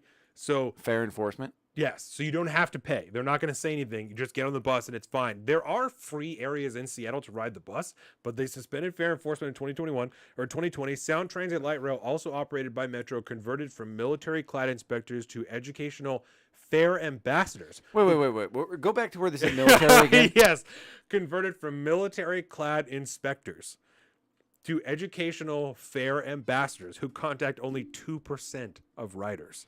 However, Metro is increasing its previous. Seattle is such a shithole. Dude, the only thing that makes living here tolerable anymore is comparing our lives to Seattle. However, what the fuck? Metro is increasing its previous 30 security officers to a total of 70 by Oh, summer, oh. training a few each week, said Neil Crossier, security superintendent. County Executive Dow Constantine will announce a new fair enforcement policy this month, and Nate said the unarmed Securitas guards aren't Securitas. They say unarmed Yes. Securitas? Why does it say Securitas? I don't That know. must be. I'm gonna Google it. That must be an accident. The unarmed security guards aren't legally authorized to remove people for misconduct, except imminent security risk to passengers or guards. They mainly help customers with directions, how to pay, and where to find free Metro supplied masks. Fare inspectors are legally empowered to evict non-payers if county officials reinstitute fair enforcement. If they reinstitute fair enforcement. What's fair enforcement? That's if you didn't pay, you have to get off. Yeah. I saw you not pay, now get off. Boy, they stalled that in Jump the 2020. turnstile. Fair enforcement personnel, both here and nationally, are considered by transit agencies to be a front line of surveillance to deter or report misconduct. Seattle police officers don't patrol county transit vehicles, but will react to serious assaults. Drug use anywhere, including sidewalks and bus stops downtown, is a lower priority than violent crime, and we spend a lot of our time right now responding to violent crimes, said Detective Patrick Michon. I just. What the fuck is going on? Washington Rep. This has got to be good. Washington State Rep. Jamila Taylor. No. No. Damn. This is Jamila Taylor. Federal Way said she will request $500,000 in state funds to deploy outreach staff she calls de-escalators in the A line serving International Boulevard South. They would have an expertise in addiction, mental health, or housing under contract with community organizations modeling on the Cahoots Crisis Intervention in Eugene. That's an acronym. It's literally called Cahoots. CAHOOTS, Crisis Intervention Team in Eugene, Oregon. You got to be fucking kidding me. It's called Cahoots. It's. What is going on? I'm so glad that they have this entire situation well in hand. We have the Cahoots program kicking off. It's all going to work out. Everything. We're going to get these qualified social workers in there. And this is all going to solve the problem, man. All of this is going to solve the problem. During a routine Friday evening, I'm so glad that we read this article because it's so much better than the Seattle Times one that I read. Insane. During a routine Friday evening commute, a group piled into the back of the half-full E-Line bus leaving 3rd Avenue and Pike Street. Someone lit their foil and just beyond Aurora Bridge. A fidgety man shoveled down the aisle screaming, "I just want to love and protect you. I don't want them to hurt me," and was led out near Green Lake. Another metallic-tinged plume pushed forward where a grumbling passenger opened the window. When the bus reached shoreline, a third and thicker cloud billowed forth. Wisps swirled around a young man who paused from nonstop rapping. The operator stopped the bus, walked back, told him to turn off his audio player. He complied. "Have a good night," the driver wished everybody stepping off, drugged or sober. After the bus returned downtown around 8:20, breezes of smoke from the sidewalks around busy Pine Street drifted north toward passengers waiting on the 3rd and Virginia transfer stop. Incident reports tell more stories. August 19th, continued drug use and filling the cabin with secondhand smoke, causing myself to get a migraine and slight nausea. Pulled bus into zone 152nd Aurora, opened all doors and informed riders I am unable to continue en route due to illness. November 7th, I noticed a burning peanut butter-like smell. I suspected that somebody was smoking drugs other than marijuana or tobacco on the train. So apparently that's okay. Upon arrival at University of Washington Station, I looked out the door window in the cab to see a passenger in the seat behind my cab smoking pills off aluminum foil. So November 25th, a man is arrested after. No, No, shut up. keeps We're not going. done. It Yeah, you keeps shut your going. mouth. November 25th, there's 300 of these. No, a man is arrested after reportedly smoking drugs from foil, then hitting another bus passenger on the head and back with a taped broom handle. November 27th, a man threw rocks that shattered bus windows in Ballard after an operator told him to leave for smoking drugs. Bus routes can be alluring places to smoke, Christian said. It's warm, it's out of the environment, it's easy, the wind doesn't blow the flame Very out. alluring. Like cyberbullies, they sit behind their computers and discipline you for not de-escalating predators, drug-addicted people, or thugs, things they never accept in their own workplace. This is insane. This is the textbook example of societal insanity. Are you? But we're gonna sit here and argue about wearing masks on public transport. Yes. You can't guarantee me that when I go to Seattle, which I will not do, and get on public transit, that I'm not going to be subject to a bunch of fucking fentanyl, This is awesome. cocaine, crack, whatever what's going on there, man. Working really good. We're only going to respond to violent incidents, Yeah. but they're going to punch you in the face and then get off the bus. What are you going to do? Detain them on the bus until the police show up so they can beat the shit out of you for 10, 15, 20 minutes until the cops finally show up? Yeah, right. You punch me in the face. Get the fuck off the bus. Again, because I said that Again. the first time and you punched me in the face. Get out of here. Punch me in the face. Lawless, bro. Ridiculous. Fucking lawless. I can't. Come join Seattle Metro. Why would anybody ever want to go to Seattle, man? I don't. I mean, there's a bunch of eviction notices on all awesome. these tents now, so that's a thing, I guess. awesome. We'll see what happens with the new mayor, but this is not. This is insane. This is societal failure at its finest, Yep. man. Well, we'll You touch have- on this. Sorry, go ahead. I was saying you have publicly funded transit routes that just become safe havens for hardcore drug abuse. Yes. And this is how people are supposed to get to fucking work on Monday, They moved the dude. bus stop. There was another one. They moved one of the bus stops a block. Oh, yeah, that'll do it. Because crime is so That bad around will the do it. drug dealing and the smoking and shit. So in this same vein, I didn't have this one down on I here. worry, dude. We have friends that live over there. I worry about them. That's, mind you, they're smart enough to know where they live, Yeah, so they I should guess carry a they'll figure it firearm. out. But you should. What the f is going on? This is a quick one. A lot of people don't like it. Mm-hmm. Crack pipes for equity, right? So we'll be real specific about this because people were getting a bug up their butt, especially Jen Psaki. Actually, we're not selling crack pipes. Okay, so this is from the Washington Free Beacon. This is the original article.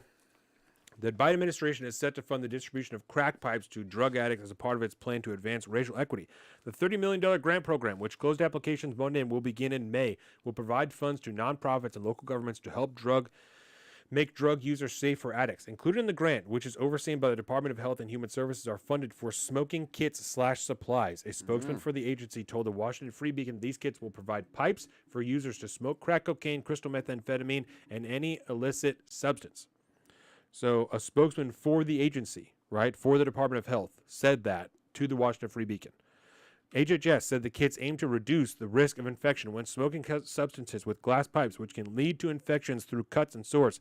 Applicants for grants are prioritized if they treat a majority of underserved communities, including African American and LGBT persons, and established under President Joe Biden's executive order on advancing racial equity. So if you happen to work for a group that prioritizes or works mostly with minority communities, you'll be prioritized in this. And you can interpret that in a few different ways. Like we want to prioritize their safety, or we want to make sure they can continue to smoke drugs Safely, quote unquote. safely. There's another guy, and this is from Forbes, Bruce Y. Lee. Is the Biden administration really funding crack pipes? So he goes through this whole deal about, let's see. Oh, the dogs are playing great. There's a couple of different sections here. In fact, most of the 75-page document discussed different aspects of the program which aim to support community-based overdose prevention programs, syringe service programs, and other harm reduction services. A really long sentence with lots of commas indicated that funding will, he said that, quote unquote, funding will be used to enhance overdose and other types of prevention activities to help control the spread of infectious diseases and the consequence of such diseases for individuals with or at risk of developing substances use disorders, support distribution of FDA-approved overdose reversal medication to individuals at risk of overdose, build connections for individuals at risk for or with an SUD to overdose, education, counseling, and health education, refer individuals to treatment for infectious diseases such as HIV, sexually transmitted infections, and viral hepatitis, and encourage such individuals to take steps to reduce the negative personal and public health impacts of substance use or misuse. If you made it through that sentence, you'll notice the word crack pipes did not appear on page 8 of the document. He's got a real bug up his ass about this. On page 8 of this document, there was a mention of the funding that could potentially be used to purchase safe smoking kits / supplies. What are smoking kits / supplies? These are ones that won't burn or cut the users and are not contaminated with human immunodeficiency virus, hepatitis B, C, or other such pathogens. Wait, what did you just say? These are ones that won't burn or cut the users and are not contaminated with all these different diseases. These are one what? What one? They're one. What are we talking one about? what? The smoking kit. It's a smoking One kit. what? It's just it's Oh. one smoking kit. It's one smoking Right. kit. It's not Okay. yeah. One what? Right. Okay. One One smoking smoking kit. kit. Yes. One thing to use to smoke drugs. one unit Oh. of measure. It's not a crack Oh, pipe. Okay. There It's might be just a crack thing pipe to- in it. Yeah, but right. you know, we're talking about the one smoking kit. Right. After all, you can't snap your fingers and expect those with substance use disorders to say, okay, won't do that stuff anymore. That's not how addiction works. So the thought is that while you're trying to get people off certain substances, wouldn't it be better to prevent them from getting injured, getting infected, or spreading infectious diseases? After all, lots of hepatitis benefits no one, except for perhaps the virus. I swear to God, this is a real Forbes article. Therefore, yes, one could interpret funding safe smoking kits / supplies as potentially funding crack pipes, but context matter. And many of the crack pipe claims on social media didn't really include the harm reduction context. So you're saying... This guy who's just really butthurt that Like, he didn't get a clean crack pipe when he was growing up. and that they didn't say enough about it, right? Yeah. Okay, so that's... It's he's a done- pipe. You he's could done smoke with that. crack. You could smoke meth. You could smoke whatever you want out of this pipe. It's not a crack pipe. He's done with that and moves on. What about all these to advance racial equity claims then? Yeah. Okay, so Here we go. the crack pipes did happen. You're saying Yes. that it did happen. They But- just didn't say crack pipes. Yep. So you're upset Full because effect. the Washington Free Beacon inferred crack pipes from smoking kits. Yeah. Right? Which, Even though yeah, when wait, you look at what's included in the smoking kit. Let's go back to the Washington Free Beacon article. Let's right? do it. Because So we have, let's see here, funding for other equipment that qualifies for funding includes syringes, vaccinations, disease screening, condoms, and fentanyl strips. The grant program will last 3 years to include 25 rewards of $400,000. They An also HHS include- spokesperson declined to specify what includes smoking kits. Similar distribution efforts provided mouthpieces to prevent glass cuts, rubber bands to prevent burns, and filters to minimize the risk of disease. There was one here. This is so at the very last line of the Washington Free Beacon article. President Biden's son Hunter is a longtime user of crack cocaine. like, what are you doing? So there was another article that talked about. Oh my God. We live in a joke. Democrat-run cities such as San Francisco and Seattle have distributed smoking kits to residents. Some local governments, however, have in recent years backed away from their smoking kit programs over concerns they enable drug use. Louisville, Kentucky, for example, allowed convenience stores to sell smoking kits but later banned them. Legislators in Maryland ditched their distribution plan after facing backlash from local law enforcement and African-American leaders. So it was racist in other places, but it's not racist if we do it from the federal government. Yeah, Right. pretty much. Pretty So much. even though HHS told the Washington Free Beacon that these kits will provide pipes for users to smoke crack cocaine, crystal methamphetamine, and any illicit substance, it didn't specifically say crack pipes. Nah. So you can't say crack pipes. just pipes. Even though this article says that they said crack pipes. You dumb bitch. You dumb bitch. What are remember, you talking about? A pipe is only a crack pipe if you smoke crack out of it. If you smoke meth out of it, it's just a meth pipe. That's right. Right? So What we about can't call all them a these- crack pipe. It's like when you have a gun and you do something to it and then it makes it another type of firearm. It's not a gun anymore. It's other firearm. Right? Indeed. It's the same thing. What about all these to advance racial equity claims then? This is the Forbes article again. The funding opportunity did state that the priority populations for these programs are underserved communities that are greatly impacted by SUD. Underserved means not getting enough resources compared to others, and underserved communities tend to be, surprise, surprise, ones with higher percentages of persons of color. So rather than simply giving communities funding that are already getting disproportionately more resources, the program will prioritize those communities that historically have been getting the short end of the stick. Again, context matters. The HHS program may be trying to promote more racial equity, but it won't be doing so through crack pipes, except It'll just do it through as the kits. Washington Free Beacon article went over. Everything needs to be done with equity in the forefront. Mm-hmm. So what are you talking about? You also just said that these communities happen to be people of color, right? So if these communities that they're aiming to serve happen to be a higher percentage of people of color, and we've also established, as you said, Mr. What's his name? Let's go to the top. Get the fuck out of here. Don't forget about the advertisement. Gotta get the advertisement. Yep, exactly. What's this guy's name? Come on, Bruce Wiley. Bruce Wiley. Bruce, you just said that there is going to be crack pipes in there. It just doesn't say crack pipes. Yeah. So Because you're this is the saying problem. It won't be doing it through crack pipes, even though you said there are going to be crack pipes in the smoking kits. It just doesn't call them crack pipes. Yeah. So are they going to be smoking tubes, undefined smoking tubes with filters and little glass ring or little rubber rings that you could smoke any illicit substance through? So it could be used as a crack pipe? Is Yeah. this like the same way that before weed was legal, we were selling water pipes instead of bongs? Yeah. That's the same thing? I think so. What are we talking about? Also, I could smoke it out of a can, like a Coke can. Like, it's not going to stop anybody. It's not going to be So safer make than sure- anybody. You're just enabling more and more people. Make sure that if you're in an underserved community in Seattle, you go and you pick up your smoking kit, you jump on the fucking bus, you smoke your dope, you punch the bus driver in the face, and then you go on with your day, and everything's going to be fine. Enjoy your trip out on Aurora Avenue. Nothing is going to be changed. It's going to be fine. That's literally, over the last 10 minutes, you have described the scenario in which you could do the exact same thing. Nothing matters. It's fine. I'm It's so glad I all- don't live there. It's all good. I Also, what the greatest part about this whole thing, this program, is done through the COVID bill. Hey, look at that. Isn't that I'm so excellent? glad we all the spent CARES money on Act. that. This happened through the CARES Act. Well, you But know. wait, we need more money in there. It wasn't big enough. We needed more at the time. need It wasn't more. more. More crack pipes. Well, now we More can. money. $2 now trillion we can wasn't get more. enough. Now we can get more crack pipes, Donovan. Okay. $2 trillion I mean, wasn't we can get enough. more generic Yeah, illicit drug pipes. For any illicit Yeah. substance pipes. Which Exactly. obviously should be given out to those most underprivileged and underserved groups out there, so that they can continue to be addicted to crack Yep. or other illicit drugs. Any I should illicit say. Yeah. substances. So, the fentanyl, that's fine. We Bruce just keep Wiley those is there. a senior contributor. I'm a writer, journalist, professor, systems modeler, computational and digital health expert, avocado eater, and entrepreneur. Not always in that order. You're also a dumb bitch, Bruce Wiley. Yeah, you're a pretentious piece of You're shit a dumb bitch, Bruce Wiley. who's totally okay with just continuing the same racial inequities when it comes to What like highly addictive an and idiot. destructive drug use in minority populations. You're just going to further that. That's, thank God for equity, man. So awesome. Thank God for equity. Okay. These so people. The last story that we have here for the left, so stories bad. blowing up in their face. It's awesome. It's Word. super awesome. And can I just say, what a way to cap this off. Like, I felt a little, Yes. I feel like the left was getting a lot of W's earlier in the day a little bit, but this Yeah. is just, this is choice. Yep. This makes me feel real good about it. It makes me really sad for my city next door, but Yep. We that's- are. I'm not allowed to go there anyway, so I guess it's fine. I think this will be probably our last story for the day.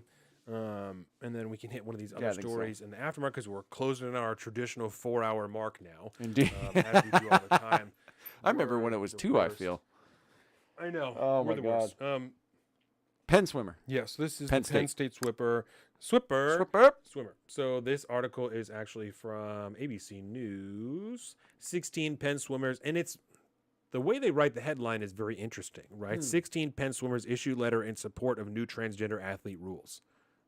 That's what it says, right? So it makes it sound like they're in favor of like some new rules that came out or something. In reality, 16 members of the University of Pennsylvania women's swimming and diving team sent a letter Thursday to the university and the Ivy League applauding USA Swimming's new policy for transgender athletes. Okay, so it is the new policies. And arguing against teammate Leah Thomas's participation in the Ivy League championships this month. The letter urges Penn and the Ivy League to support the swimmers, quote, as biological women and not engage in legal action with the NCAA to challenge.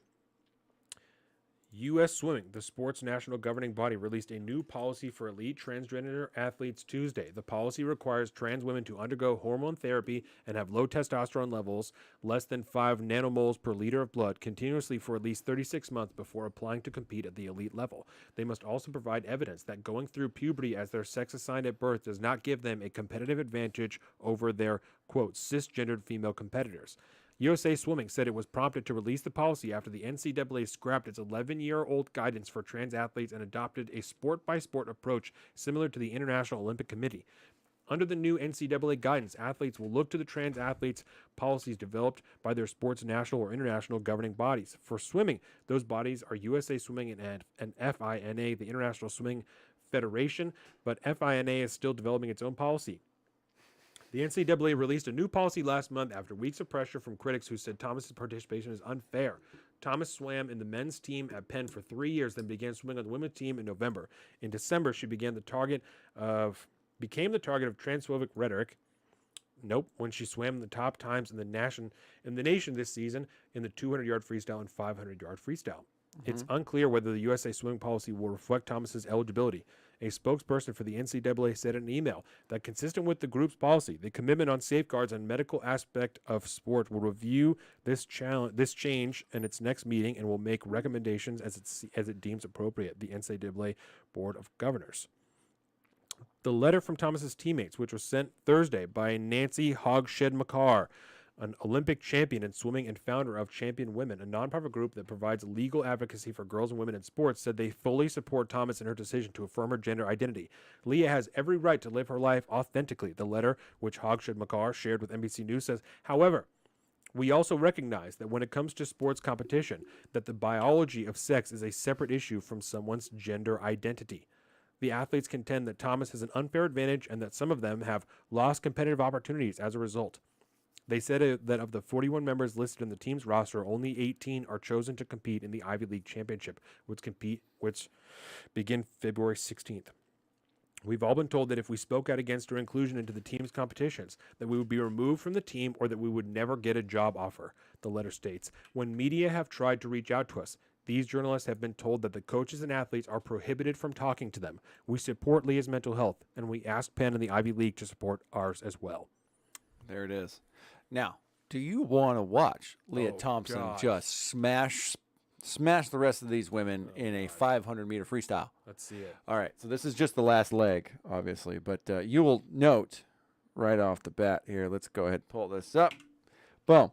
Of course, I hit a button, so it jumps out. Leah Thomas, right there. Here's kind of the rest of the pack coming up, and just watch this thing. Okay, bing, bang, boom. Way out ahead of the pack. Flip, flip, flip. Twist, twist, twist. Nobody's even made it yet. Nobody's even made it to the halfway mark yet on the lap. Oh, shit. And hot dog, here it comes. Hard, easy W. There it is. There it is. Now look at that fucking wingspan. The arms on that thing, some real Michael Phelps style. Long arms, short arms. It's not good, dude. It's not good. That's that. That's that. Oh God. I'm gonna show up the I'm gonna do the Bridget Fetisi line. Women. All these, I don't know. I'm not a woman, so I'm just gonna say it seems slightly unfair. You can only deny reality for so long, not just the reality that there are in fact biological differences between men and women, but that such widely affecting topics require a nuanced discussion, not a wholesale consumption of leftist rhetoric to save emotions. Damn. That wholesale consumption creates protected classes, can create situations that make or break futures and cause the people, children in this case, that want to do right by they're not children, they're adults. Yeah. So kids in this case, I still feel comfortable calling them kids, that want to do right by their friends and team, but also want the fair shake they worked for. Yeah. Right? All of these women. I they're don't going want to college. dismiss anybody. They're swimming in the NCAA. Yeah. They fought very hard for this opportunity. They deserve yeah. that opportunity. I bet a lot of them got there by scholarship. Yeah. You know, they've proved themselves before, and now they don't even get a fair chance to compete anymore. And if you're a woman, I don't understand how you can find this even semi-okay. That means you're just not allowed to win anymore if that's the case. If you're unlucky enough to find yourself against somebody like Leah Thomas, you're just done? Hopefully you can make it in third or second. Hopefully you can make it in second place, and then maybe you'll be recognized for the skills that you have. Maybe. Even though you're like 50% as good as Leah Thomas is, but I'm not a fan of this, man. I don't like to see the patriarchy being real crafty and Patriarchy is so stealing crafty. W's, buddy. Because that's what I don't see this for anything other than it is. It's a bunch of women that are losing out on their chance at their shot and their chance to stand in the spotlight and really just girl power it up. You know, show me what you got. Sorry, can't do it. You're racing against Leah Show Thomas, me what baby. you got. Is that what you're talking about? That's Is it. that what you're Show talking me. about? As soon as I said it, I was like, oh shit, Rick and Morty. But yeah, it's not cool. It's not cool. You know, but Penn State's got it going on, bro. You got Sandusky, and now you got Leah Thomas. Sounds This great. is another example. Maybe this will prove to people that Joe Rogan is not a transphobe, because this is another example. Impossible. Right? Another piece of evidence to indicate, just like Joe Rogan's show, our show, many of these other shows, that you can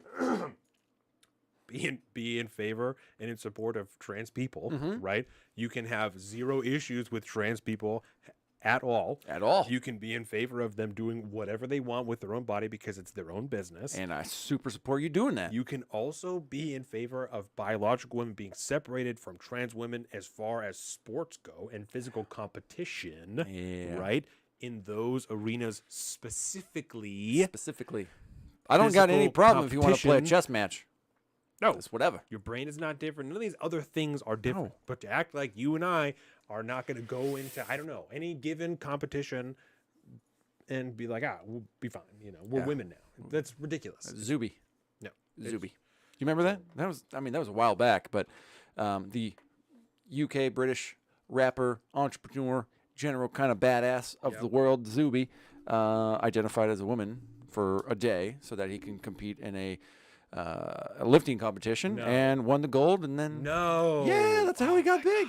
Oh God, it's such a great video too. Yeah, that's how he really rose to prominence, was the controversy after that, because he's like, this is ridiculous.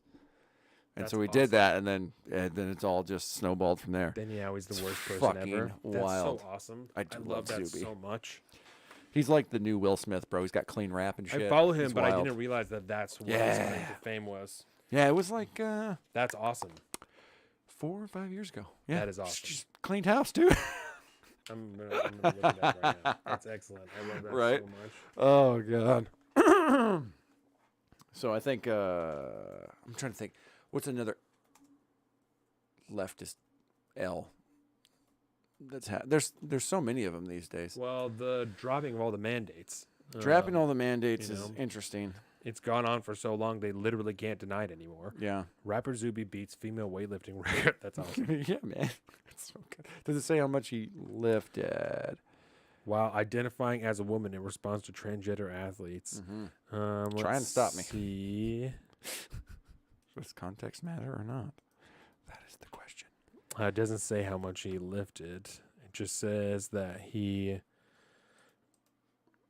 beat it. He broke the record. Yeah, I'm pretty sure he's still the reigning record holder. That's so awesome. fairly I love sure. that so much. And it's What just a joke. Just a fuck you to the system. You know, that's what that is. Oh, they took the video off of this. Of course they did. It's the UK Sun, right? That's what you're looking at? The Sun. Yeah, exactly.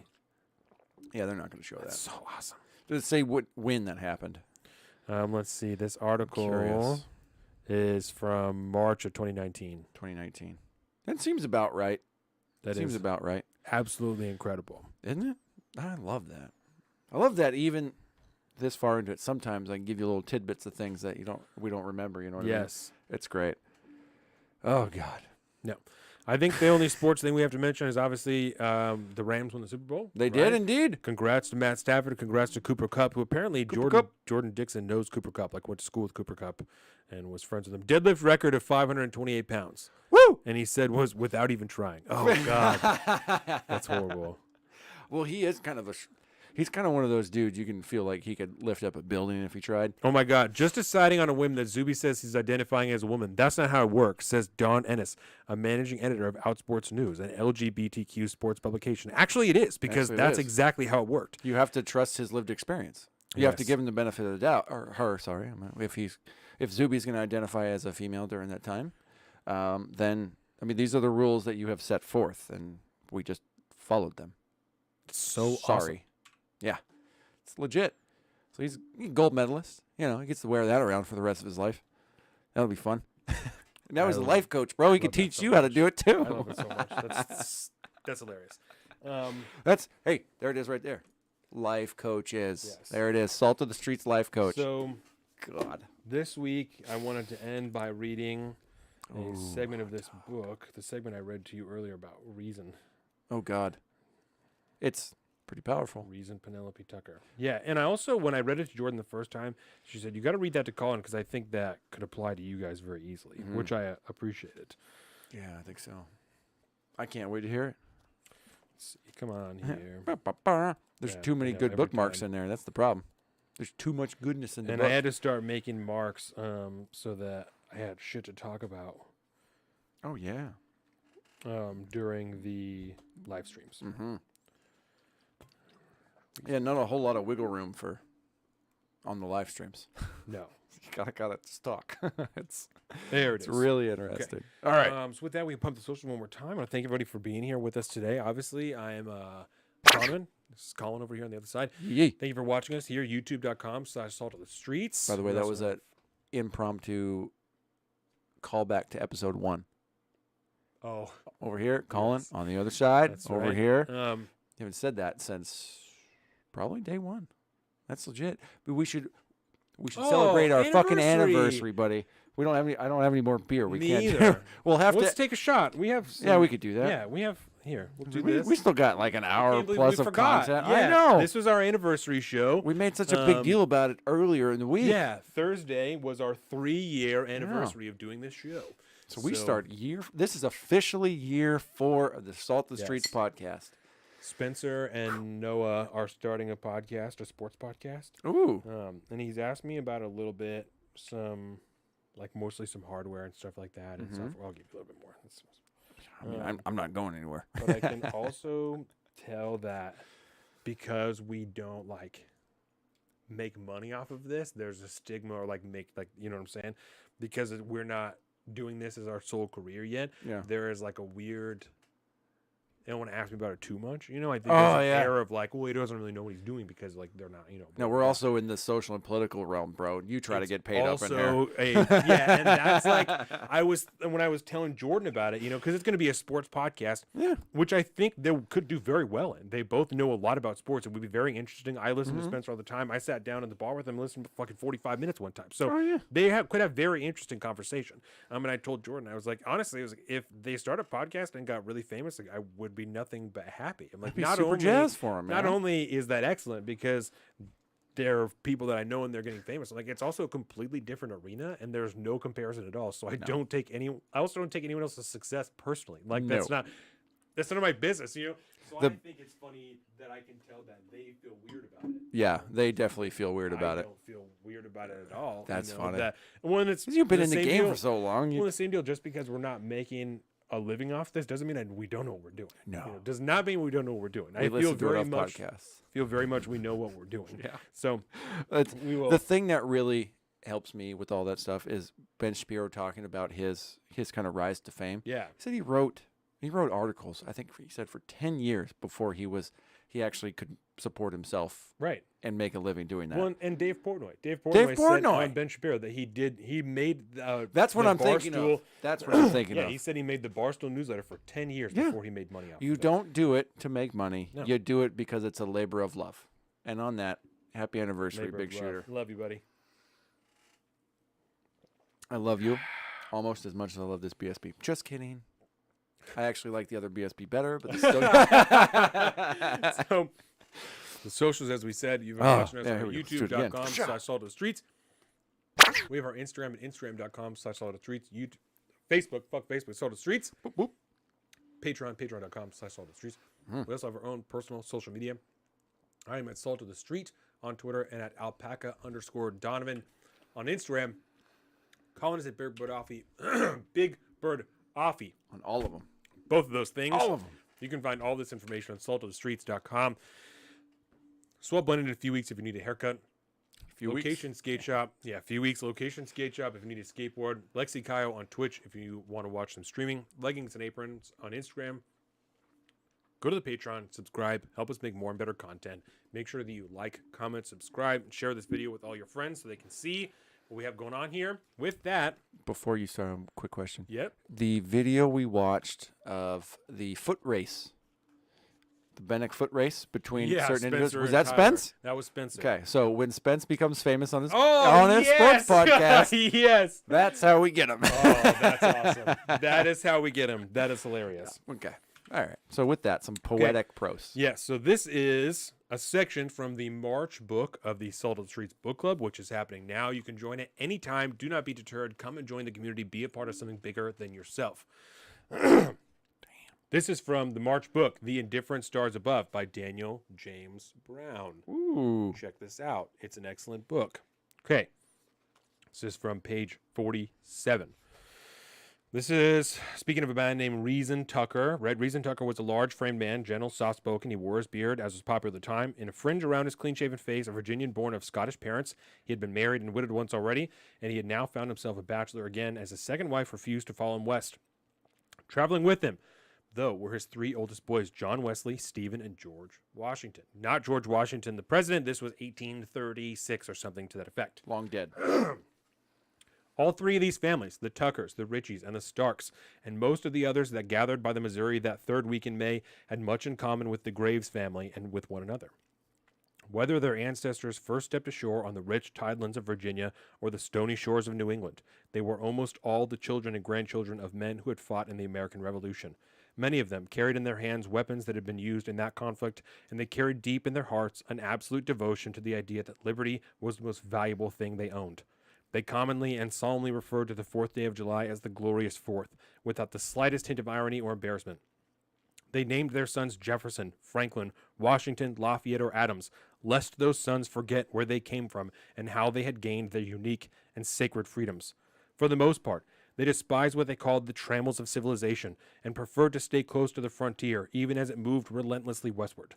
They believed deeply that they were destined to spread the light of liberty across the continent, to create, in fact, as Thomas Paine had put it, the birthday of a new world in the West. They tended to be forthright, plain speaking, earnest, friendly, and trustworthy. They took a man at his word unless they had a good reason not to. And above all, they fiercely self-reliant, unflinchingly independent.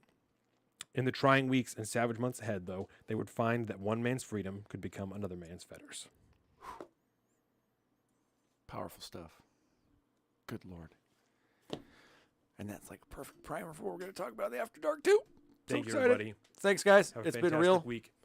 Everybody have a great weekend. This has been real. If just a reminder, if you are interested in catching another half hour, 45 minutes, an hour segment, make sure to check out the patreon.com/saltthestreets. Join up, and you can join us for our After Dark session, which we're going to start.